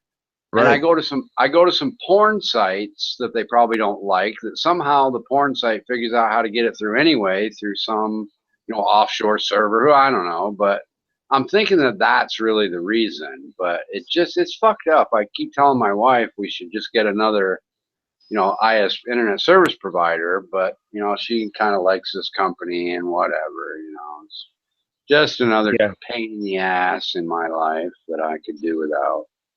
Yeah, I don't go into those porn sites, man. I think I learned my lesson, man. A lot of fucking viruses and shit, man.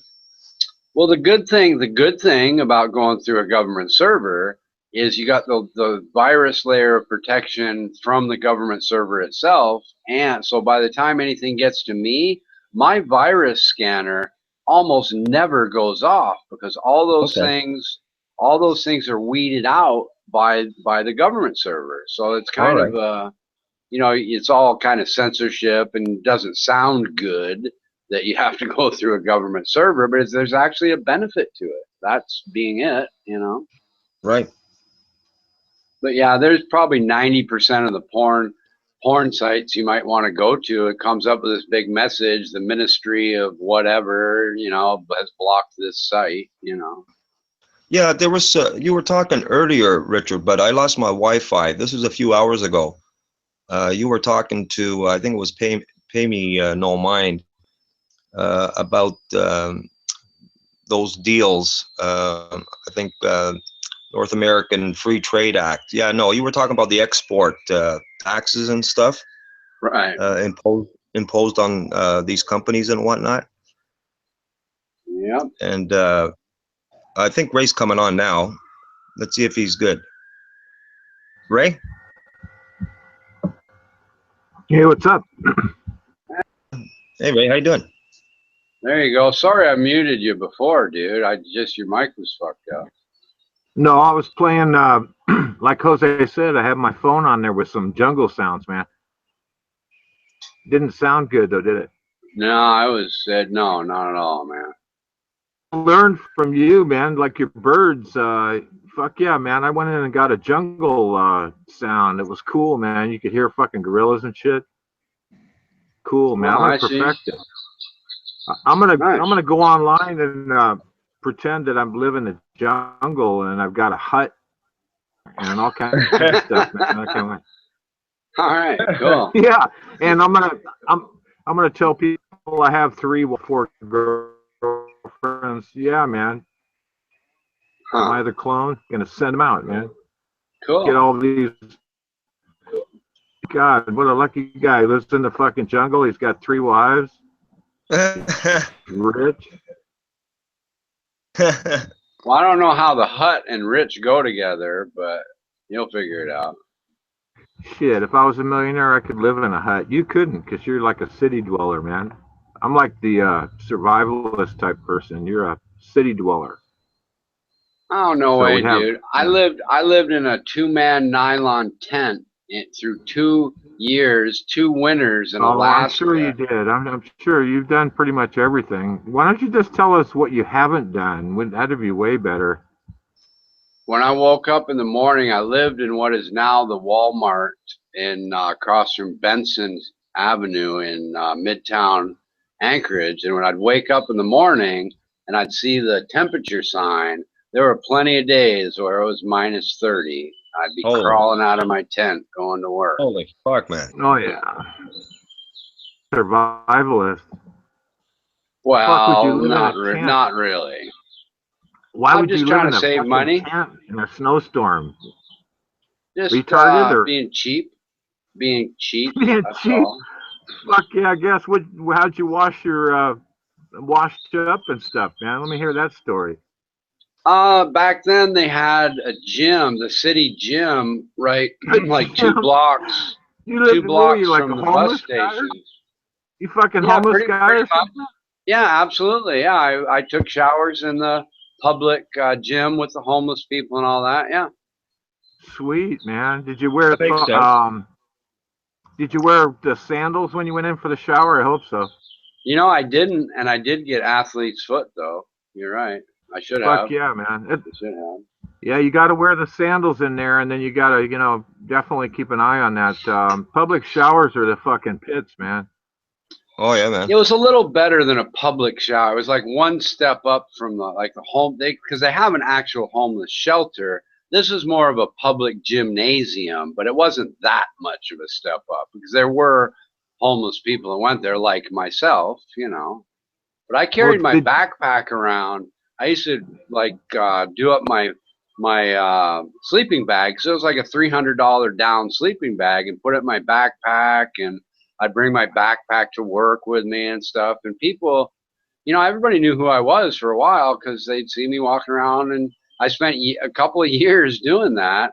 And then finally, I decided Did you drop the bar of soap? Did you drop the bar of soap when you were in the public shower a lot?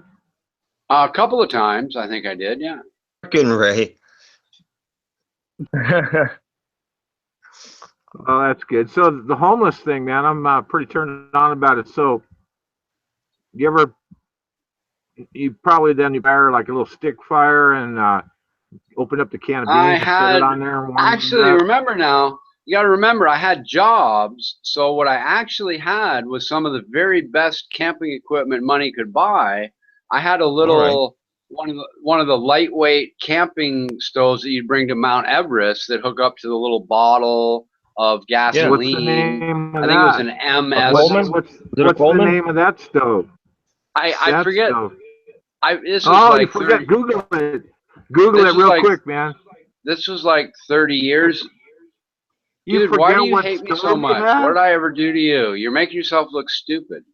Let's be cool, man. Come on, man. You are all kinds of fucking horse shit, man. You act like you've done everything, man. I'm not acting, dude. I'm 50. I'm not acting. I'm 56 years old, and I've done a lot of shit. Man. What do you want from me? Yeah. I'll see you later, you fucking goofball. Good. Get out of here. No. I kind of like you in a way, man. Well then, why do you give me so much? Why is a camping stove some issue that I couldn't possibly have had? It's ridiculous, dude. Well, I've dealt with people that make up shit, and I'm just assuming you're one of those. Sorry, man. Anyway, I gotta go. I'm gonna go back to the chat. It's all right, man. That's why I tried to tell you where the tent was located and what I'm doing Richard, and all that. Carry on the conversation. Google backpacking stoves, and I'll be chatting over there. What? Take care. Whatever, dude. I mean, jeez. I mean, I don't think your excuse that you've dealt with other people who are liars is a very good excuse for just coming on and giving somebody a whole bunch of shit over a lightweight fucking camping stove they bought 35 years ago they don't remember the name of. I mean, what the fuck, dude? You know what, Richard? There's people up here that actually live in the bush, man, in these temperatures, man. I kid you not. Absolutely, Okay. man. Yeah, I did it myself. It's not that big a deal. You can keep warm. The big deal is if you don't have food, and then you can't keep warm no matter how many blankets or what kind of sleeping bag you have. That's when it gets dangerous. I mean, they go to a shelter. It's actually a church, and they go there and they have their meals, from what I was told, and and then they leave there, and then they go to a tent in the bush, and they sleep there overnight in their sleeping bags or what have you, and they're comfortable that way.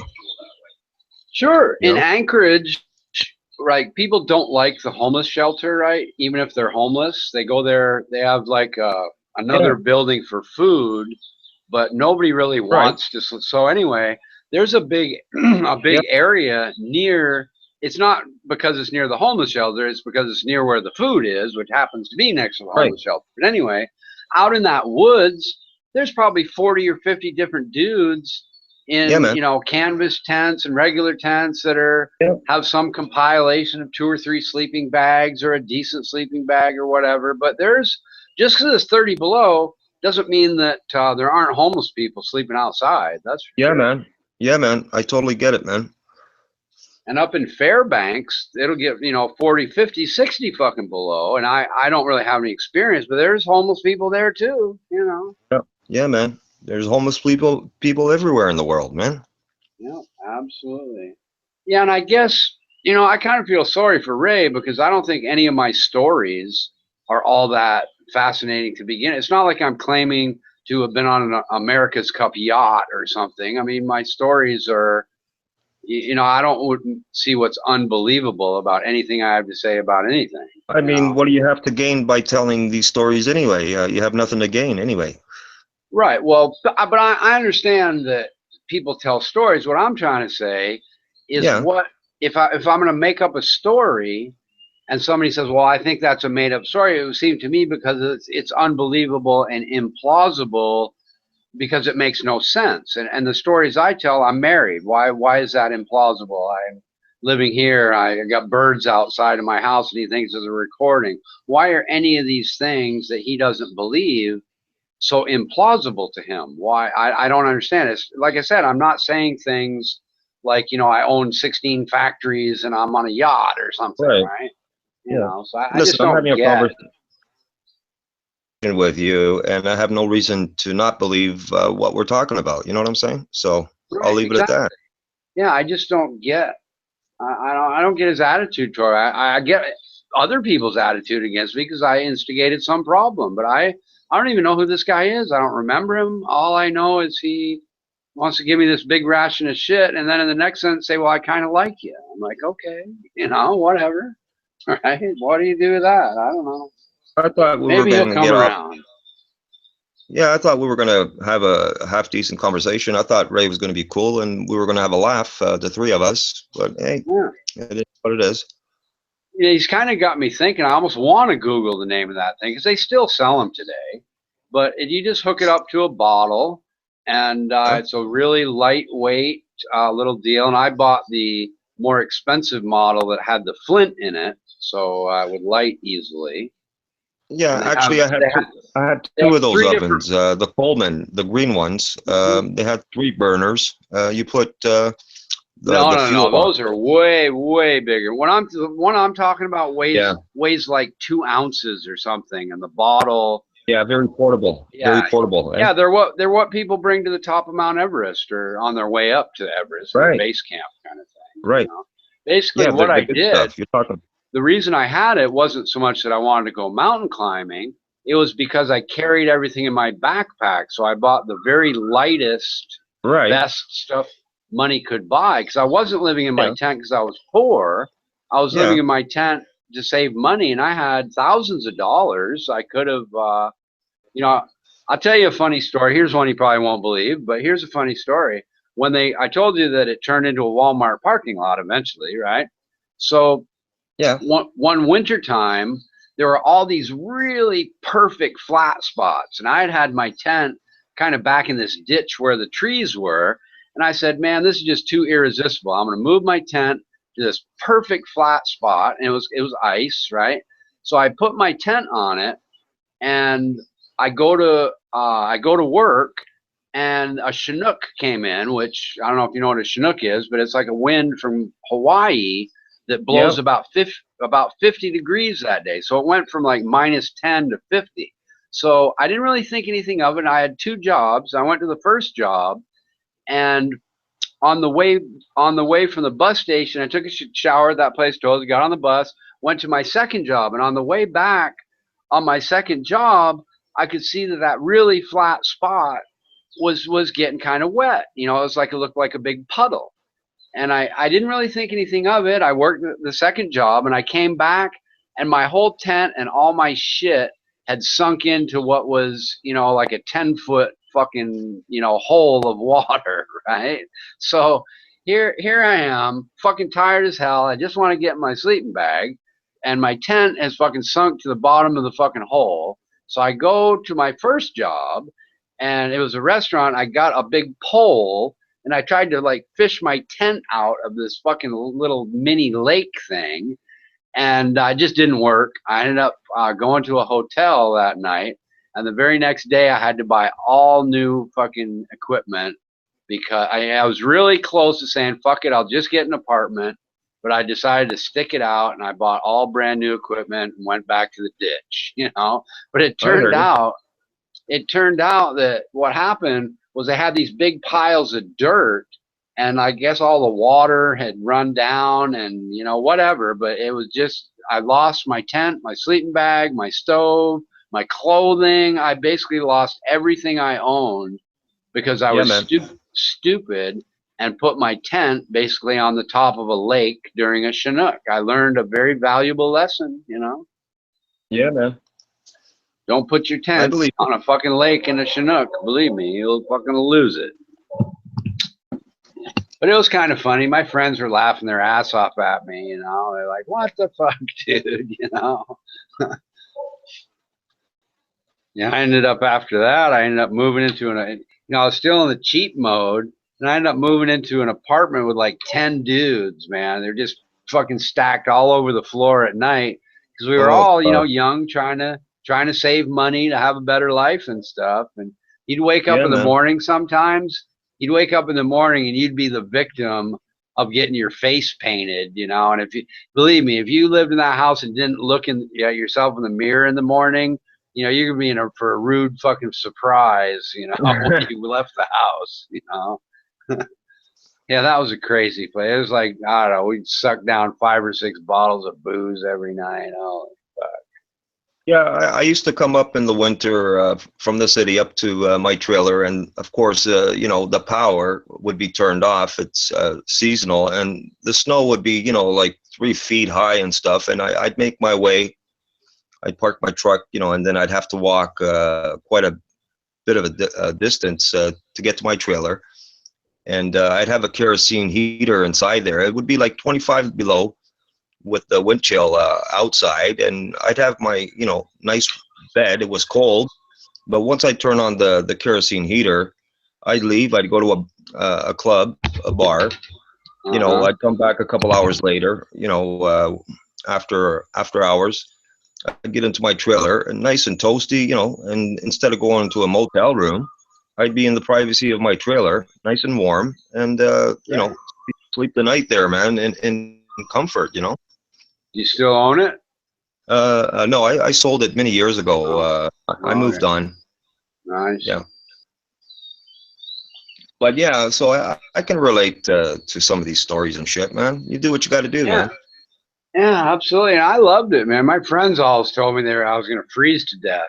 But I'll tell you what, in a nice down sleeping bag, you're warm as fuck, man. I even bought some mountaineering boots where you sort of you can wear the boot part, and then the boot part slips into like a plastic ski boot. And those things were fucking fantastic, dude. My feet were all toasty warm, and you know, all I did was slip the perfectly toasty warm part into the plastic part, and they never got cold, man. And they were kind of weird because they're sort of meant for mountaineering, like ice climbing and skiing and shit. So they didn't they weren't the best walkers, so they did look a little strange when I walked around with them. But they were just too fucking good for my situation not to use. You know. I hear you. Other people, like, they'd use bunny boots and stuff like that. But the problem with those is you have to slip your foot in the morning into a freezing ass cold boot, you know? And I didn't want to do Right. that. Yeah. I mean, yeah. Well, as long as you got some nice warm socks, you know, you put on another layer of socks. After a while, they'll warm up. Sure. And it's not like I was in a survivalist thing. All I do is get out of my tent and go hop on a bus. You know, it wasn't Right. anything, you know, I was right. You know, like I said, it was Midtown that turned into a Walmart. Where I lived was smack dab, you know, kind of in the center of Anchorage, Alaska. It just wasn't as built up as it is today is all. Yeah, I Yeah, I was watched that kinda pissed. The Alaskan program with these older people living, you know, in those log homes and stuff, you know, away from society and stuff, man. You know, I wouldn't be doing that, man. You know, you're so far away from a hospital and stuff, man. You know, Oh, yeah. it takes a special breed of people to be living in those kind of situations, man. My wife's You gotta calling be me. I'll be back. Hold on. you gotta be a survivor, man.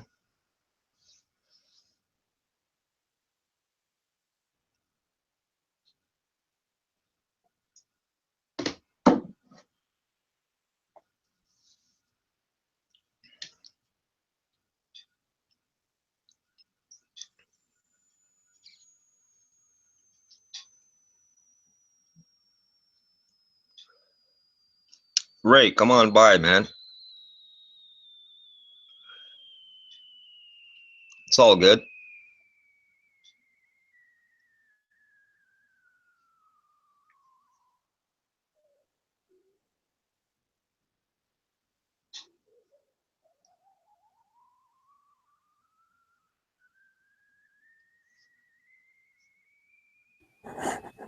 What's up, DeMello, man?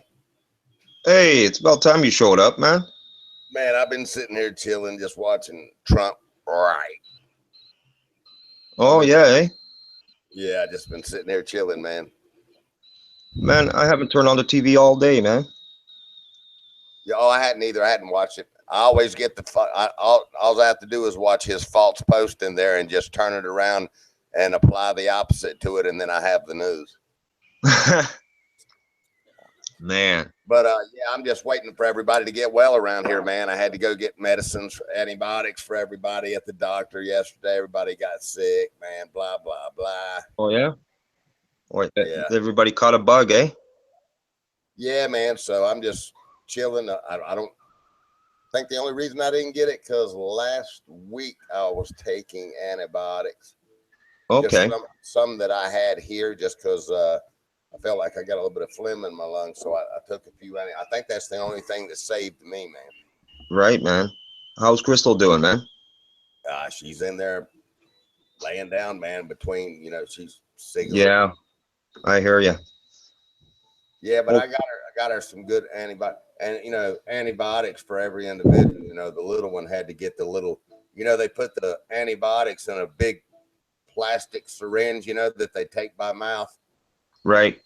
The pink antibiotics looks like Pepto-Bismol or something. Yeah. Yeah. But anyway, yeah. So I'll be chilling today and chilling tomorrow, just waiting for everybody to get back on track, man. Right, man. That sucked, eh?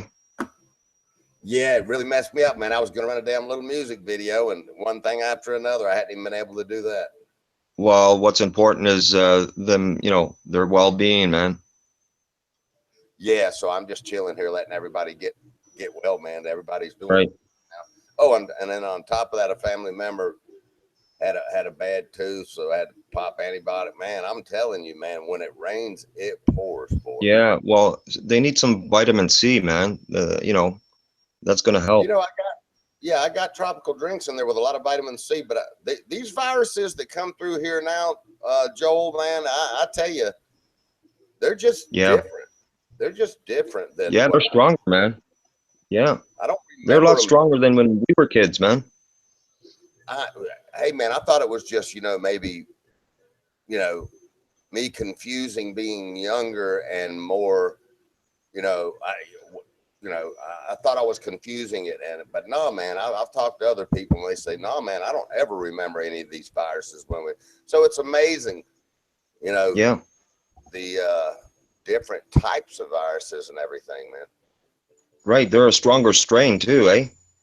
Man, I just wonder, and don't hold me to this because I don't know, but Right. and I know a virus is, what do they call it? Airborne. Yep. But for whatever the reason is, it looks like as the population in the U.S. has grown and we got people here from all parts of every country here. Right. I just wonder if that's anything to do with it, man. Oh, of course it is. It's air. What it really is air travel. One guy on a plane gets sick and the whole plane load gets sick and gets spread around the country. But there's no reason to think that everything in the world would evolve except viruses. So yeah, of course viruses get more complicated. They fight medicine better. That's why you have, a number of different kinds of AIDS viruses and herpes viruses. And yeah, the viruses evolve just like everything else. That makes perfect sense, man. I just don't remember it being this complicated when I was younger. Because it wasn't. Right. It's clear that there's brand new breeds of stuff coming through. Sure. It's kind of weird. And of course, then you have the doctor saying, well, everybody's immune to that antibiotic, so we had to change up and go to the other. There for a while, they were saying that the Z-Packs they were giving out, the 5-day antibiotic thing, everybody got immune to that and it wasn't working anymore is what I heard. Yeah.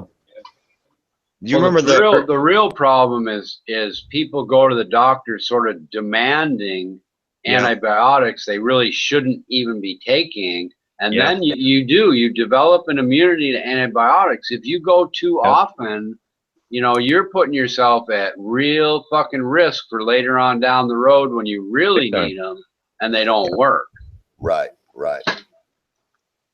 Yeah, I've been staying away for the past like 10 years, man, from the flu shots, man, because they were giving me problems, man. And I've read and I've seen interviews where people had really bad physical reactions to those whelps all on their skin and everything. Right. Yeah, I don't know, unless you're an infant or elderly, I really don't see why you're all that worried about the flu anyway. What's it, a 3-day sickness? So what? Man up. Save the shit for when you're elderly and just fucking deal with it while you're young. Let your body immune system deal with it, man. Yeah. I tried. Well, that's why I ended up getting double pneumonia that time, because I won't take anything for anything. Well, in the last 5 years, I've changed my program a little bit just because I had to keep going every day. In other words, yeah, nothing like double pneumonia to change your mind about medicine, huh? Oh yeah. Hey man, and the way it happened, they took me out in a stretcher the first time to the emergency room. They gave me freaking pills for cramps, man, and didn't even, why would they not swab my mouth and run tests? I never figured that out. But anyway, yeah, man. But keeping on the subject, I was a guy that never took anything for anything. I just kept going, man. And then in my line of work, being a technician, being highly dependent upon to make machines run in plants. And, if I wasn't there most of the time, the department suffered. So, no matter what, I was the guy that, hey, no matter what, I'm going to work. And if I gotta take something, then I'm going to do it on the run. I got to keep going. So, yeah, man, it does make you slow down and analyze a little bit more. I will say that. Yeah, I'm going to share this with you guys. My friend, he's my age. He was my best friend. We're still good friends today. But I remember we did a move for him. He moved to a house that he bought with his wife. And his father, who I've known since we were kids, he was coughing. He was a smoker. And he was coughing inside his garage. Like it was a weird cough. I could hear that cough. It sounded really nasty, eh? And I remember thinking to myself, man, this man, he's got something nasty going on. and doesn't sound good. You know, there's something, you know, something deeply wrong with him, eh? And a couple years later, man, sure enough, he was diagnosed with lung cancer, man, and he passed on. Yeah, he passed on in the year 2000. Sorry to hear that. Yeah, man. But I still recall that, you know, hearing him cough and that sound, you know, it sounded really nasty, man. Sure enough, yeah, that's what he had. He had lung cancer. Huh. Yeah, don't jinx me, dude. I'm right on the edge of I'm not trying to jinx smoking anybody. just that one too many cigarettes. It won't. If I keep smoking, dude, it'll be a really stupid fucking thing that I did. Well, I just lit up another cigarette myself, man, right now. Yeah, well, yeah, and who knows? You know, it's hard to say because the guy, like the doctor, is probably just trying to scare me out of smoking a little bit too, because COPD, the diagnosis, means that you know, you've basically got a cold from smoking twice or three times every 6 months is how it's diagnosed. So I come in for the very first time with a chest cold, and this guy sort of diagnoses me with emphysema, and that's a little bit rushed to judgment. And right. And I've been smoking. It's been a year, and it hasn't happened again. So I think, if nothing else, he was wrong. But he is correct that if I keep doing it, it likely will turn into that. So, yeah, you know, I'm not stupid. You know, and it was scary, yep. dude. It felt like there was a 500-pound man standing on my chest, and I couldn't breathe. Yep. And you know, it's like, wow, yeah, man. this is different than a normal chest cold. You know. Yeah, man. Yeah. What are you gonna do? But I mean, you look at somebody like George Burns. He would smoke a cigar, you know, a day, and he lived to be what, 99 years old? Sure. COPD, you know, emphysema, lung cancer, they don't affect everybody, but that doesn't matter. I just right. worry about it affecting me. You know, the fact that some people live doesn't make smoking a good idea, right? You know. Right. Yeah. Yeah, So we're not stupid enough to think that it's not bad for us. Right. Yeah, and you know, I'll tell you why I hate myself so bad, man. I had one hell of a set of lungs, and I kind of still do, even, but I can remember holding my breath for up to, and people don't believe this, but hell, I mean, people that were around it knew it. I could hold my breath up to 3 minutes. Holy. Yeah, man. And you ever try it underwater? Because you can hold it longer underwater. You should try that. Oh yeah, man. Right. Oh yeah. It even flipped me out how long I could do it. So I you know, I've smoked off and on through the years, but I will say this, man. People used to tell me this, and of course, I'm usually not looking there directly at it, even though I have seen it. They say when I was singing up on stage you know, and they got the spotlight on you, that when I'd really push hard for high notes, they would see a little bit of smoke come out of my lungs, man. Wow. Yeah, I mean, that's all bullshit to the side too. So I don't know. It didn't sound correct to me. I don't know if it was just more hot air coming out and the room temperature was a little bit cool where they could, you know what I mean? But Sure. That was kind of strange to hear quite a few people tell me that, actually. And I was like, really? And but anyway. No reason to think they're bullshitting you. Probably was true. Yeah, I actually saw it a couple of times myself when I happened to be looking down, like I go to look down at something while I'm singing, and I went, wow, there it is. I was like, no. Yeah. Where, in other words, where was it hiding in my lungs to come out now? You know what I'm saying? Yeah. Yeah, man. I do. If you like cover your mouth and blow out really, really hard, and then just kind of go, open your mouth and let the stuff come out slowly, you could do that right now.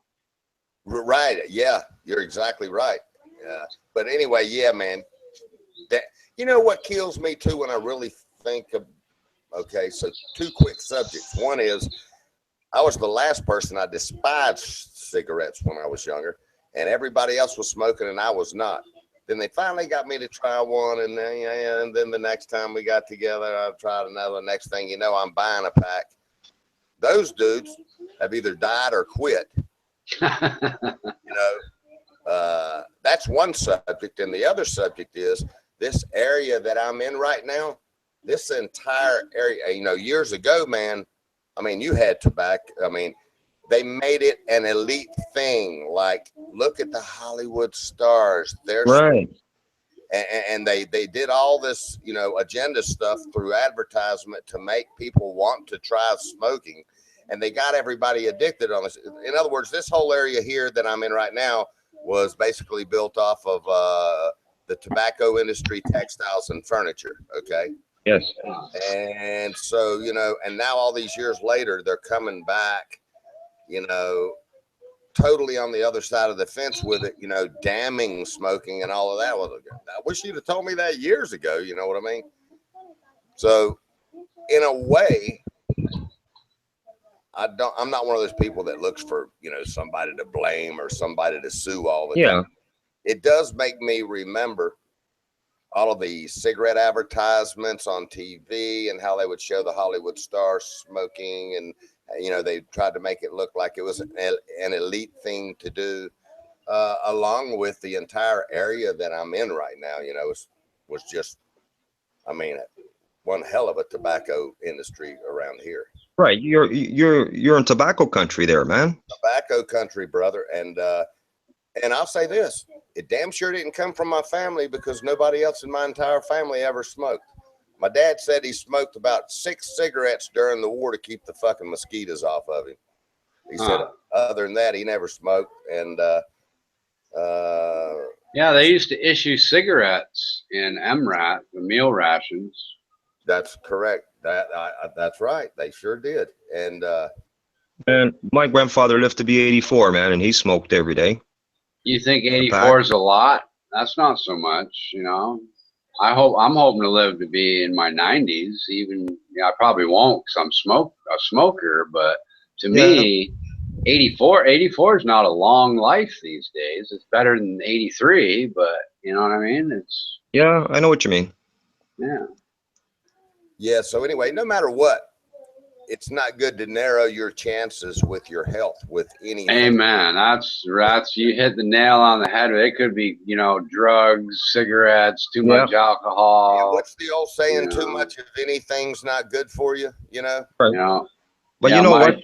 There's carcinogens in food products that we eat. Like preservatives and stuff. We're not talking about that. Yeah. Well, that's what I'm saying. I mean, so look at the thing. And one more thing that comes to mind real quick, like when I was in Asia, you still see them, the chickens are not as big there, and they're not getting pumped full of steroids. And it reminded me of the way chickens used to taste here when I was growing up. And so I got to kind of experience, some of all of those things you're talking about too, Joel, with the preservatives and the steroids and food and all of those things. Who knows where all the bad stuff comes from? Probably a little bit of all those areas. Exactly. Absolutely. And the reason I don't talk about that stuff is because it doesn't affect me personally. When I go to the grocery store, I'm really shocked at the difference between my grocery cart and every single person around me. There's not one. When I go to the grocery store, aside from maybe mayonnaise, because I'm too lazy to make it myself, there's not one single package in my cart. Everybody else has all this packaged up shit. I have vegetables and meat and potatoes and tomatoes and oranges and, leafy green. Even in Thailand, I don't even know what some of this shit is. Well, that's leafy and green. I'll try it. But it just shocks me. I fuck organics. That's a bunch of crap. But I'm just shocked at the difference between what other people are willing to eat and what I'm willing not. I wouldn't eat any of that shit in their grocery cart, and they have just a tiny bit of what I have, and it just shocks me. It really does. Why do people Nobody's forcing you to buy garbage at the grocery store instead of the actual food in a different aisle. Why does anybody buy that shit? Nobody's forcing them. It's not all that much more expensive to cook yourself and buy actual fucking convenience. Corn's actual ears of corn. It's not that hard to boil a fucking piece of corn, you know? I mean, fuck me. Yeah, my wife eats just the shittiest fucking food you can. She eats this shit off the streets of fucking Bangkok. I'm like, honey, that's just, to me, it's garbage. It's not, you're filling your mouth with garbage every day. What do you think you're gonna not have breast cancer or some kind of sickness? You're crazy.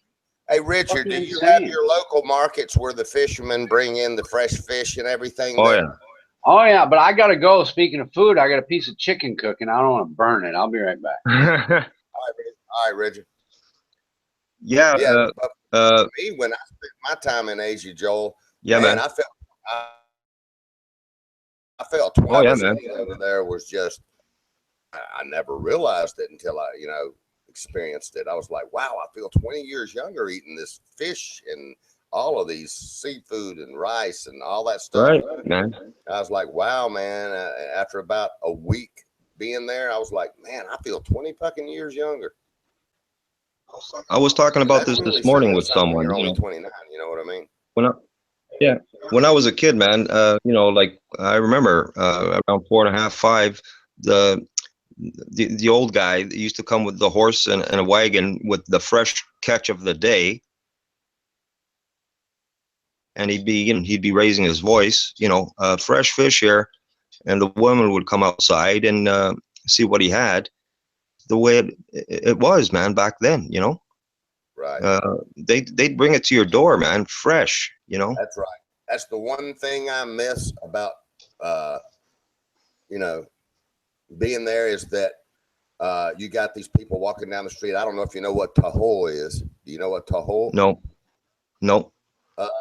It's like, actually, I wish I knew how to tell you what it was. I can probably find out real quick. But is it a fish?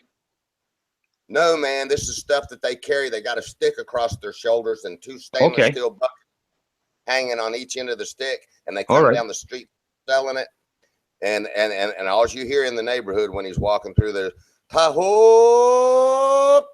Okay. Taho. And then, man, it's just great stuff, and it's all natural, and it's just it's great, man. But anyway, right on, man. You go down to the market every morning, and the fish are still jumping live. The fishermen just brought them in. You know what I mean? Yeah, man. I mean, the ocean was our garden, man. It was right there, man. Yeah.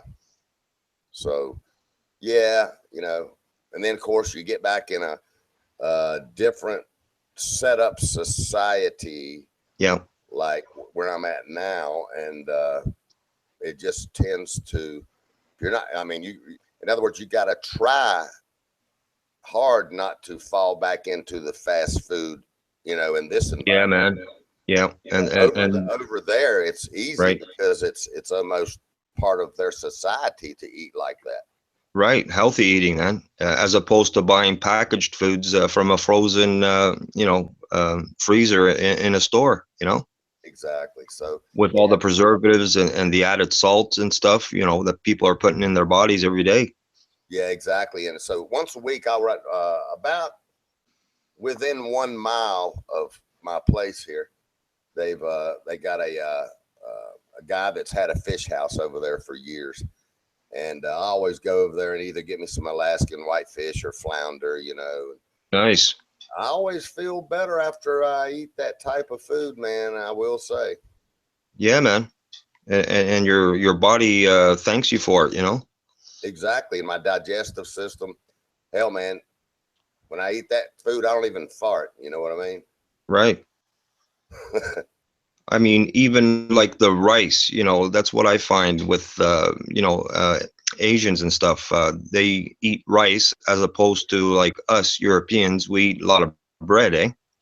Oh, yeah. Rice is shit. The white rice people eat, all it does is turn to sugar in your system. It's like a filler that makes a turd, but it's not good for you.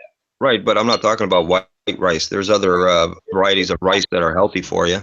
Yeah, I tend to agree with what Richard says, but it is, it's high in protein though, right? Right? No, rice is shit. Rice turns what the Starch. right most Asians I'm sorry, eat white starch. rice, Okay, and right. there is rice that's good for you, but it's not. Asians don't eat it. But you know, white rice simply it's like white bleached nasty bread. It has some niacin, has a couple of minor things that are okay, but all it does is turn to sugar. You know, it's just a nonsense thing to eat. It doesn't do you any good at all. You know, really, and all that sugar is harmful. You know, you don't want to eat shit that turns to sugar. You want to eat shit that has, you know, nutrients, and sugar is not a nutrient. Yeah, I Right. think Wild rice is good though. Wild rice and Sure. brown. Oh, brown rice. Sure. There's a lot of good kinds of rice. That's for sure. yeah, the brown Yeah. rice is what Crystal capitalized on over there. She said it was better. I guess it is. Yeah, man. Yeah. Oh, way better, dude. Way, way, way better. Yeah, she fixed a lot of brown rice while I was there. Good. I mean, you know, if you want to get into it, I mean, beans are better than rice to begin with, or you know. Beans are fantastic, dude. And they're you know, it depending on the kind you like, but you Right. ever you see those packages that have all kinds of I love lentils, man. Lentils Yeah, are fucking I was going to mention fantastic. lentils. Oh, Yeah, I was going to fuck. mention. They're almost like a meat. They're so good. Yeah, man. Lupini beans are good too, man. I'm sucking down my chicken as we speak.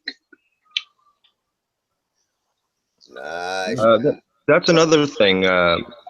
You notice these kids nowadays, especially boys, you see these kids, man, you know, 14, 15 years old. They're like 6'2", 6'3", With beards. you know, that's from their diet. You know, some of them, they eat at McDonald's and these fast food places. It's the steroids and stuff, I believe, you know, the chickens and stuff, or the beef products, you know, injected with steroids. Milk too. What do you think about that, Richard? You know, I think it's probably true. I read a study a while back that said when Japan became Americanized and a lot of that kind of food went to their country, that the average height of Japanese people went up 2 inches over a relatively short period of time. So it wasn't. So I think I can see how that's true. You see young girls with larger breasts at a younger age. I think all that's true. The main thing to be concerned about, if it's really concerning, would be genetically modifying corn, because corn ends up in almost everything. You know, the cows eat the corn, and all these other animals eat the corn. Corn ends up in a Coca-Cola, and you know, all people have no idea of the 10 million and 2 uses for corn. And if the corn was to be poisonous, you know, virtually make everything poison. Not necessarily, just if it was deleterious for some reason, everything would end up being deleterious. But you know, I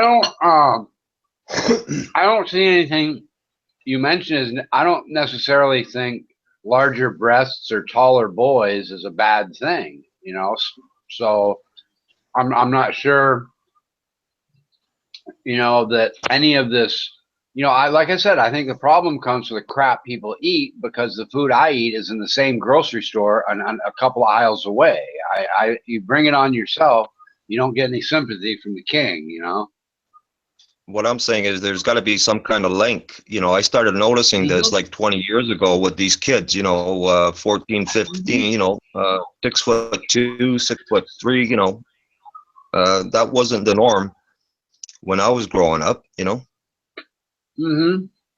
Well, evolution, you know, you would expect, just from an evolutionary standpoint, that larger and stronger, which helps you get a better mate, would increase over time. You would, through natural selection, what gets the most pussy and the widest choice of a mate is someone who's tall, dark, handsome, and muscular. So you would expect more of that over time, even if it's not the food. So there could be some natural occurrences going on, even if the food is involved as well. You know, small and skinny is what you would not expect from a natural selection standpoint in human beings.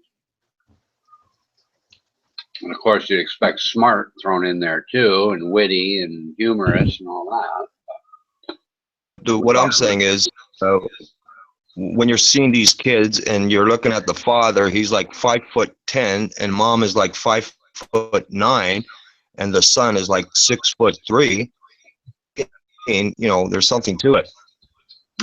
Yeah, if you see enough of that, yeah, there's definitely something else going on for sure. Right. And I'm not talking just about one case. I've seen more than one, you know. Sure. Yeah, I agree that, you know, when you start putting steroids to make the chicken big, and then people start eating the chicken with the steroids in it, something's going to happen. I definitely agree with that. You know, it can't help but not be something happening.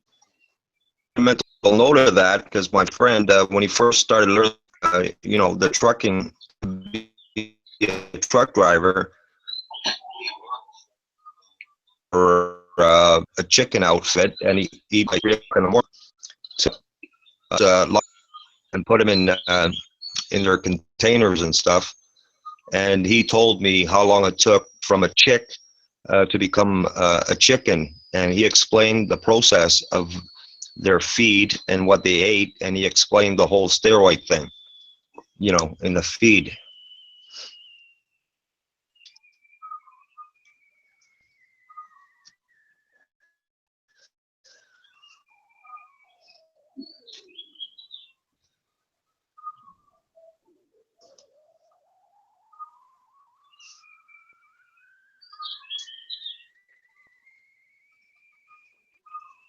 Yeah, it's I don't know. I'm not against any of that stuff. It's just sort of coincidental that I'm in a different country that doesn't use a lot of that, and that I like, you know, I like to cook, and I just, you know, when I read the ingredients on a package, and I can't even pronounce them. I don't even, you know, I exception to that rule. But, I mean, I know what a piece of corn is when I see it, but when I look at a can of corn, or, you know, some are better than others, of course, and a can of corn is not a good example, but a prepared, you know, prepared meal you throw in the microwave, it's just shit to me. It's like, it's just a package of garbage that makes a turd. I'd rather take a multivitamin and go hungry than eat that shit. I have absolutely no use for that stuff whatsoever. None.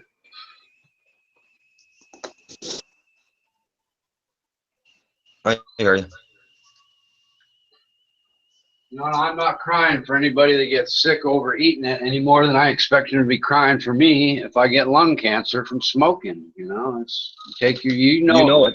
Those people know what they're doing. They're not that stupid to think that shit is healthy. Even, you know, even something labeled healthy choice, they know full well that buying real food and cooking it would be better for them. They're not, nobody is that stupid. And it really all revolves around people being lazy. The only reason that people don't cook real food, it's not financial, it's not really time, it's that they're fucking lazy. They want to throw it in the microwave and have it ready in, you know, 2.5 minutes. Stupid.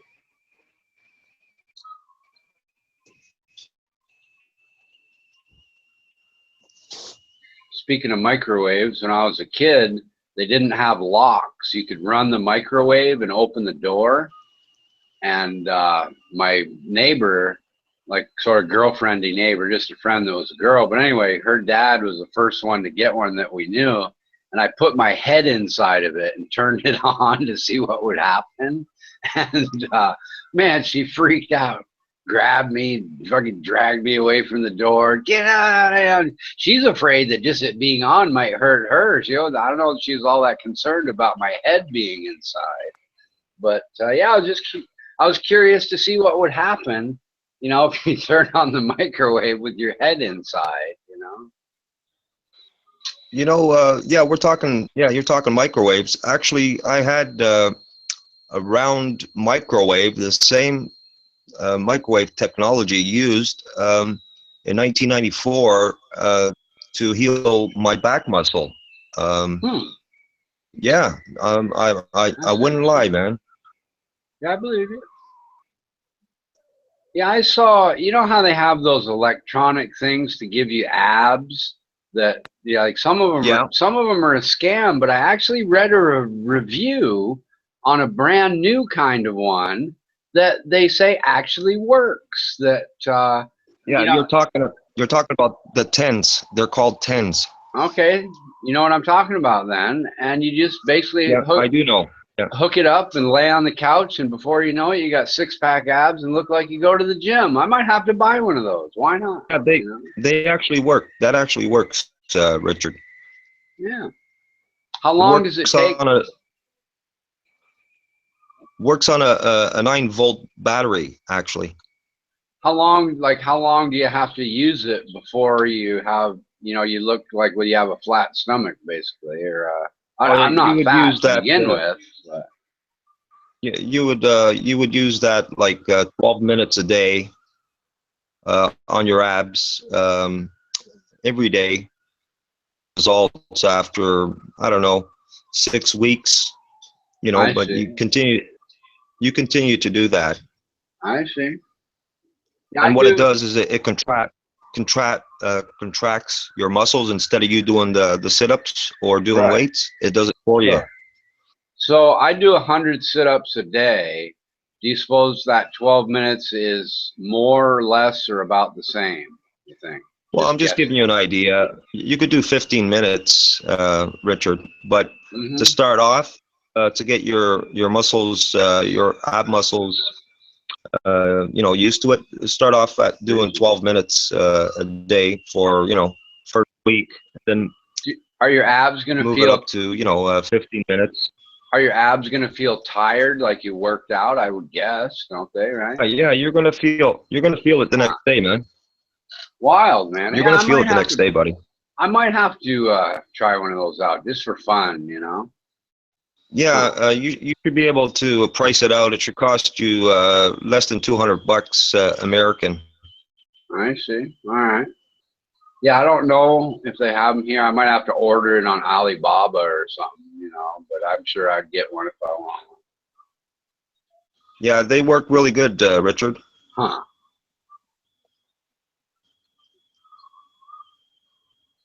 Interesting. Yeah, because the ones they used to do like 10, 20 years ago, they say are basically a scam.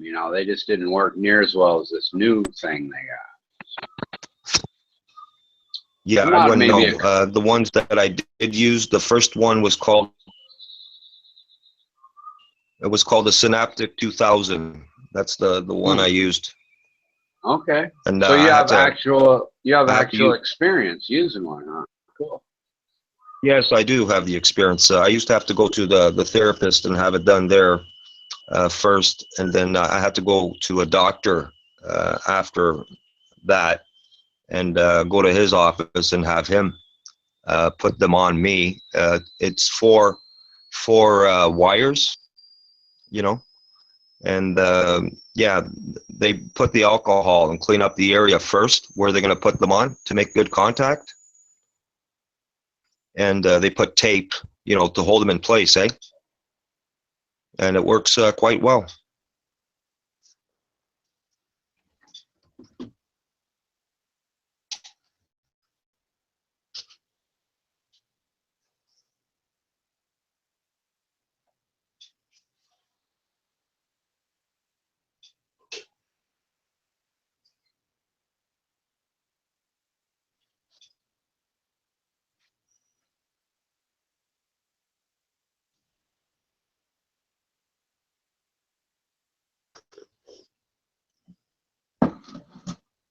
Are you there, Richard?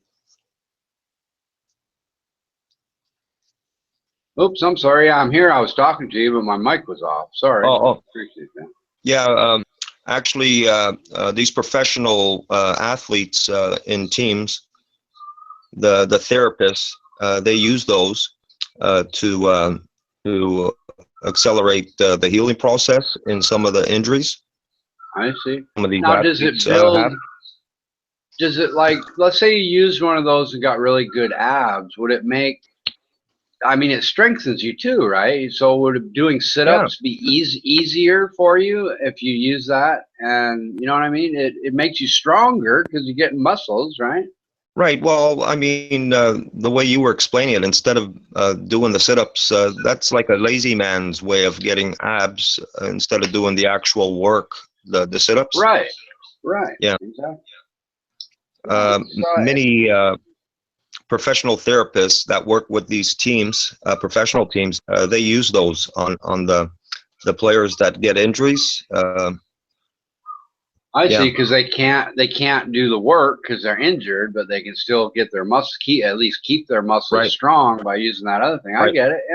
Yeah. Yeah, that's interesting. Huh. So like the soft tissue damage or the deep tissue damage, those accelerate the injury to heal faster. Wow. Huh. Well, I'm going to have to call it a day here soon and start my little painting regiment. I got to mask off the door and one of the dining room picture window things, and then I got to spray them. And if I was kind of stupid, I was too lazy to clean the cup sprayer out, so I stuck the pin through the nozzle so it wouldn't be really fucked up. But it's been a day and I haven't touched it, and I don't even want to look inside that cup sprayer to see what it looks like, frankly. But I thinned it out pretty good, so I'm thinking it's not all that fucked up. But if I let it go for 2 days, who knows? It'd probably be fucking unusable at that point. Who knows? But I gotta Take your time, man. Yeah, I gotta go to work and get this shit done. And I also masked off some of the windows, so now the masking tape's been on there 2 days. If I let that go, it'll be a big pain in the ass to peel that off too. So. I'm going to give you a tip. Buy some razors. After you might have some paint residue on the windows and stuff. A nice razor. Clean that off after the paint from the windows. Yeah, those razors put scratches in the windows no matter how careful you are. I use a spray can of label remover. Thank you. You know what I'm talking about, yeah. Yeah, I do. I painted in Alaska actually for a couple of years. I kind of know what I'm doing. It's coming back to me. I sort of forgot a lot of the shit that I used to know. It's like when I first went to do the masking, I kind of thought to myself, well, wait a minute, how do we used to do this? Where, exactly, and blah, blah, blah. It's all kind of coming back to me. And like I said, I impressed myself with the first spray job I did. It actually came out better than I thought it would. It's like riding a bicycle, man. It is. You're right. So anyway, nice talking to you, Jose. See you later, buddy. And Ron. Always nice talking to you, Richard. Okay, Richard, one last question. Do you have the frog tape or regular masking tape? And is it 3M or an off-brand? Yeah, I refuse to use anything but, actually it's Scotch, which is 3M, I think. But yeah, they have 3M products here, and that's even like car washing stuff and wax and all that. I'm a 3M user, but I don't use. Me too, man. I don't use the blue tape, painter's tape, because A, it's more expensive, and B, they don't have it quite wide enough for what I want. So yeah, okay. I use Scotch, but the blue painter's tape is great, but it's kind of unnecessary for what I'm doing. Isn't it? Huh? It's expensive as hell, isn't it? Yeah, well, it's more, and I'm using up a lot of masking tape because I have to tape off all my, I'm doing all the windows of the house, and there's plenty of them, believe me. So I figured I'd probably save 30, 40, 50 bucks or something by using regular masks. But anyway, I'm out of here. Nice to see you, Lindsay, but I'm going bye-bye. All right, see you later, Rich. What's up, Lindsay? Hey, what's up? What's going I on? just got home from shopping, grocery shopping. Oh, yeah? You went grocery shopping, you're saying? Yes, and now I'm gonna get shit faced with the rum that I have. Uh-huh. So you really went liquor shopping for liquor and desserts. Oh, I hear. Oh, you already started. Well, that's from last time. Shit.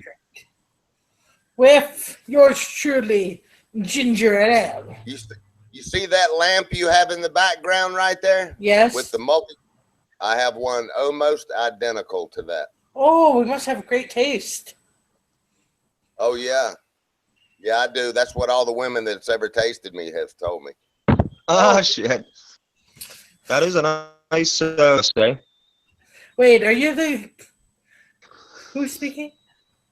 That's Joel, or that's DeMello, and I'm Buddy. Buddy, yeah, Buddy. You and I have talked before.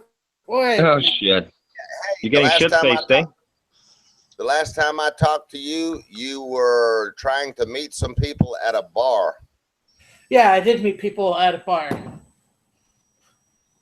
I met 4 people altogether. Uh-huh.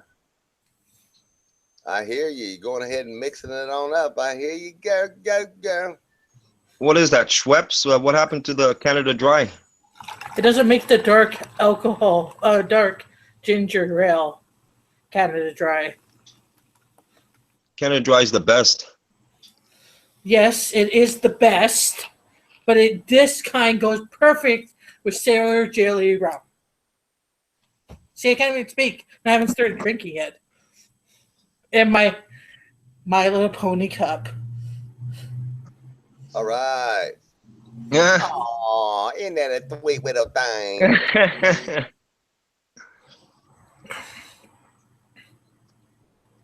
Cool. Yeah, I'm trying to remember the commercial with that little pony. I can't remember now. There's a little song that goes along with that pony, isn't it?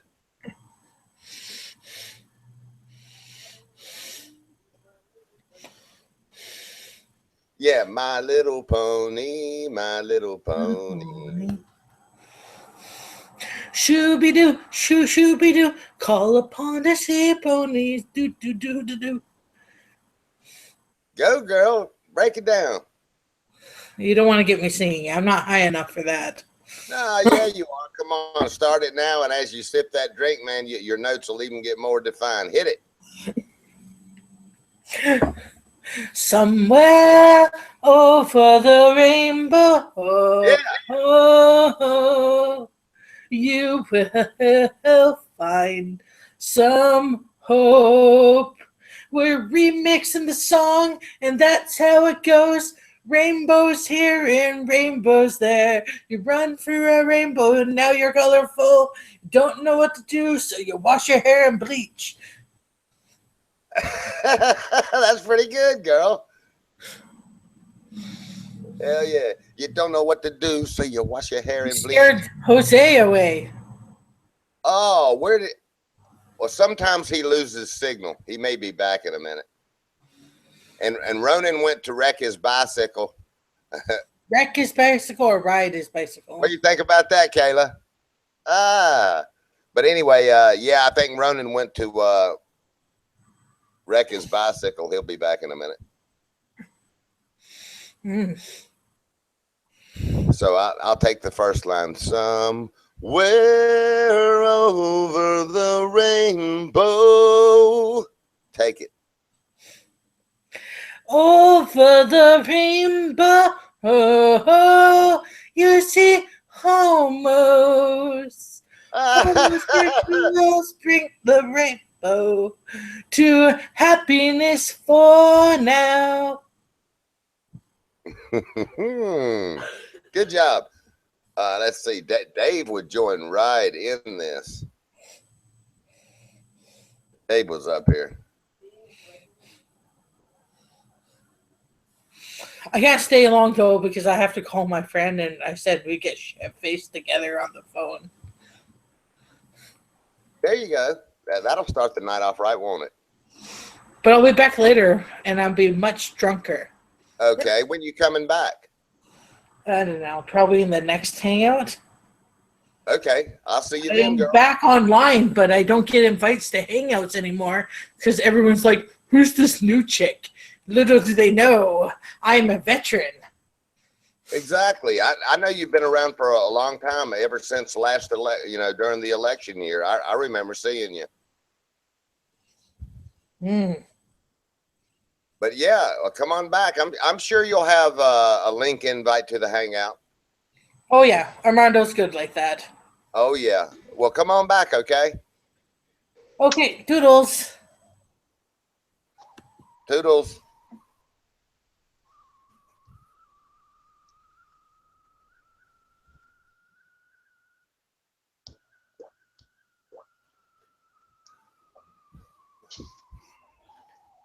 D-Mello, what going down, man? I said, hey, what'd you lose signal for a minute? Yeah, I dropped out. Something happened there. Okay, it was probably good that it happened, man. But anyway, next subject. Nah, man. She's What's going on with you, buddy? She's pretty free-spirited person. She's the way I see her, she's probably dealt with a lot in her life, and she's doing pretty good. You know what I'm saying? Yeah, man. Yeah, man. Well, I'll tell you what I've been wanting to do for the last little bit. I've been wanting to shoot this music video, but I don't think anybody's well enough to shoot the damn thing. Yeah, you just got to be patient, man. Let them get better. That's right. That's what's important.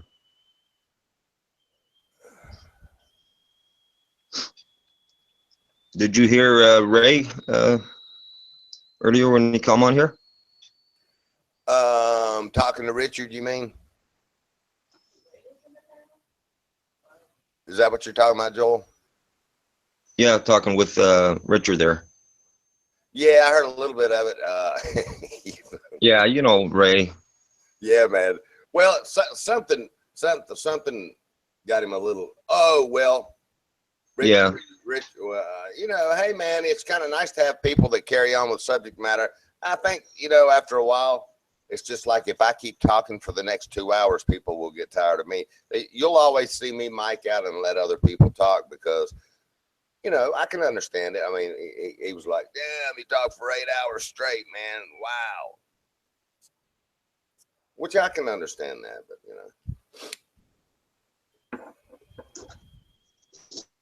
But yeah, I saw that it was about the bird tape, the bird recordings or whatever. Yeah. Man, to carry on like Richard, man, for hours and hours, man. Yeah. So you're saying that probably not a good idea. It's not easy. Is that what you're saying, Joel? I didn't hear what your last part you said, man. I said, well, yeah, you broke up too. I guess it was the signal.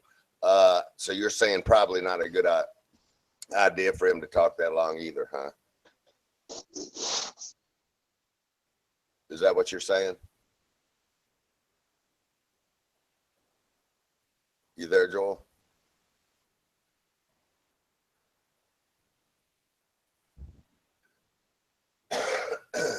I'm not hearing anything, there we Joel. You probably got a signal deal. Yeah, here we go. It's my Wi-Fi, man. Oh, okay. There's Big Dave. Hey, Dave. Dave in the house. Hello, guys. Hey, Dave. Hey, what's up? Either get closer to your mic, Dave, or I got to cut you up. Just turn the volume up because there's nothing wrong with this. It's the volume on this stream. I'm telling All you. right, I just did. All right, go ahead, man. You okay now? What's up? You gonna sing, Dave, or what? Oh.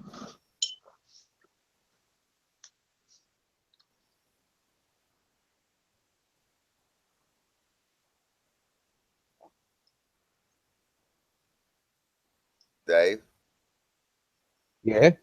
you gonna sing? No, see how you were singing that somewhere over the rainbow. I sent Jose a link to Eva Cassidy. Oh yeah, I checked it out, I'm Dave. going to ask him if he I heard checked it. it out, man. Isn't she? Yeah, man. I'm really, really sure that Athena would love to hear you sing to her, Dave. Pick one. I don't idea, buddy. Huh? And I think there's about 500 reasons why. Okay, well, let's go ahead and not do that then. You want to just sing, Exactly. sing just to sing, and then she can mute you if she would like? That's up to her. I don't really want to get into that. I don't think anyone can touch Judy Garland though when she sings it. Man, Judy Garland was just killer. I mean, she really Yeah, was. yeah, man. No, the version that Eva Cassidy does is totally different. It's yeah. She just sits in a chair with a guitar and sings it Yeah. slightly slower. Yeah, I checked it out, Dave. A good few cover versions. My father had a few of her albums. Right. It's mainly cover versions she does. I mean, she died pretty young. She died of cancer in like her early 30s or something like that. So she was never. She was more successful after she died. Was it Shirley Temple or Judy Garland that ended up retiring in Africa? Ooh, that's a good question. I think Shirley Temple resided in Africa. It was Audrey Hepburn that done that. She became a humanitarian. But Temple ended up being a politician. I always heard that Shirley Temple was over there too. She might have been, as far as I know, Shirley Temple was a politician when she gave up the acting. She became, as far as I know, she's still alive. She was so cute, man. Is she still when alive? she was a actor. I think she is. My God, really, man. My mother really liked her, and she's got picture frame, real rare pictures of Shirley Temple. Wow. Over there in her house right now, and also a big book about her. Shirley Temple. She kind of like her. Wasn't her people stealing her money or something when she was a kid? I know her mother was very pushy, so it could have been with her and her mother, but I really don't know. Yeah, man. She was basically a manager and everything. Yeah, she was really, really. Her and Judy Garland and all that. They were really special people. Oh yeah, I man. love all those old movies. Judy Garland was in. I mean, I'm not just talking about Wizard of Oz. She was in some great movies. She's in Nuremberg. She's amazing in that. But Shirley Temple with her curly hair, man, she was so cute, man. Yeah, she was a cutie pie, boy. Oh yeah. Little dimples. Yep. I'll maybe just leave and come back. I mean, her wittiness. Yeah, I think I might leave and come back. Her whole charm.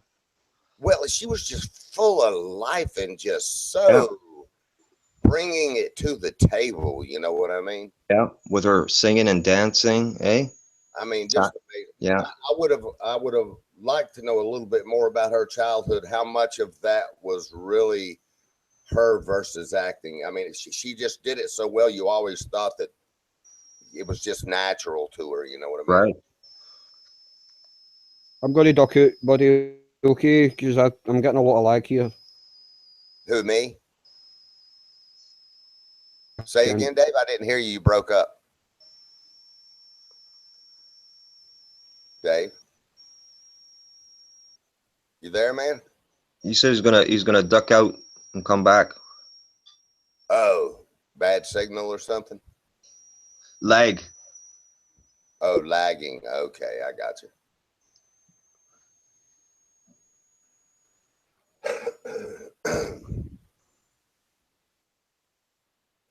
Hey man, I didn't know you said earlier to Richard you had double pneumonia in that? Oh hell yeah, man. When I was working in the shipyard, I left one night. I hadn't been feeling good for several days, not a lot of energy, blah, blah, blah. But man, I'm telling you, I mean, it didn't matter what was wrong. I always kept going. And, but anyway, so I worked a 8 or 10 hour shift and then drove 300 miles to, to come see my parents for the weekend. And, I was out changing the oil in my car the next morning after I slept a few hours. And, I got this kind of like, it felt like a jogging cramp to me, man. I mean, crazy. I'm talking about in the lower part of my stomach too. I'm not talking about in my back now. I'm talking about just like a jogging cramp when you get a Right. cramp. Yeah, man, I know what you're talking about. Identical to that. And next thing I know, man, you know, I'm running a temperature and this, that, and the other. And yeah, man, they had me packed down in ice in the bathtub. They couldn't get my temperature down, so they carried me away in a stretcher. Took me to, I'll go through it real quick. So they carried me to the emergency room. Stupid ass doctors gave me pills for cramps and sent me back home. I kept getting worse and worse and worse. And they come and got me again on a stretcher. And by that time I was already running like 105, 106 temperature. Ooh. And I was hallucinating, man, singing to the ambulance drivers, you know. Yeah. And I'll never forget, even in that state of mind, I'll never forget looking at one of the EMS girls that was part of the ambulance drivers. She was real good looking. I'll never forget that. And I was singing to her the whole time to the hospital, man. And I just remember her laughing her ass off. She said, "Keep singing to me the whole way." I guess they were worried about me. She said, "Yeah, delirium. You had delirium going on." Right, man. She said, "Keep singing to me the whole way." And she says, "I love you singing, keep singing." And I sang to her the whole way to the emergency room. And anyway, they called my regular doctor finally, man. He came, took my vital signs and said, "What the hell's wrong with you people? He's got double pneumonia. Get him in a room right now." Oh. Yeah, a couple of people I think got fired over that shit too, is what I heard later. How old were you, man? How old was I? 20 some years old, man. Wow, man. See, no matter what, you got to remember when I was working in the shipyard, DeMello, you know, it'd be pouring down rain. And yeah, man. You have to walk 3 miles to go get a part or a tool in the shipyard. Right. Right. Okay. So, I mean, you know, all weather, dude. Okay. The worst imaginable as far as working. And so I think that's what happened. Late nights, a lot of rain. And I was working like, wow, man, God, I was working like 16 hours a day and then driving. So that was in Newport News. And after I moved from Newport News, because the whole freaking community was shipyard workers and I got tired of the environment, I moved to Virginia Beach. So therefore, when I left work after working all that time, man, I drove 40 miles down to Virginia Beach. And so, yeah, I think that's what caused it, you know, just my immune system got weak and from working so many hours and all of that stuff. Right. Yeah, that would do it. I was at an electronics store many years ago, and I ran into an old friend, and I said, "Hey, how you doing, man?" And he recognized me, and he started smiling and stuff. We go way back, eh? And he says to me, he says, "Hey, you remember Daniel?" And he told me the last name. I said, "Yeah, fuck, we were in grade 6 together, man. I've known him since like grade 5. He said, "Yeah, man, he passed on from pneumonia." I said, "No way, man." He goes, "Yeah." I said, "Oh, you know," I said a couple of swear words, eh? Yeah, I said, "Yeah, man, you know." When you get older, Joel, you're not as active and you're laying around, you really got to watch that. A lot of people die like that. Well, he was in his 30s, man, this friend of ours, eh? Well, and I was quite shocked, man. Yeah, I was quite shocked over that. It's amazing I didn't die because, you know, as I said, I had pneumonia the first time. and, you know, they couldn't, maintain my temperature and all that stuff. They had me, hey man, I got into a bathtub full of ice and it still didn't bring the temperature down. So, yeah, man, I'm lucky to be here as far as that's one of many times I'm lucky to be here. Right. Fuck, I'm lucky that, met you, man. I think you're fucking awesome, dude. Man, I appreciate that, man. I'm just another person on earth, man. That's all. Yeah, man. What was it like for you, like breathing wise, when you realized you had this problem, man? Oh man, very shallow. And after they got me hooked up to IVs and everything up in the hospital room, it was at the double pneumonia state at that point. Wow, man. The doctor come up there and told me, said, now look, so they had glucose and antibiotics in the bags all running into my veins. And they said, whatever you do, when you start coughing that stuff up, don't. Right. They wanted, because my system was already so polluted, they didn't want me like swallowing my phlegm. Right. They said, whatever you do, we're going to leave you this little tray here. Just spit it out. Spit it out and get it out of your system, because I was already so far gone. They wanted it out, Yeah. And I can tell you this, man, I remember for about 3 weeks or a month, even after I got out of the hospital, I was still coughing up phlegm, dude. Yeah, man. So I'm lucky to be here, man. I'm one of the last people on earth that should be smoking. Yeah. There's purpose why you're still here, man. I guess so, man. That's the way I've always, and if I tell you other stories about why I'm even here, yeah. So he's got his own plan, man, and nobody knows what it is. Yeah, man. I don't even know how I made it out of my teens, man. I used to do some crazy shit, man. Me either, Joel. I look back, I was one crazy person, dude. All the way down to when I was drag racing at the drag strip. I should have been dead a long time ago. I had some close calls, man. Yeah, man. Yeah, I think it makes us, when that happens. Humble. I think humble is the word. When you see your life flash before your eyes in 3 to 5 seconds, then that's a reality check, buddy. Yeah, man. And then you finally realize you're still here. Yeah, it makes you think, man. Yeah, I mean, I remember it was 1998, man. I was just cruising, doing 160 kilometers. It's not much. Just down the highway, and my little Porsche, and just a little buzzing, buzzing. I'm just talking about the car. I don't drink in that. And all of a sudden, one of my tires in the passenger rear, it went. Was old. Was an old tire, man. I didn't realize that. And man, I had to remain calm and guide the car, going at that rate of speed, just guide it out of the highway. And, I changed the tire and stuff. And then I made it home. Once I got home, I told my old man and my mom the story, and I was laughing about it. And my dad was like, "Why are you laughing?" And my mom is like, "Are you crazy or something?" I said, "Yeah, because I cheated death. I'm not even supposed to be here right now. So I was given another chance again. You know what I mean? But I realized then, that was like a cat has 9 lives, and that was it for me. Make good use of it. If you know what I'm saying.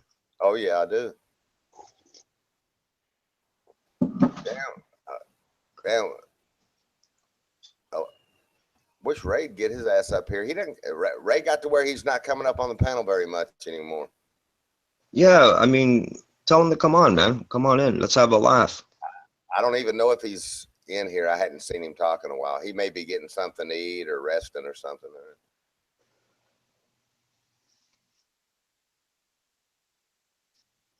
Probably left when she's.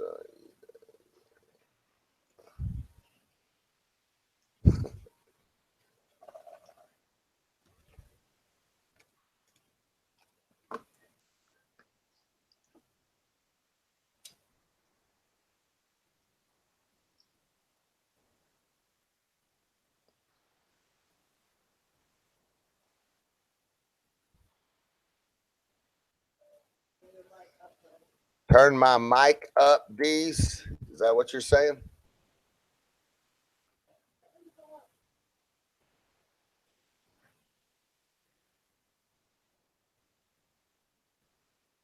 Let me check my mic. Oh, there's Lindsay back.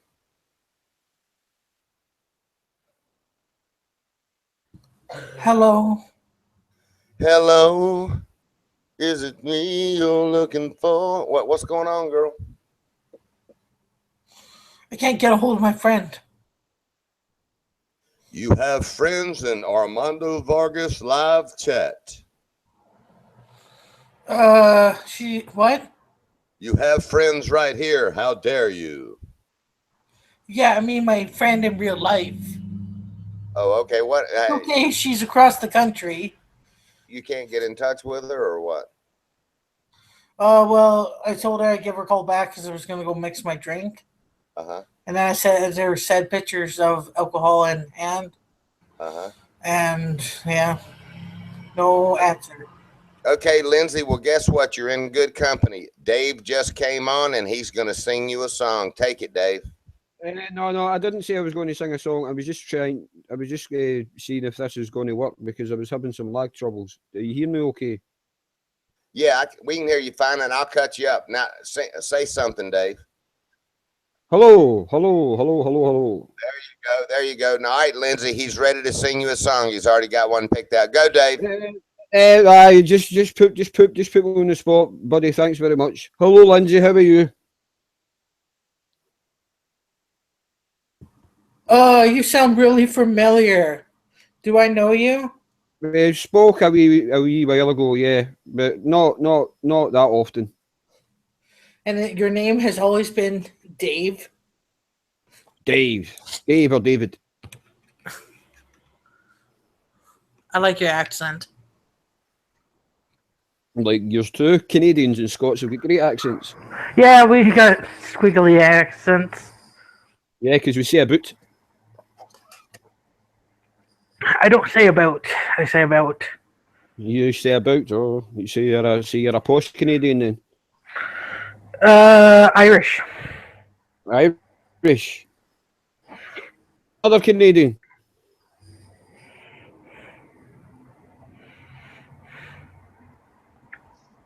Canadians. Jose de Melo's a Canadian. Oh yeah, what province are you in, Jose? Eh? What province are you in? You should know that by now. I forget. I'm a stoner. I have that brain to forgetfulness. I'm from Toronto.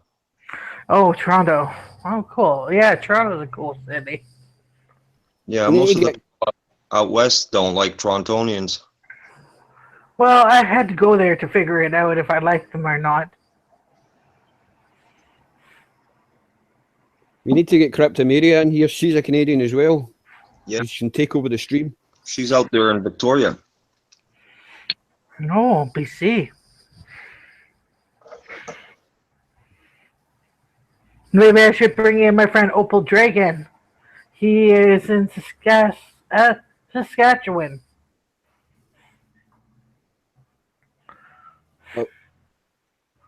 That's way up north, isn't it? No, it's next door to Alberta.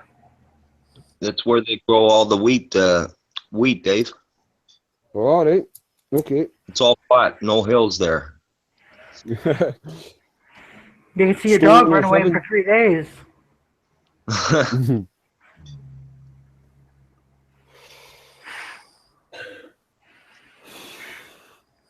Well, this sucks, man. My friend doesn't want to drink with me. I don't know why she's not answering her phone.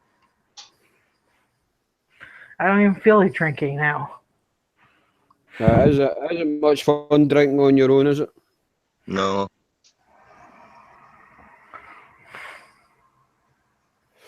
Maybe somebody in the paddle will drink with you. Yeah, Buddy will. Yeah, Buddy will. I know that. Somewhere in my fifth of liquor, I found a worm. Tequila.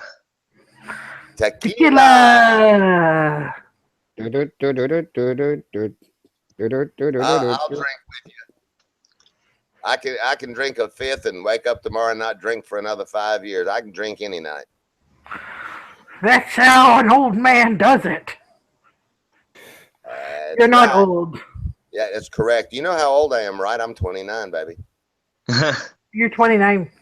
If you're 29, then I must be 21. I'm 28. Good for you. Happy 21st birthday. If you're 29, I'm 16. Dave, I'm sorry, man. How old am I? Do you guys know my age? I have no idea. I'm going to say 36. I'll go same age as me, 34. Oh, he's closer. I'm 30. I just turned 30.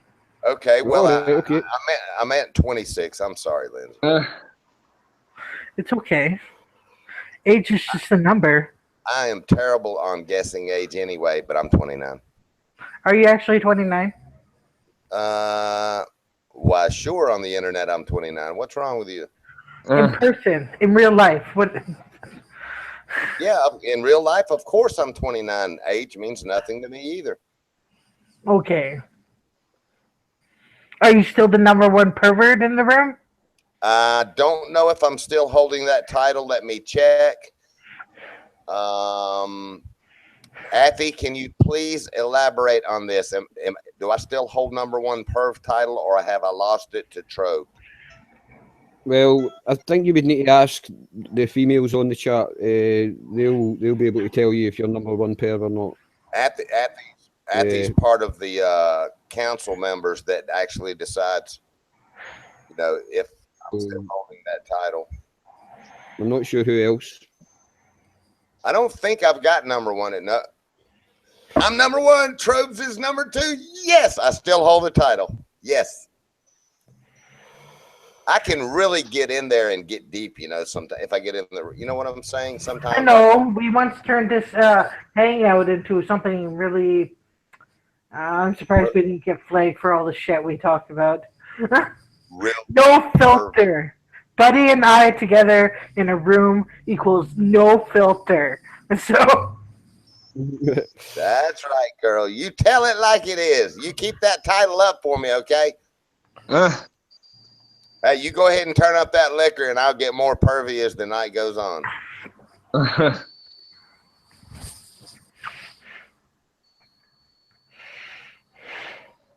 Yeah. I'm far too shy to be pervy. Dave is way too shy, he says, to be pervy. I disagree. Dave, give it your best shot. Go. It's because I'm off the alcohol now. So the Dutch courage is gone. The Dutch courage is gone, man. It's completely gone. Dave, don't let, just because you're not drinking anymore, don't let that make you a decent human being. How dare you? I know it's disgraceful, isn't it? It is. Imagine me being a decent human being, for fuck's sake. You can't be a graceful, decent human being that does good onto others. Right? I'm too uncomfortable. Lindsay, sorry. Maybe you have to impose yourself on that person if you want to even run with the game. Now you really got to get in there. You have to offend. My pervies have gone, buddy. They've gone, mate. They've gone. The perviness has left me. Oh, you've become a stalker. I haven't become a stalker, and I never was. That was just a myth. Sorry, Dave. I'm not very good in that area. Can you teach me the stalking thing, maybe? I wouldn't know the first step. Damn it. I could add that in. That could help me keep my title. Okay, whatever, Dave. If you don't want to help me. It's a myth.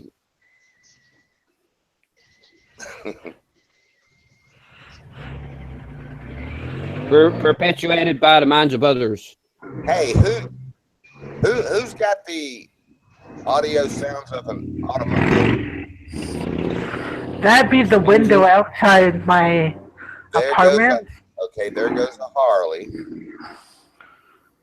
Yeah, I guess no, not a Harley. It was not a Oh, it was a wannabe Harley then. It was a truck. No, that was not a truck. I heard a motorcycle. Okay, well, anyone riding their fucking motorcycle in February, Alberta, when everything at nighttime turns to ice, slippery ice, is a fucking idiot. That sounded like a motorcycle anyway. I saw it far away. I thought it was maybe a car or something. It could have been a motorcycle. Okay. You see, I'm still the #1 topic on discussion on the YouTube chat anyway. So Let me check that out, Dave. You're not going to take my title. Let me check that out. no, I'm still #1 topic as usual. Let me see if I can add to that, Dave, because I have to keep up my status. You understand, right? I mean, let me see if I can get in there. Let's see. Dun, dun, dun, dun, dun, dun, dun. Let's see. Dave was missed 2 days ago. Why did he lose his phone? Lost his phone. See if you like this one, Dave.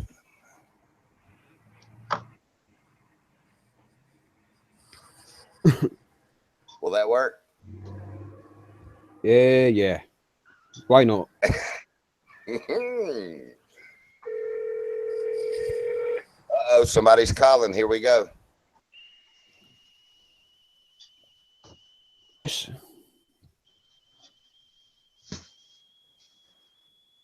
Somebody was getting a phone call.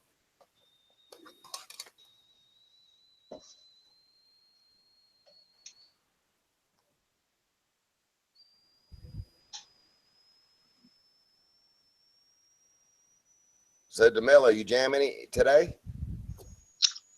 Not much, man. I went out of town, took care of some business earlier. Oh, okay. Went to the reserve, buddy. The reserve? Yeah, get some cigarettes. Oh, okay, cool. Hey, Dave, while I think about it, how's your boy liking that, what'd you say, Les Paul? Oh, he's loving it. He's loving it. That's cool. He's learning a few tunes. He can play, not perfectly, but he can play the intro to Wish You Were Here. See the Pink Floyd song? Down, down, down, down, down.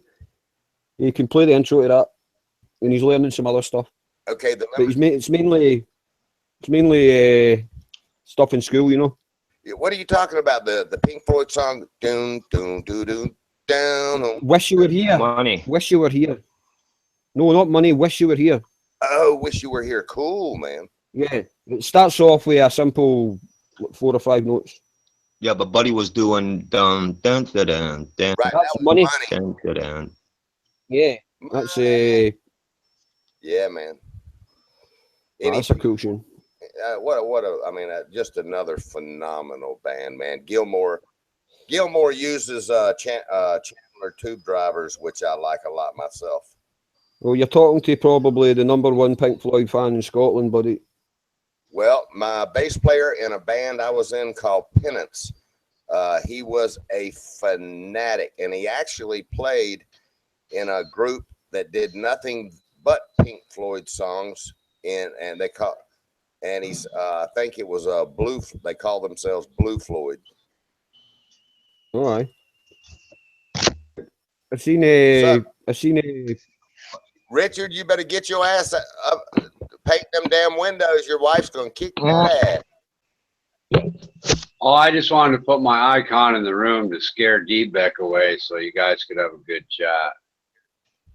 Okay. Do I think D-Beck's coming on? Oh, is D-Beck coming on? Cool, man. He's in the side I don't chat think there. he's coming on. Oh, you don't think he is? What? Okay. You guys don't like D-Beck now? What's wrong with him? Oh, he's great, man. He's the funniest. No, it's all good. Like everybody else in there, like me and Ronan, you know, they got a disagreement going on, and so yeah. Okay, cool. So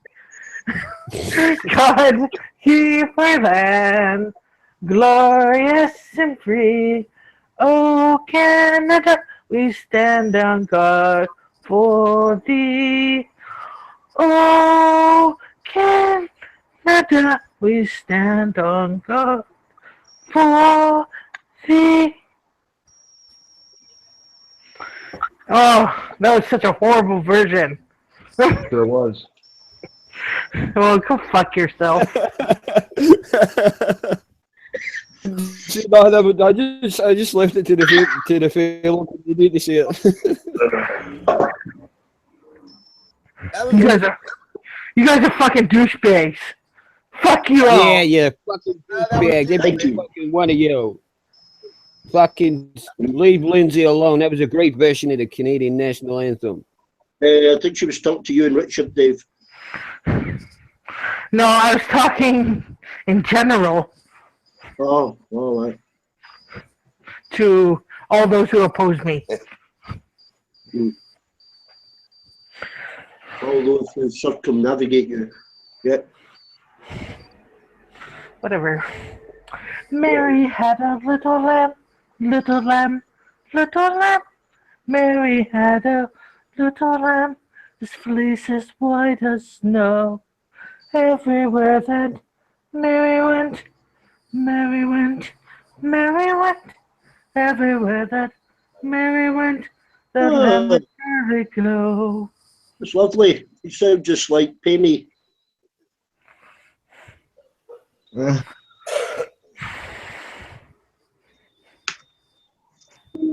Could be sisters. Does Petra still come on here? You could be sisters from another mother. Petra was here earlier today, but Richard scared her off. Richard drove her out with his fucking anal ranting. Same with Shan and Rose. They won't come on when he's fucking here. Their tits fucking sag.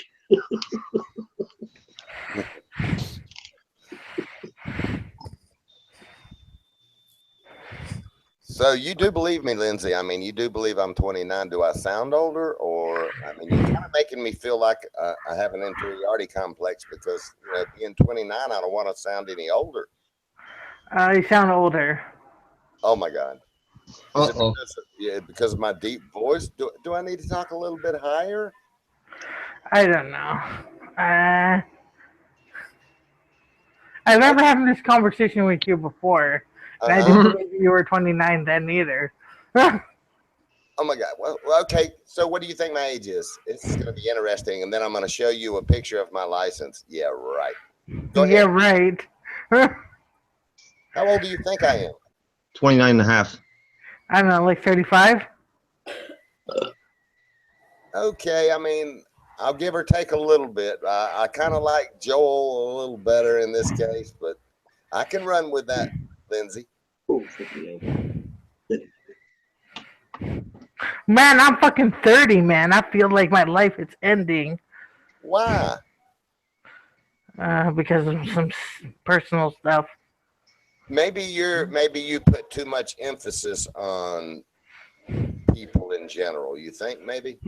No. Fuck people. They can fuck them. Well, I'm saying as far as like your friend telling you she's gonna get up with you or whatever, and then, you know, she doesn't show or whatever. Well, she's all the way in Toronto. Something could have happened. Oh, okay. Wow. Are you? So wait a minute. How close are you to DeMello? To?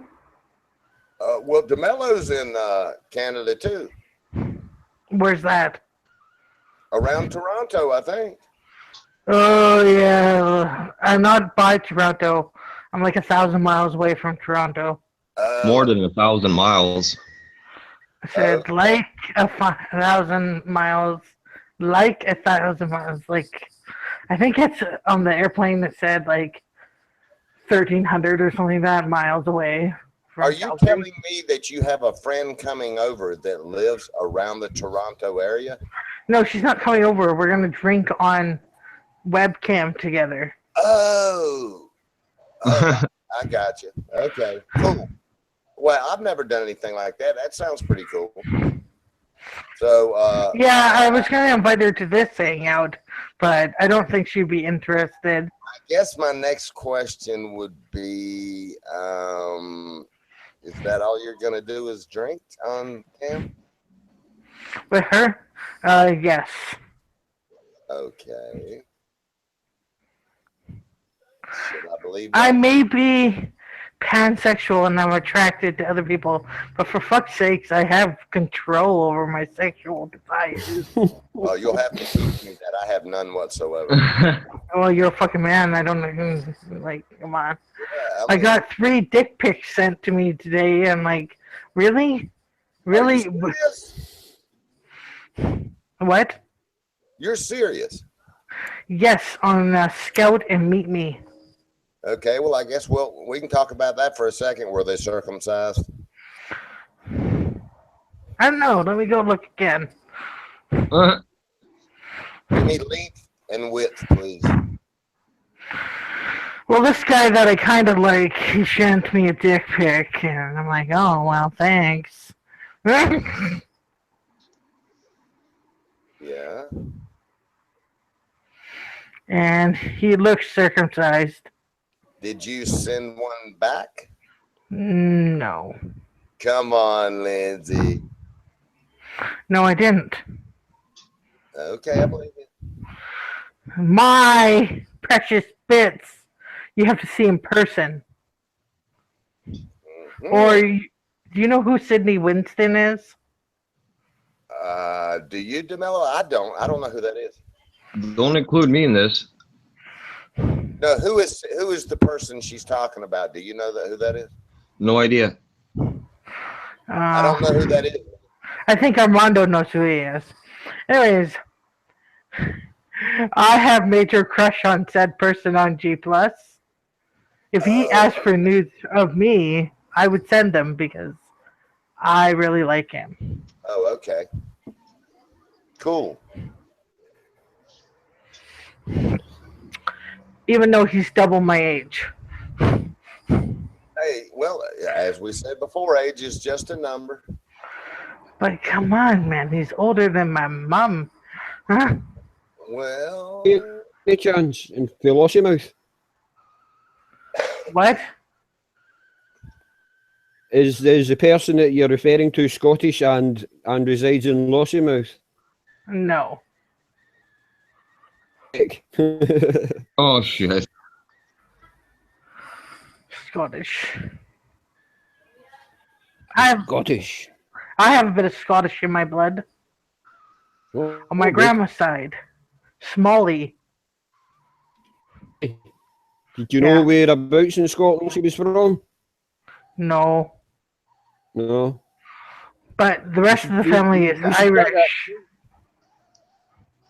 You should find that out, Lindsay. You should find out your family tree. You can be very Oh, it's interested. hard with the relatives that had that last name or are now dead. What did you say it was again? Smalley? Smalley. Smelly? Can you spell it? No. I would have to look at the grave. Oh, okay.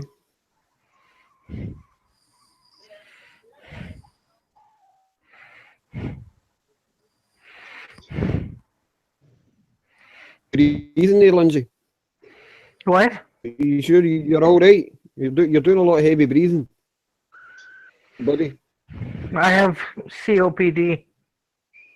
All right. Sorry to hear that. It's okay. Like, physically I'm doing okay, but mentally I feel shitty. And drinking's not helping the situation. No, you shouldn't really be doing that if you're not feeling too good.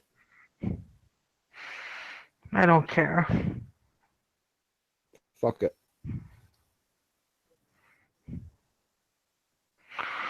Oh, yeah. Offspring's coming to Calgary. July 10th. All right, aye. who Offspring were. Yeah, I know who they are.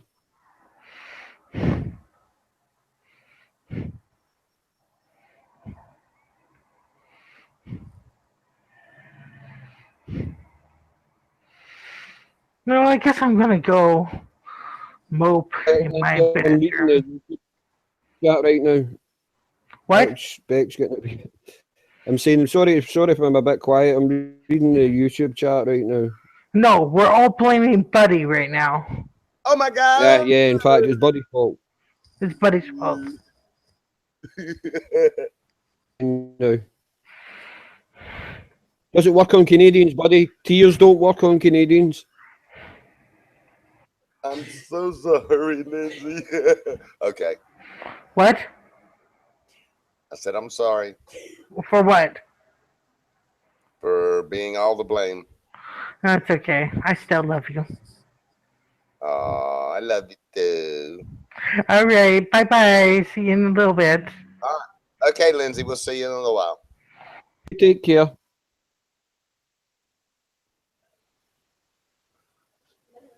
I think this is a good chance for me to make a cup of coffee. I'll be right back, Dave. I think I'll just mute myself and pretty quiet right now. Okay, I'm gonna mic out for a minute. Hopefully, Ronan didn't have a wreck on his bicycle. He'll be back in a minute. Yeah. I'll just mute myself if I can. All right, me too, Dave.